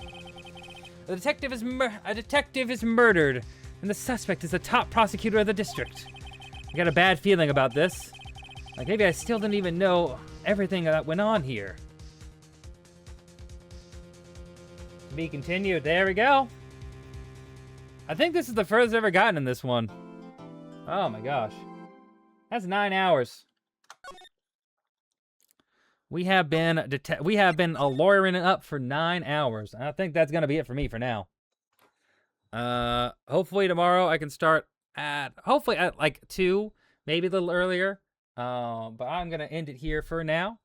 Thank y'all for moseying on down for some good old Phoenix Wright. I feel like I'm really picking up and nailing the voices in the end there. I like that. Anyway, thank y'all for coming out. I hope y'all have a great day, a great night, whatever you're having, and stay rad. If you are here, if you don't know any much about me, you know, they got a new video that's on Beck Mongolian Chop Squad, an anime I love a lot. The best music anime, I think, out there. I got my Discord, and I got my socials. If you all want to follow me on Blue Sky, Twitter, or use my link tree at the bottom there. And go see where I'm at, you know, what I'm doing, what's going on. Is there anyone I know that's live? Like anyone at all? Oh, God. I hate when it does this.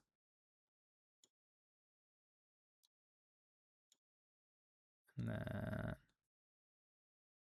There we go.